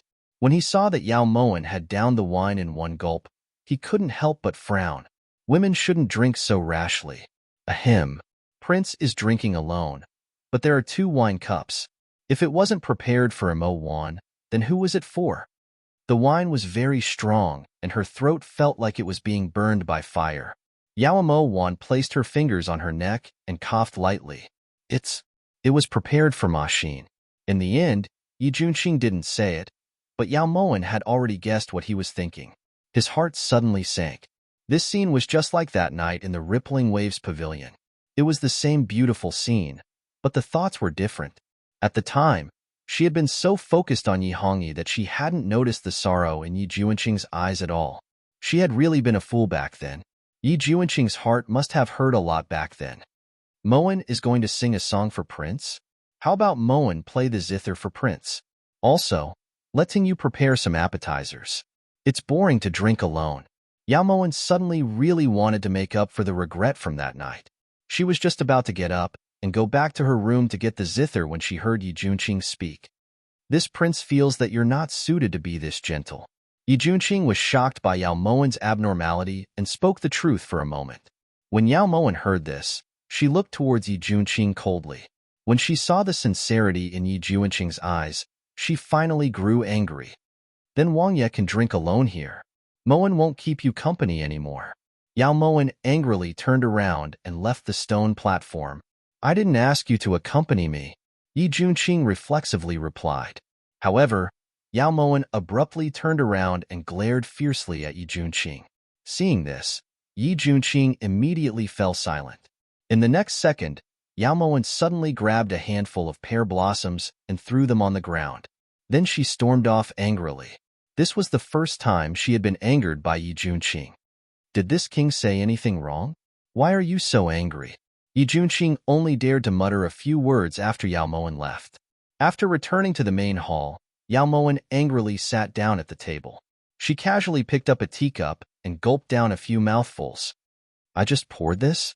Yan Nanxing looked towards Yao Moen innocently. So what? Can't I drink it? Yao Moen fiercely slammed the teacup down and raised her eyebrows. Sure, drink as much as you want. Do you want more? It's Nanxing's honor to be able to pour tea for Moen. Yan Nanxing's expression was sincere as he eagerly lifted the teapot. When did you come? Yao Moen let out a breath and returned to the topic at hand. When you told Feng Yihan that we were best friends. When Yin Nanxing heard this, he almost fell off the branch. Is there a problem with Moen's words? Yao Moen looked towards Yin Nanxing innocently. Nanxing deeply agrees. Yin Nanxing firmly nodded his head. Yao Moen's temper wasn't right today, so it was best not to provoke her. This was what Yin Nanxing had learned. The 7 phantom assassins will arrive tomorrow night. Inshui can deal with 3 of them, but what about the remaining 4? Yao Moen restrained the irritation in her eyes and looked towards Yin Nanxing solemnly. Nanxing, I really didn't expect that you'd actually have Inshui find me for a mere 7 phantom assassins. Do you know that this is like using a butcher's knife to kill a chicken? Yin Nanxing had a helpless expression. His title as the dignified Martial Alliance Master wasn't something that could be bought with money. Are you sure you can deal with them? Yao Moen knew that Yin Nanxing was the Martial Alliance Master, but in the current world, there were far too many people who cheated sheep's heads while selling dog meat. Before she could see Yin Nanxing's true abilities, she naturally wouldn't have too much hope. In the blink of an eye, Yin Nanxing was incomparably confident, arrogant, and narcissistic. The next day, Yi Junqing continued to stroll around with Feng Yihan, while Yao Moen stayed in the main hall to keep Fluffy company. Everything went on as usual during the day, but as the clock approached, the atmosphere in Harmony Palace grew increasingly heavy. Even though they had made the most thorough arrangements, Yao Moen still felt a little apprehensive. Consort Yao, Yihan feels that it's better for you to return to Guan Osprey Palace. Feng Yihan's gaze was deep and his expression was filled with unconcealable worry. Regardless of whether he succeeded or not, he didn't want Yao Moen to suffer with him. The following days were indeed going to be difficult. This prince also feels that it's best for you to return first. Yi Junqing's expression was solemn. When his gaze landed on Yao Moen's face, he couldn't help but feel puzzled. How could a woman like Yao Moen be so calm and indifferent? It was as if she was facing an army of 10,000 without batting an eyelid. Crown Prince's tea really is delicious. If I don't drink a few more cups, how could Moen bear to leave? Yao Moen smiled faintly. No one could tell that she was nervous, but that didn't mean that she was really that calm. If anything happened to Feng Yihan, not only would Yi Junqing be implicated, Chu Mabe would also become restless.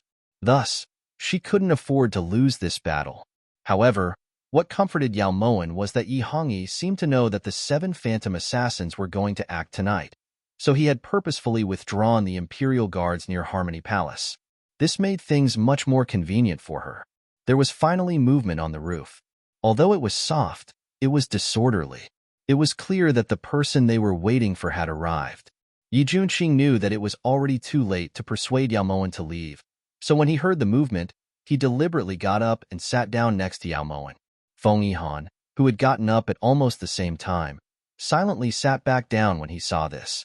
Compared to himself, Yao Moen probably hoped that Yi Junqing would sit next to her. At this life and death juncture, Feng Yihan was shocked by his own hesitation. However, Yao Moen, whom he had only interacted with a few times, had already taken it to heart. When the battle starts, you're not allowed to run around. Stay behind this prince, said Yi Junqing in a low voice. You're certain that you can protect me?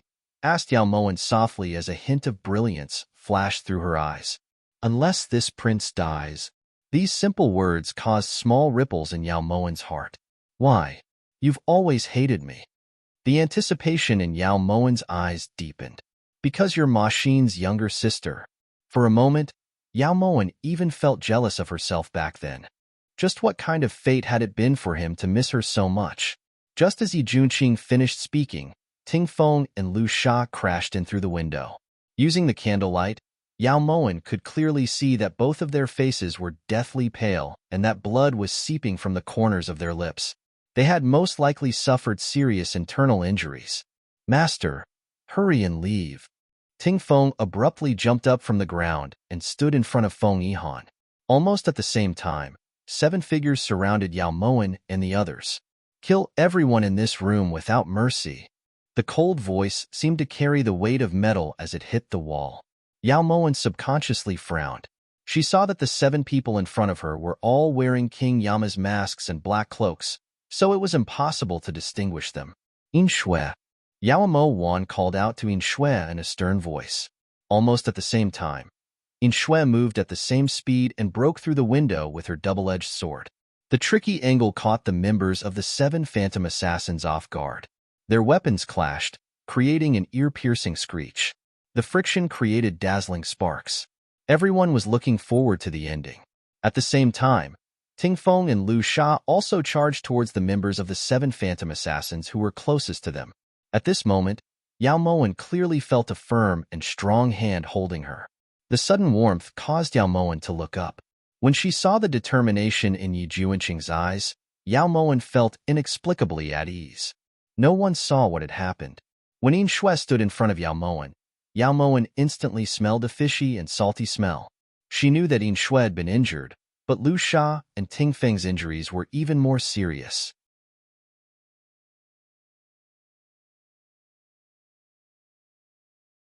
Chapter 117. The Yin clan's hidden guards truly live up to their reputation, said the faint voice. Yao Mo Wan lifted her eyes to look at the 7 phantom assassins. Although there wasn't much change on the surface, she noticed that the blood under the feet of 3 of them had already formed a small stream. They were definitely heavily injured. Yin Shui was right. She could deal with 3 of them. Yin Shui, take her and leave.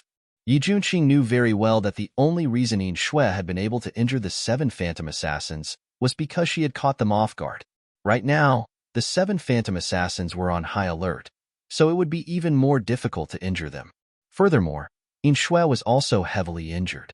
Master, Yin Shui turned to look towards Yao Moen. When she saw that Yao Moen wasn't speaking, she understood. What you want is this crown prince's head. Let them go. Feng Yihan's expression was grave, and his voice was bone-chilling. We only recognize one master. Feng Yihan's request was clearly rejected. Sorry, I've implicated you guys. Feng Yihan looked towards Yao Moen apologetically. Boundless pity welled up in his heart. Yao Moen only smiled slightly. She knew that this wasn't the end. 7 assassination technique? The sinister voice rang out once more. The 7 phantom assassins suddenly moved and started circling around Yao Moen and the others. They moved faster and faster, so fast that it was dizzying. Following that, there was a burst of noise. Yao Moen suddenly felt as if there were 1,000 bees buzzing in her ears, and her head started to hurt even more. Illusion technique. Hurry and circulate your qi. Feng Yihan suddenly cried out. He immediately sat down and placed his hands on his dantian. Right after, Yi Juanqing and Yin Shui also sat down cross-legged. They placed one hand on their dantian and the other on Yao Moen's back at the same time. At this moment, Yao Moen suddenly felt as if a clear spring had flowed into her dantian, and the noise by her ears instantly quieted down. However, as time mercilessly passed, the noise grew louder and louder. Yao Moen looked towards Yi Juanqing worriedly and found that his forehead was already covered in sweat. Yin Shui was the same. Ting Feng, who was the first to be defeated, spat out a mouthful of blood. Immediately after, he unconsciously picked up the sword beside him and stabbed it into his body as if his soul had been sucked out. This was the 7 kills absolute. Through the use of illusions, one would view oneself as an enemy, and in the process of self-mutilation, one would enjoy the thrill of victory. Yi Juanqing, Yin Shui, let me go. Yao Moen roared angrily. She wanted to get up, but she discovered that her body seemed to be stuck to their palms. No matter how she struggled, she couldn't break free. Don't move. Otherwise, we'll die even faster, said Yi Juanqing solemnly. The corners of his lips trembled slightly, but Yin Shui's mouth was already bleeding. Seeing that they could no longer hold on, a buzzing sound suddenly resounded. Immediately after, the 7 phantom assassins that had been circling around them suddenly dispersed and fell to the ground, spitting out blood. They looked to be in extreme pain. Just one move, and you've become like this. The 7 phantom assassins is only a gentle but not sinister voice rang out. Yin Nansheng, who was dressed in flowing red, lifted his brows as he looked at the battered and exhausted 7 phantom assassins on the ground. His lips curved coldly. Moen thought that you were dead. Yao Moen glared fiercely at Yin Nansheng, then immediately helped Yi Juanqing, who no longer had much strength left, up. At the same time, Feng Yihan sealed Ting Feng's acupuncture points, causing him to temporarily lose consciousness so that he wouldn't do anything to harm himself again. Lu Sha and Yin Shui were slightly better, so they also stood up to protect Yao Moen. Ahem, that's why I said that you were using a sledgehammer to kill a chicken. Do you see now? That's the truth.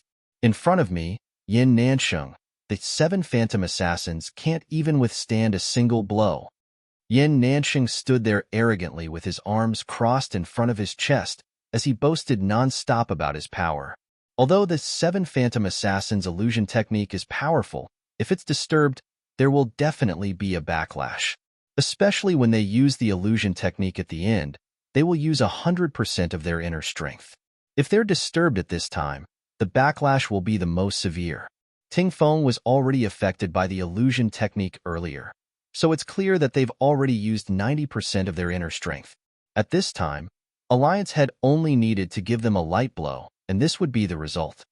Feng Yihan calmly analyzed as he wiped away the blood at the corner of his lips.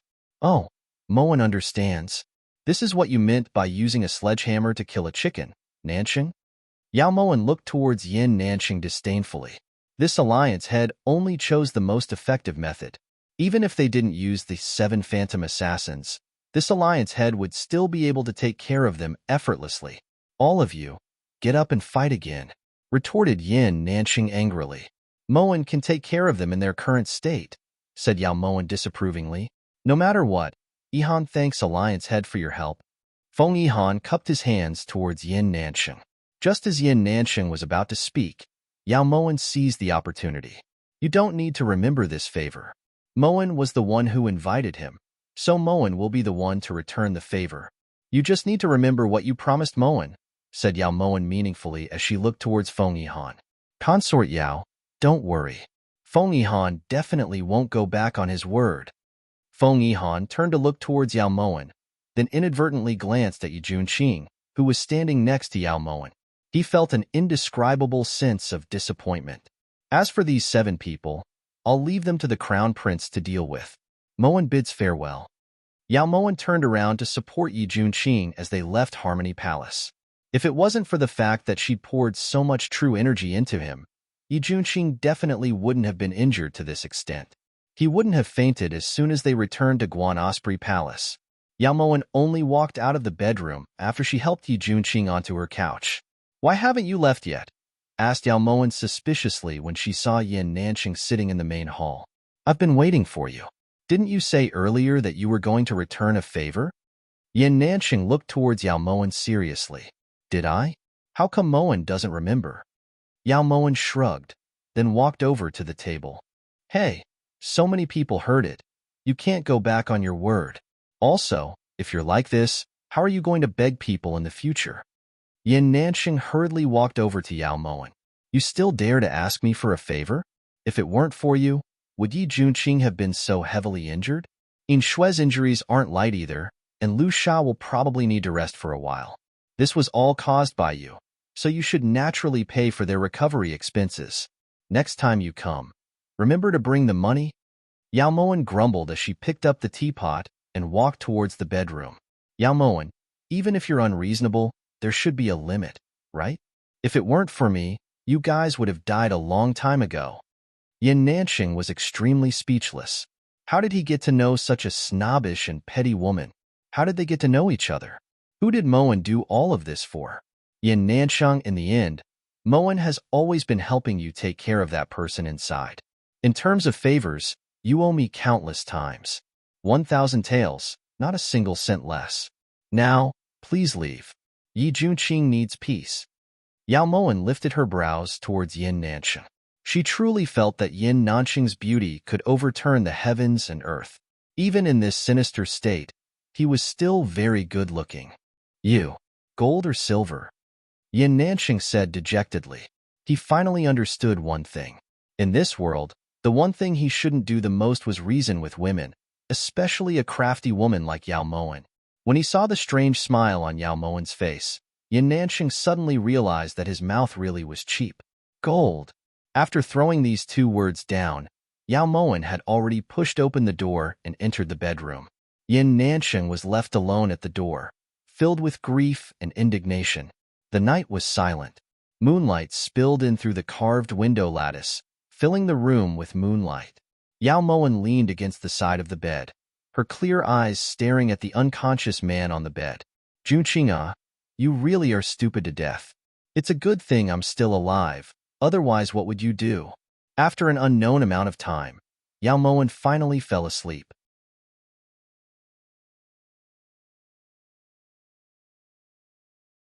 Chapter 118. Will you die if you don't piss me off for a day? When Yi Junqing opened his eyes early in the morning, he saw that Yao Moen's face was pressed against his palm as she slept soundly. Her hair was messy in front of Yao Moen's forehead, blocking her beautiful face, making it vaguely visible. Ma Xin? For some reason, Yi Junqing reached out to brush aside that strand of hair to see the familiar face behind it. What are you doing? A clear voice suddenly rang out. Yao Moen abruptly stood up and looked straight at Yi Junqing. Cough, cough, cough, cough, cough, water. Yao Moen's actions were so sudden that Yi Junqing coughed violently in fright. His fingers paused in the air and turned to look at the blue porcelain teapot on the table. Yao Moen rubbed her eyes and walked to the table. This is your room? Why is this prince here? Only then did Yi Junqing notice where he was and immediately jumped off the bed. Did my bed grow thorns?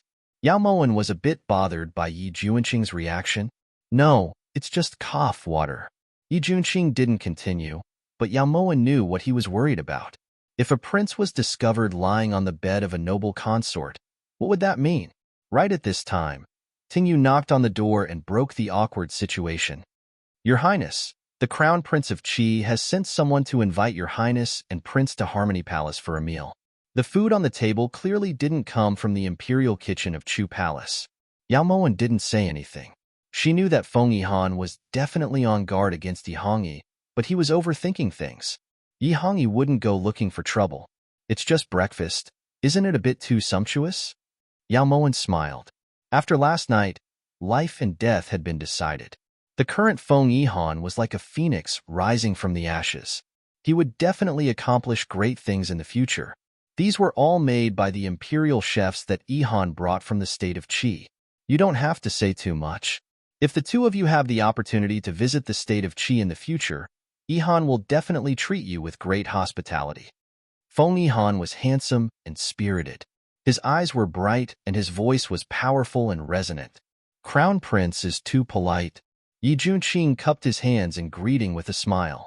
Compared to Feng Yihan, the light in Yi Junqing's eyes was less severe. Fame was like a fleeting cloud to him. Whether it was in the past or now, he didn't care about it at all.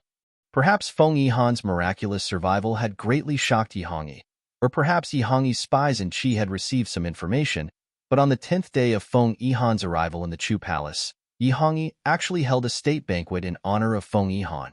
To Feng Yihan, this late banquet was already meaningless. However, he had a smile on his face throughout the entire banquet and appeared very magnanimous. The day Feng Yihan left, he made a special trip to Guan Osprey Palace to pick up Fluffy's baby. He also promised Yao Moen that he would definitely treat that little kitten like a national treasure. Fluffy, on the other hand, had practically searched the entire Guan Osprey Palace for the sake of finding her baby. It wasn't until the second day that her anxiety finally eased. Fluffy, don't worry. Feng Yihan will definitely treat your baby well. In Guan Osprey Palace, Yao Moen was currently comforting Fluffy when Yin Shui suddenly appeared. Master, Bin Lei sent news that the troops Great Shu had gathered in Mongyuan have already retreated. Mongyuan is temporarily safe. As Yin Shui spoke, she handed the purple letter to Yao Moen. It's safe this time, but what about next time? Yao Moen held the letter pensively. After this incident, Yao Moen could confirm one thing, and that was that Chu Mabei's desire to seize Mongyuan had never disappeared. What a troublesome fellow. Send a letter to Bin Lei to move the money out. In the end, Mongyuan is a troublesome place, ordered Yao Moen coldly. Yes. When Yin Shui received the order and turned around, she seemed to suddenly remember something. She casually took out a banknote worth 1,000 taels of gold and handed it to Yao Moen. This is from Yan Nanxing to Master. After reporting, Yin Shui turned and disappeared. Yao Moen couldn't help but smile as she looked at the banknote in her hand. What did you scam from Yan Nanxing this time? When Yi Junqing entered the room, He only heard the last sentence. It's nothing. It's just 1,000 taels of gold. Yao Moen was in a great mood, so she casually put the banknote away. 1,000 taels of gold. It's just 1,000 taels of gold? Why would he give you money for no reason at all? Yi Junqing walked over to Yao Moen with a questioning expression as he spoke solemnly, his gaze sharp. Is Prince asking about Moen's privacy? Yao Moen looked towards Yi Junqing as if it were none of his business. Then she walked over to the table and picked up the porcelain bowl. Your words are truly getting more and more harsh. This prince was just asking out of curiosity. When Yi Junqing saw that Yao Moen had no intention of replying, he tried to find a way out of this embarrassing situation. Then Moen will satisfy Prince's curiosity. The reason Nanxing gave Moen the money was because he was worried that Moen wouldn't be able to eat her fill and wear warm clothes in the imperial palace, so he specially subsidized Moen. Yao Moen moved closer to Yi Junqing and said this seriously. Is Yin Nanxing blind? Who on earth is the one that doesn't have enough to eat and wear warm clothes right now? Yi Junqing exhaled heavily. He was extremely speechless. Compared to Yao Moen, he was much more suitable to receive this sum of money. Yi Junqing had no idea that if it weren't for him, Yin Nanxing wouldn't have obediently given the money to Yao Moen. At this time, Yao Moen was smiling faintly and only focused on eating.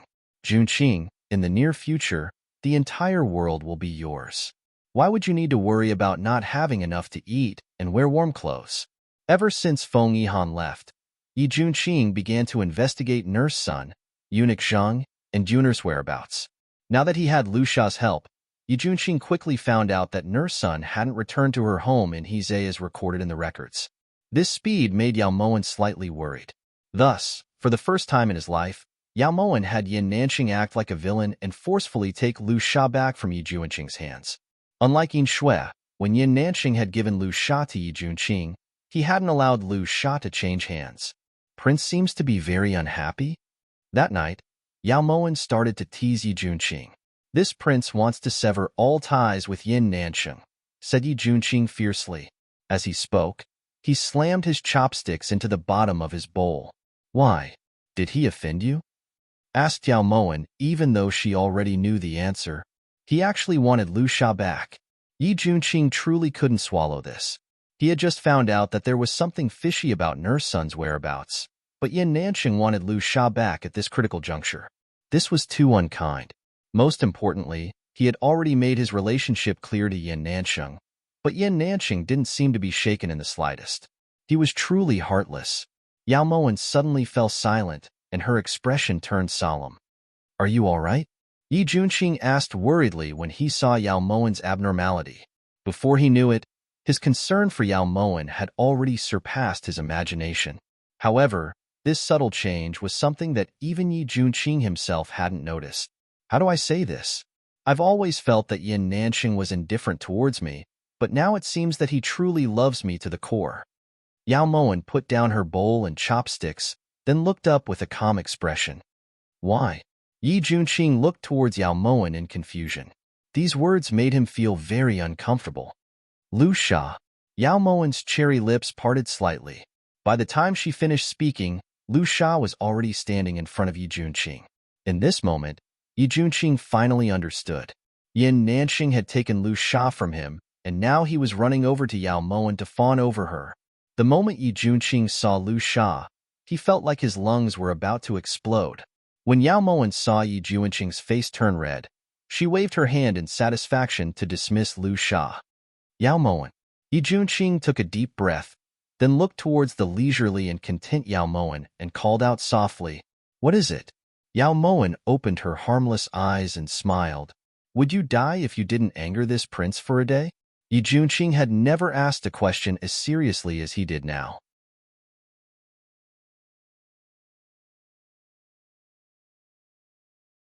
Chapter 119. I can't, but I'll feel uncomfortable all over. Yao Moen blinked her large, clear eyes as she replied sincerely. After Yi Junqing left, he could clearly hear a burst of crisp laughter coming from Guanyu Palace. Ever since she gave birth to the kitten, Fluffy had grown lazier and lazier. She would often sleep on the chaise longue for half a day before lazily walking around the main hall a couple of times before going back to sleep. Fluffy's baby was also very lively and clever, so Yao Moen named it Jewel. She would usually play with Jewel and let Fluffy sleep. At this time, Yao Moen was playing with Jewel with a ball of string when Tingyu hurried in. "Your Highness, Consort Da has returned." Yao Moen's hands paused when she heard this. Her eyes flashed slightly as she tossed the ball of string to Jewel and walked slowly to the table. When did she return? Yao Moen subconsciously furrowed her brows. Of the 4 consorts, the only one she couldn't see through was Consort Da, Xie. As the youngest daughter of the benevolent Prince Xiezhong and the Empress Dowager's most favored niece, Xie was undoubtedly a proud daughter of heaven. Her marriage with Yi Hongyi was even more of a connection. At the time, Yi Hongyi had been opposed by the Empress Dowager and dissatisfied with the benevolent prince, but Xie had been very calm. Perhaps it was because she was a Buddhist, but that gentle face seemed to be very close to everyone. Yao Moen still remembered that 3 days before her incident, Xie had left the palace for 10,000 Buddhist pagoda in the name of praying for His Majesty and protecting the imperial family.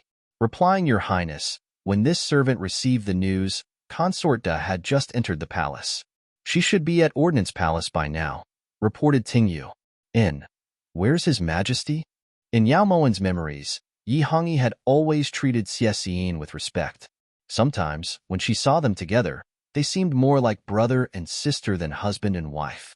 When this servant returned, I heard from Bingshan's little eunuch that His Majesty had already gone to Ordnance Palace.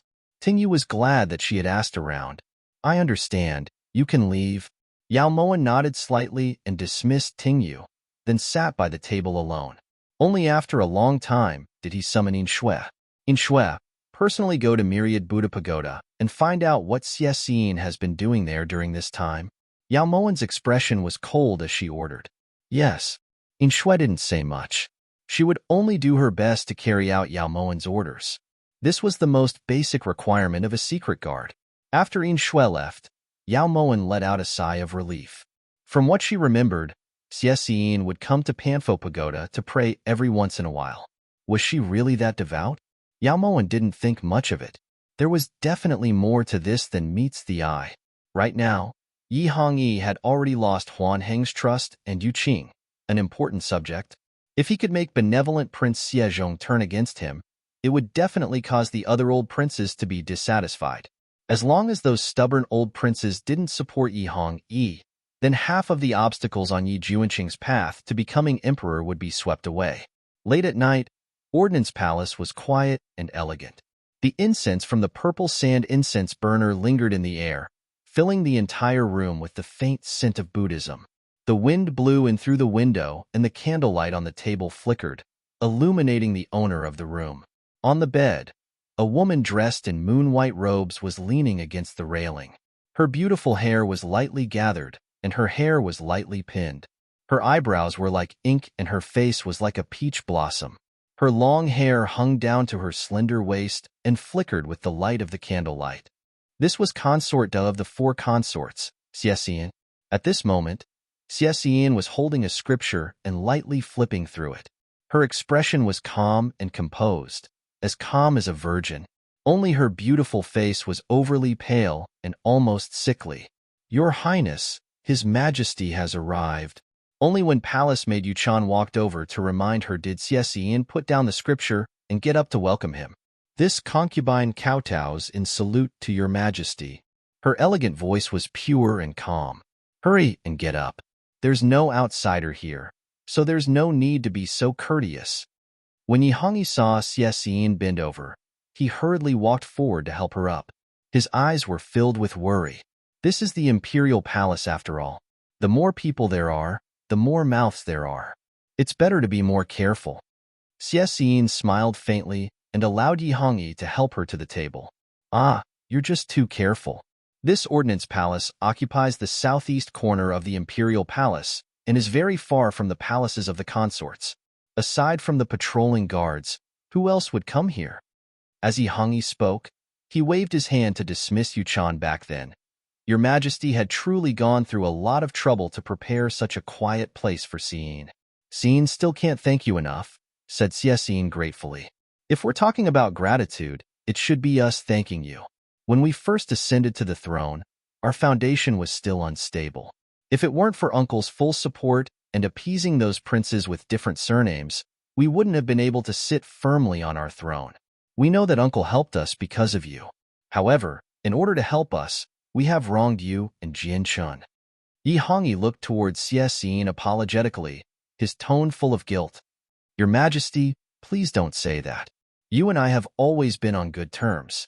How could Xin ignore your Majesty when you're in danger?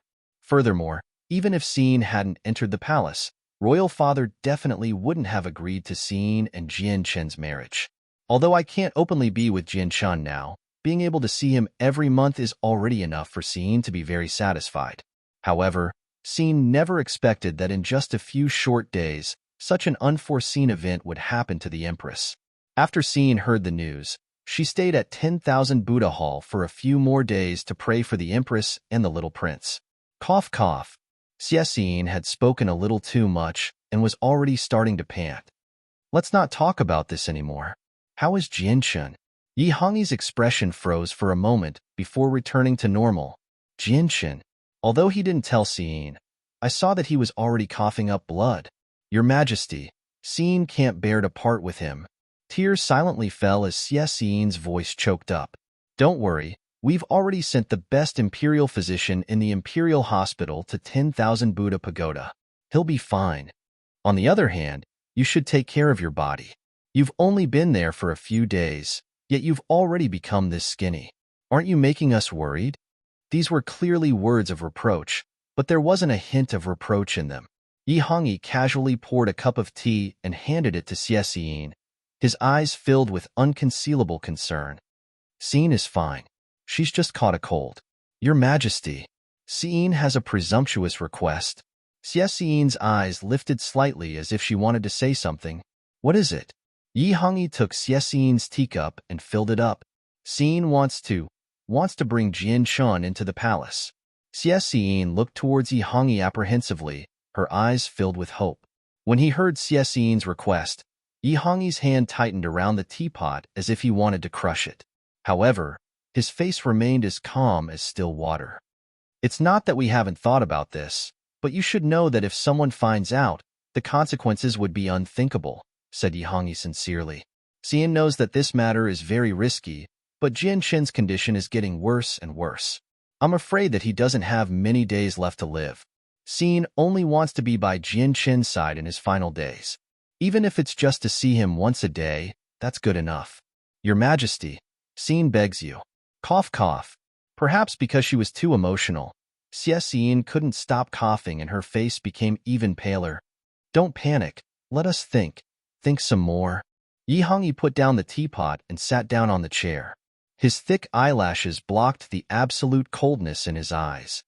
Your Majesty. Xie Xin looked towards Yi Hongyi with teary eyes, waiting for his reply.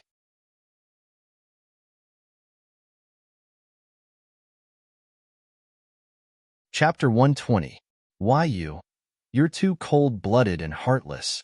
In the next 2 days, we'll think of a way to place Jian Chun in the Imperial Guard. However, you have to promise us that you definitely won't let anyone find out. Otherwise, you should know what the consequences will be, warned Yi Hongyi solemnly. Xin kowtows and thanks your Majesty. When Xie Xin heard this, she immediately got up and bowed in gratitude. There's no need to mention thanks between us. Hurry and get up, Yu Chan. Yi Hongyi helped Xie Xin up from the ground and called Yu Chan over. This servant kowtows in salute to your Majesty, said Yu Chan respectfully as she ran in. Hurry and help your master back to her room to rest. Wait on her carefully.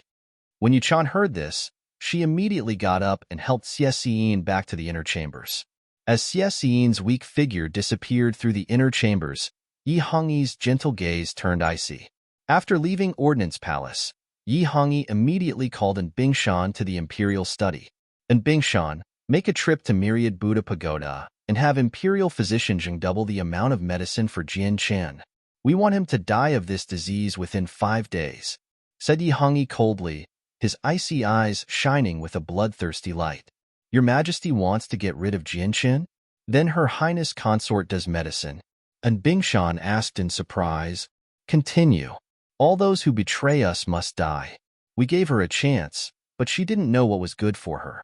If it weren't for that old geezer Xiezhong, we wouldn't have to go through all this trouble. You're dismissed, Yi Hongyi said ruthlessly. He only let out a sigh of relief after Bingshan left, then leaned back on the dragon throne dispiritedly. In the entire inner palace, who truly loved him? And who did he love? Yi Hongyi repeatedly asked himself, but there was only one answer: Yao Moen. During dinner, Yi Junqing maintained his silence and only spoke when Yao Moen was about to get up. This prince found out that neither eunuch Jing nor Yuna returned home, and no one even saw them leave the imperial palace. Why would there be such a false record in the records? They're both the people closest to Ma Xin, so there must be a reason behind this, said Yi Junqing solemnly as he looked towards Yao Moen. What is Prince trying to say? Yao Moen slowly sat back down. Don't you find it suspicious? Not only eunuch Zheng, Yun but even Nanny Sun's whereabouts were fake. If they had never left the imperial palace and couldn't be found in the imperial palace, it meant that they had probably met with misfortune. Who was the culprit? And what is their goal? Aren't you curious? Yi Junqing looked towards Yao Moen in surprise. This wasn't a reaction that Yao Moen should have. There's nothing to be curious about. Eldest sister must have offended quite a few people in the palace when she was alive. Now that she's dead, those enemies in the open and in the shadows will naturally vent their anger on the people around her. It's a pity that the three of them are dead. Yao Moen replied leisurely. Her eyes were calm, but her heart was suffering a piercing pain. Is that what you think? Have you ever thought that the three of them were killed to keep their mouths shut? Have you ever suspected the cause of Ma Xin's death? Yi Junqing furrowed his brows and asked sternly. He still remembered the palace maid he had seen in the wing of the former site of the Cold Palace. Although she had been terrified at the time and her words had been stuttering, Yi Junqing could tell from her terrified gaze that there was definitely something fishy about Yao Ma Xin's death. Prince wouldn't suspect that His Majesty killed eldest sister, right? Not to mention the fact that His Majesty almost had a falling out with the Empress Dowager and the benevolent prince because of eldest sister's infatuation with His Majesty. Just the fact that eldest sister is infatuated with His Majesty is enough to prove that His Majesty has no reason to harm eldest sister. In truth, if Prince has nothing better to do, you could just take Fluffy out for a walk and admire the flowers. Being so neurotic all day isn't the right way. Yao Moen looked towards Yi Junqing with a sad and pitiful expression. This prince has never thought that it was His Majesty, but perhaps it was one of the imperial concubines in the palace? How could he suspect Yi Hongyi?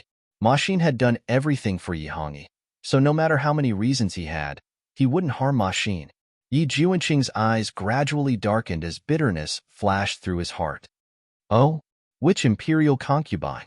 Just based on the friendship between Prince and Moen living under the same roof.